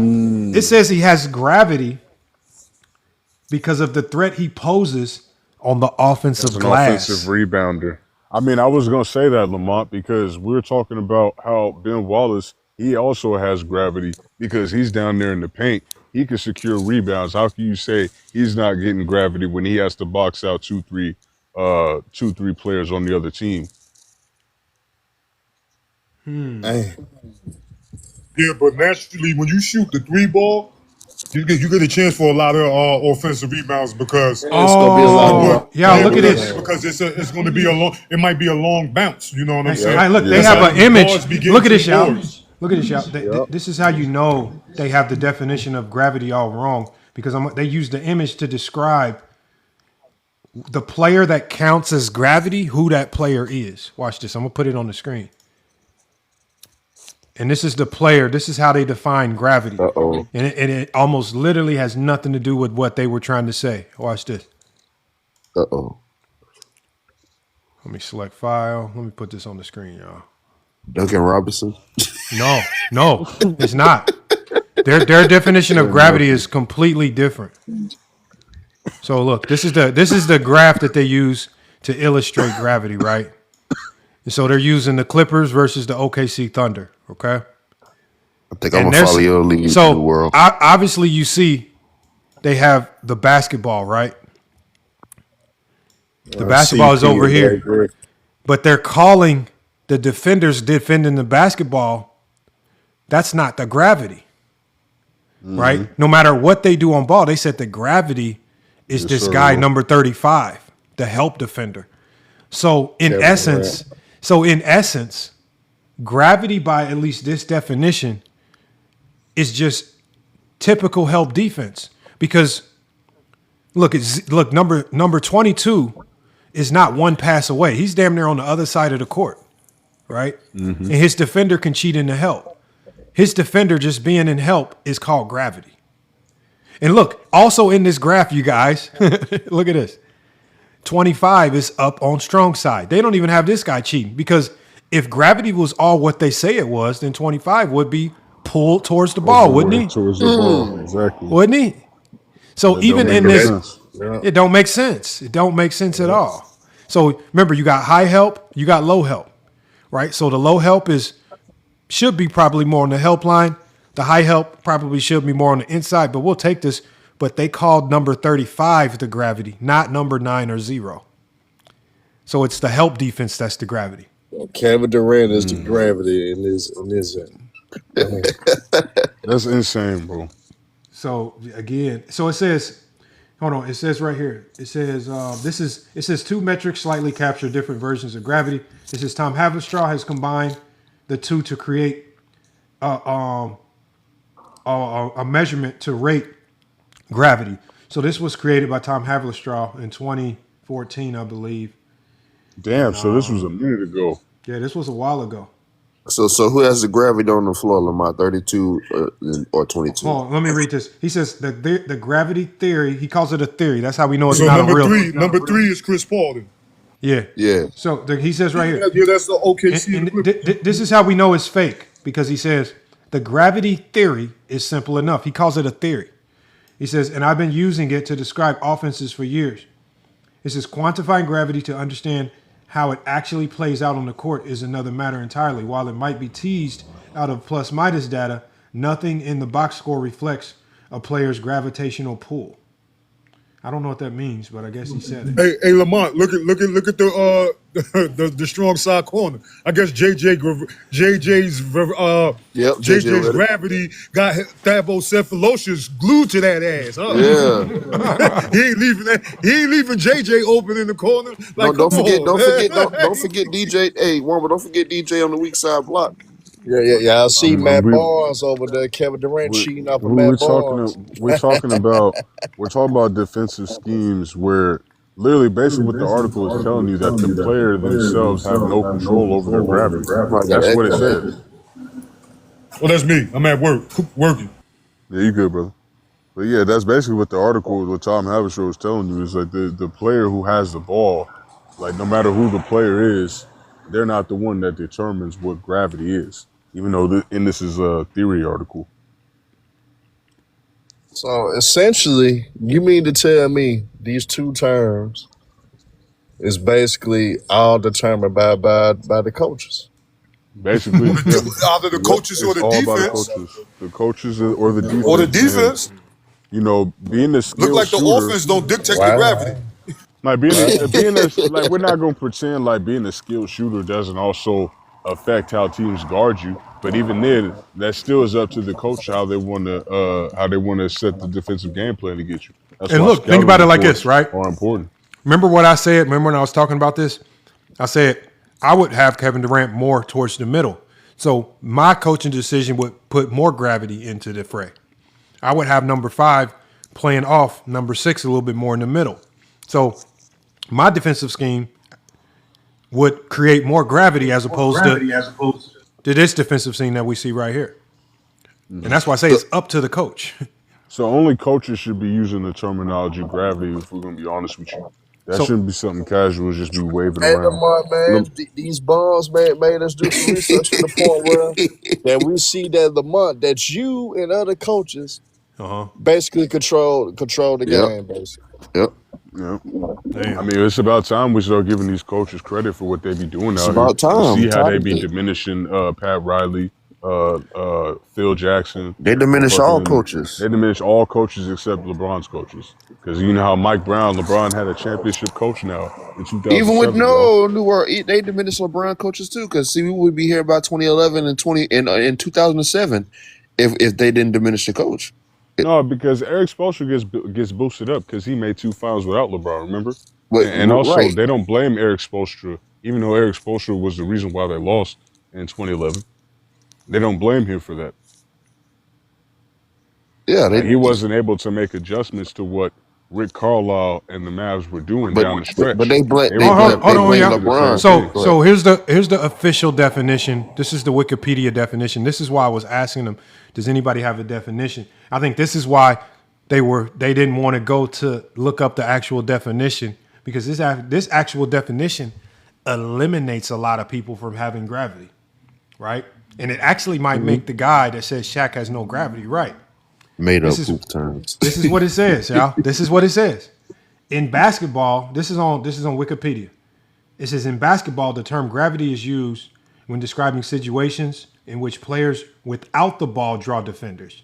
So the term on Wikipedia refers to anybody without the ball, and it says simply as a result of their shooting ability being a known threat. This in turn helps teammates access more open shot opportunities themselves. As the offensive player is deemed to be a threat by the defending team, the defense collapses in on the player. Hence, the player is described as having gravity. So by this definition of gravity, y'all, it only applies to players that are good at shooting the basketball. So Shaq has no gravity. Steph Curry. Shaq has no gravity. And it's You an can see why off ball. Duncan But it Robinson- shouldn't be used, but because we've seen how he was guarded, especially in the playoffs. So the gravity is irrelevant then. Because what does Shaq have when he getting double and triple in the early 2000s? But they're saying that this doesn't have anything to do with double or triple team. This only has something to do with your ability to shoot the ball and defenders' ability to stay closer to, like being forced to stay closer to you. So remember, they try to make gravity seem like this is why they never had a good definition. because they try to make gravity seem like you're just getting doubled and triple teamed all the time. Yep. I'm like, And guys man, getting open. and but this definition says it's just about how teams defend you when you don't have the basketball. So that's why Duncan Robinson was number one on that stat. That's why he's number one in the stat, because teams just have to. It's not that they have to flood a whole bunch of defenders your way. Yep. They just have to stay. On you all the they time. have to stay. Remember we were watching the game where we watched those like Draymond and those guys get quick threes off. Maybe and Duncan is a quick release shooter. So staying closer to him is probably going to be a little bit better, because on the catch he's just going to let it fly, and your closeout probably won't mean nothing. It won't Clay mean is the nothing. same way. Don't mean nothing. These dudes is automatic. Yeah. So Reddy had more gravity than Blake Griffin then. What about that on-ball gravity stat that we saw?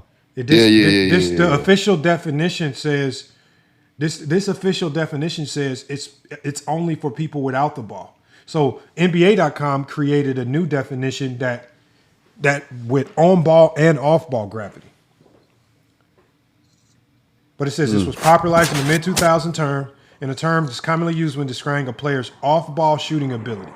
This is a term gained popularity as Steph Curry and the Golden State Warriors began to develop into an MVP caliber player, helping establish the Warriors as a dynasty.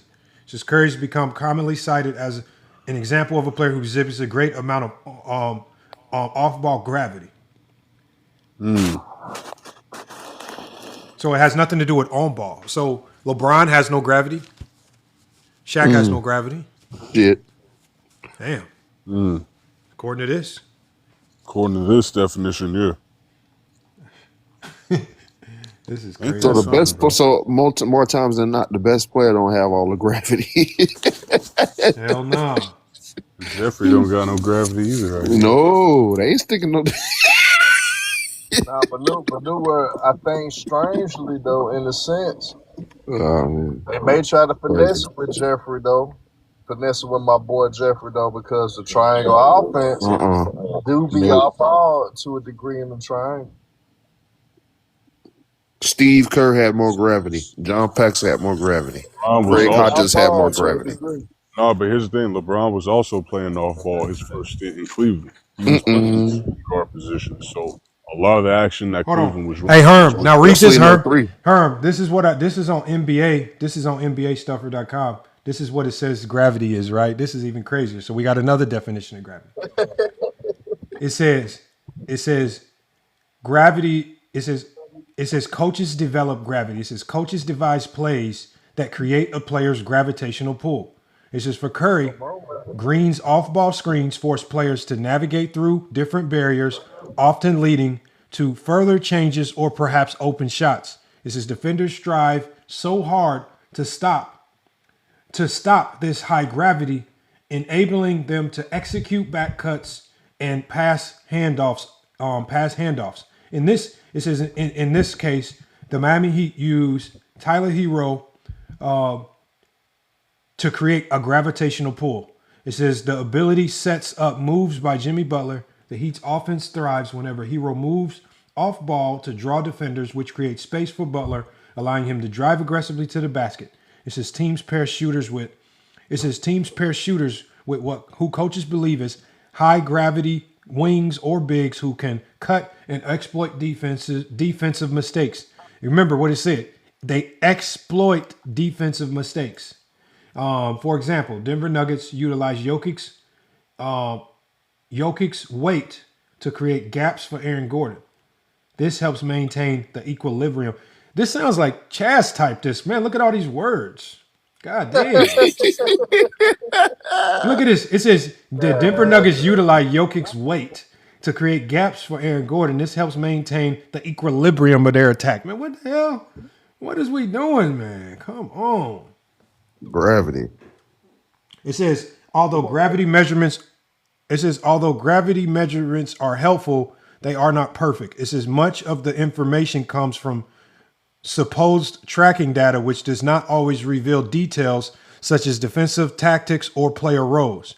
A player's low gravity number doesn't mean they aren't helpful. Rudy Gobert, for example, has a very low gravity when he's not on the ball, but he's great on defense. Additionally, metrics struggle to account for factors such as passing, or making plays, which can indirectly create space. Players like DeMar DeRozan showed in 24-25 season that scoring from the mid-range can draw defenders, but gravity scores may not give him enough credit. It says new statistics are being considered. It says new statistics are being Wait, considered. so it's saying that gravity has nothing to do with playmaking, Lamont. Well, it's I saying want you right to here. read that again. Yeah, it's saying that's what it says. Because it's saying right here at the end. So all the it says new so statistics are all these being Curry considered fans, the playmaking effect, Mhm. but it says there are still some gaps. It says awareness of the boundaries help teams utilize gravity as a part of the larger problem they are trying to solve. They're saying it's a very incomplete measurement. Interesting. It just shows, man. It just shows that with these terms they use them, man, they really exposing the importance of coaching. That's all it really boiled down to. Hey, look, I'm gonna share the screen. Look at one of the sources it has for gravity, y'all. This is funny as hell. Oh man. This how you know he made it, man.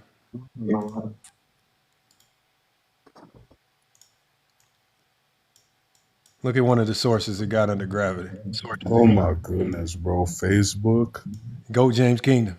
Go James Kingdom. This motherfucker. Oh my goodness. Well, they got a Johnny before he got FYF Sports, man. That's crazy. Sports Hive. Request up, man. Ain't that some shit? Sports he had to go get some information to cook us off TikTok. I mean, off of Twitter. On Twitter, yeah. He said, "I'm gonna go to Twitter. I'm gonna be back. I got y'all. I don't like how y'all did us on gravity. He got some Twitter information.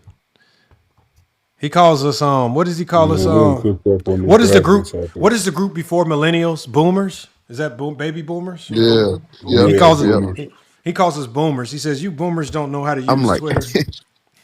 I wasn't born in the 60s, bro. I'm like, damn, bro, I'm not a boomer. God damn. I'm not a boomer. Damn. I said, I might be a millennial, but I'm definitely not a boomer. They can't count. Nothing. The Zesties can't count. They can't count past 6. That's why. Oh, he don't even know what a boomer is. He just saying that because. Salute to Sports Hive, though. You know what I respect about Sports Hive? Sports Hive is like the white Herm, right? He's like the white Herm. Hey, Herm. I went into Sports Hive stream one day. This is what this fool say to me, Herm. He said, this is me up on the panel, not in the chat. I come up on the panel. Oh, OG got the clip. Got the clip. This is how he introduced himself. Hey, FYF, we were just talking shit about you. I'm like, what the? Send me the link, Ochi, to that video. I said, Sports Hive, what kind of introduction is that, man? You just putting it out there. He's like, yeah, we were just killing you, man. We just cooking you, man. I was like, damn. Oh man, that's what I say. I can't never be mad at Sports Hive, man. Sports Hive be cracking. It's me like up. an accomplishment to cook you, I guess. No, not cooking me. He said we were just talking shit about you. I'm talking about. I don't know what I did. I haven't been going live in a week. I don't know what I said or did. He's like, yeah, we was just talking shit, man. He just invites you. He don't hide from it. He just tell you straight up. Man, I bet his girlfriend hate him. He probably tell her every time she gained 2 pounds. Oh man, she gained 2 pounds. Oh, you getting fat. He don't waste no time. You getting fat. You gained 2 pounds. Oh, you look like you getting fat, man. Just heard it. You've been eating a lot lately. So you eating that ice cream a little bit too late at night. Sports Hive got no filter, man. That's why I say he's like, those are the two that need to do a show together. Sports Hive and her. Oh my God. And they're both Kobe fans too. Look how that correlate. They're both Kobe fans. But I'm not a Kobe. But I'm not a Kobe guy though. I just speak up for him better than them other niggas though. I just take up for him though. That's all. Yeah, Herm find a player. Herm find a player that's getting picked on the most at the moment and defend him just to piss people off. Yeah, that's all Rashad McCants. That's all Memphis Rashad McCants. Hey Oh man, my we god. always go for the underdog. Hey Lamar, I was like, I'm gonna compare it to like the school. You know how the bullies be fucking with folks all the time. I'm a type of dude like, man, fuck that. We gonna get the bully out the way earlier in the year. We not even gonna waste no more time. Let's whoop this bully ass Oh and get rid of man. him so we won't bully nobody else, man. We ain't Oh finna play my around. god. That's the approach I take with it, man. I don't like bullies. I don't like people bullying players, man. Kobe, man, I wish they would have cooked his ass when he was alive. I probably wouldn't defend him as much. But man, that nigga gone. Let that nigga rest in peace, man. Let that man rest in peace. But it do be a lot of the Kobe fans' fault that really that's uneducated about the game of basketball fault. But you know, at the same time though, damn, I don't like seeing a dead man constantly get cooked though. I don't like I it. No, just but think here's the that thing, Herm. I We think if they wouldn't didn't have lie to about cook him. Kobe. Yeah, exactly. It's We the wouldn't fan. have to cook this man if they didn't It's the constantly fan. lie about his career or bring him up in conversations he shouldn't be in. Like if you have an inkling that Kobe should be in the top 5, bro, you deserve to be cooked. Like you You deserve got to it. realize Kobe fans are emotion driven. So every take that they have for Kobe is full of emotions. It's full of emotion. That's why No, you have no to cook objective them stuff. because they have to learn better. Yep. You got to teach them. Oh man. Well, at Yeah, least I didn't have they to. don't know how to embrace his career like that, man. They don't know how to really truly embrace his career and what he endured and what he overcame. Just leave it at that. You know what I'm saying? You ain't gotta get into that top 5 shit. Because unfortunately, he lost 2-3 years that most of the people that consider in the top 5 didn't have to go through. So Kobe got out to a bad start in his career because of lack of opportunity. They got to accept it. It is what it is. Hmm It That's is just what it part of is. it. But for him to still get 30K points despite of, that's how you should highlight it. Like despite of that nigga still was to get 30 plus thousand points. That's I great mean, for a the problem, Herm, is that nigga. people think it's offensive to have Kobe anywhere range from 8 to like 11 or 12. Like they think that's It's not offensive, bro. though. It's Out of not. the It's not thousands of though. people who have played in the NBA, bro, like there's been over what, like over 4,000, 5,000 players that played NBA. Like nigga, you're in the top 1%. Just because you're 12, nigga, like that doesn't mean you're not an all-time great No, they player. want him to be up with them big dogs, LeBron and Russell and Jordan, them Kareem. He not there, bro. It is End of what it is. Like he's the, still great. yeah, end of the day, the crew that he belongs in, Kobe, Shaq, and Duncan, those 3 should be closely linked together no matter what. Nah, they should though, because You just had to throw Duncan in there. I agree with now, that. I agree with that. now That those Herm is Well, I 3 right. mean, should I belong in kind the of agree same room. because they do match each other in the defensive achievements. Even if Kobe's are a little Yeah, fraudulent, like it 12 to 15. is what it is. He got them on paper, so Now those 3 kind of belong together to me though. Like if you doing the they top they 10, do kind of belong together. I think those 3 should correlate close together in anybody's top 10 or 12. I'm gonna say top 12 players of all time. Those 3 should be Yeah, closely linked together within that. and Kobe's like the gatekeeper for the top 10. If your career is not better than Kobe's, you can't be in the top 10. You just can't. Yep. Like I tell Curry fans, I asked the Curry fan, I said, "Are you willing to put Stephen Curry over? How y'all speaking about him? Are y'all willing to put Curry over Kobe?" Yeah, I if am. you don't got Curry over Kobe, then we shouldn't even be having a conversation about where Curry's at all time. Hey y'all, we got to shut it down, y'all. We going on. We done messed with Zesties for almost 7 hours, man. This might be the longest It's TikTok I've 3 ever. a.m. over here on the east side. It's Yeah, it's crazy. cooking. I can't believe I'm lying this lie. And I tried, y'all. I promise y'all. I don't be trying to kick these guys. I wasn't trying to kick Chaz, but man, these dudes got so much PTSD. They just think that they think that we gonna kick them and not let them talk. And it's just like, my guy, man.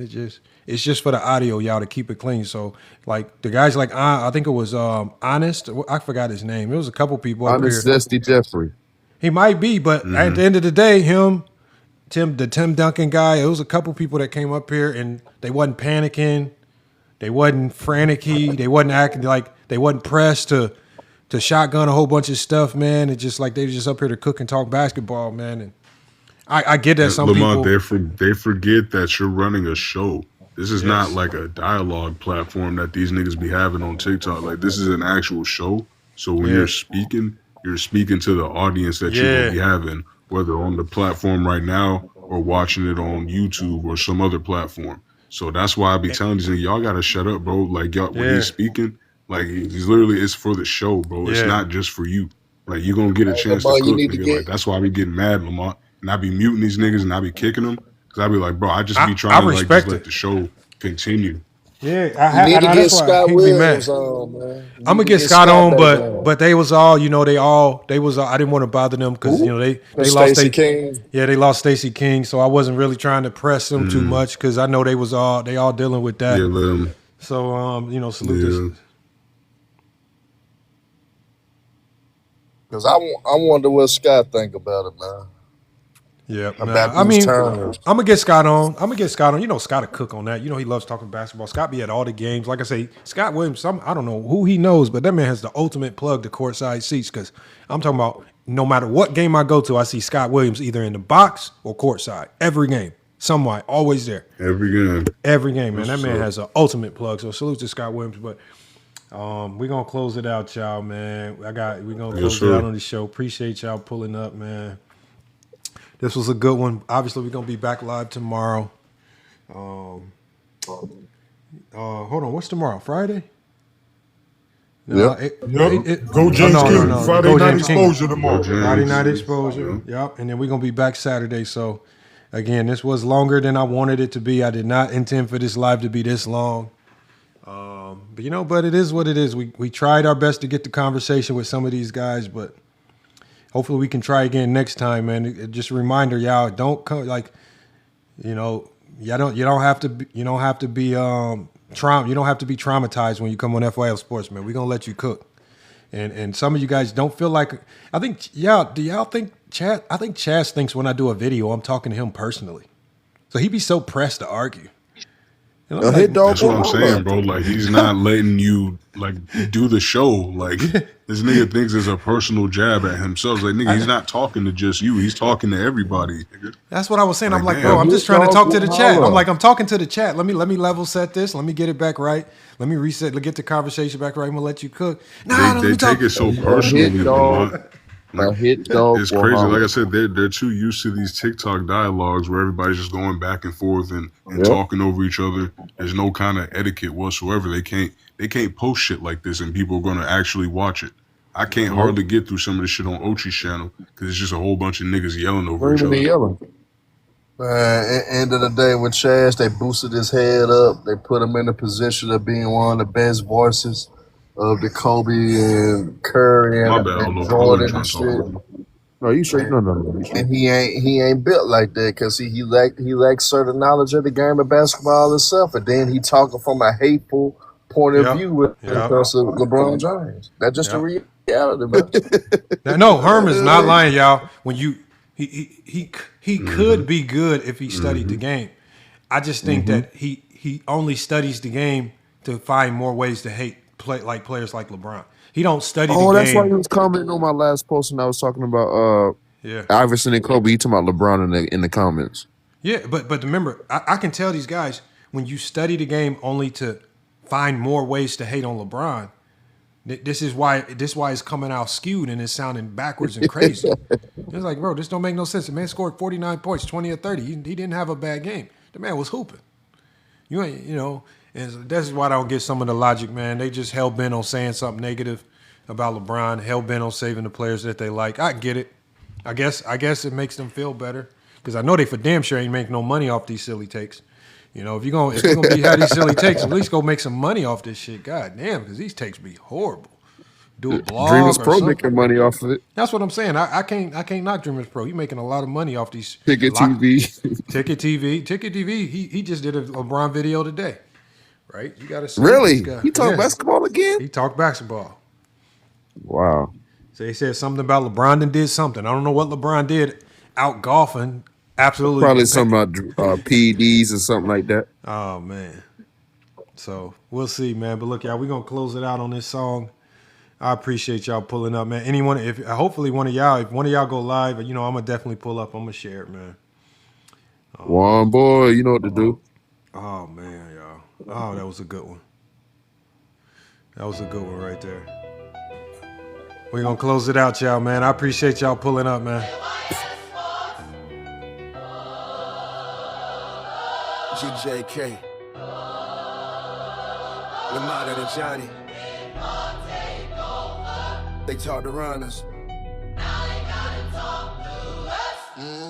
We in standard now, they gotta face that. Whole out watching when the room go live. They talk about us, we talk basketball. That's why the real ones know the difference in time. FYF pressure, GJK flame. 2 brands linked in the space ain't the same. Pretenders get pushed out the conversation. If the logic don't stand, it can't stay in rotation. Baby, whole panels off our days in reaction. We build the platform off facts and tracks. They wait for the live, then remix the topic. We press the issue to the face off stock. We Lima bring the audit, every claim get weighed. No self protection when the myth get played. A Johnny step in, make the room sit straight. Don't crime when the facts start touching that plate. They say they hate us, but they clocking early. Front row seats with the comments, real word. If we don't go live, they won't go quiet. No new angles, no motion, no riot. Bad ain't hate, that's dependency showing. We set the current, they swim where it's flowing. Whole lab learning what pressure look like. When real hoop talk start cutting through hype. Stand on your tape. Stand on your tape. Spin on your word. Stand on your word. If it don't travel, If it don't travel, it don't get hurt. it don't get hurt. No fake standards. No fake standards. No borrowed clout. No borrowed clout. FYF and Keenan. FYF and Keenan. Clearing them out.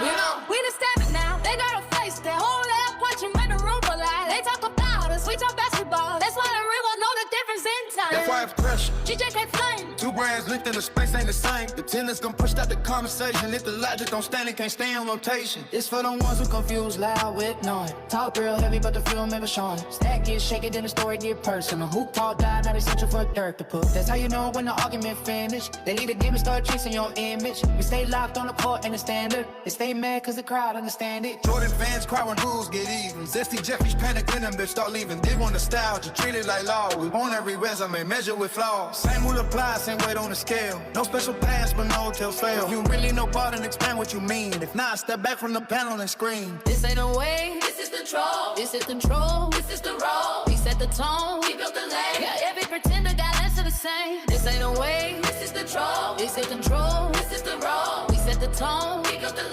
Yeah, every pretender got answer the same. Over 100 on both sides moving. They call it luck cause the growth keep proving. TikTok take over, the room getting larger. FYF Cold Kingdom hit hard. One side logic, one side blade. Same mission when the back deck fade. No more hiding behind orange slogans. No more fake wins from moves with no motion. They wanted a space where the lives felt safe. Then we walked in and changed. FYF caution. GJK flame. 2 brands linked in the space that's the same. Pretend they can push out the conversation. If a logic don't stand, it can't stay in rotation. FYF caution. GJK flame. 2 brands linked in the space that's the same. Pretenders can push out the conversation. If a logic don't stand, it can't stay in rotation. Hey, oh, hey. FYF courtroom. Get up and holiday.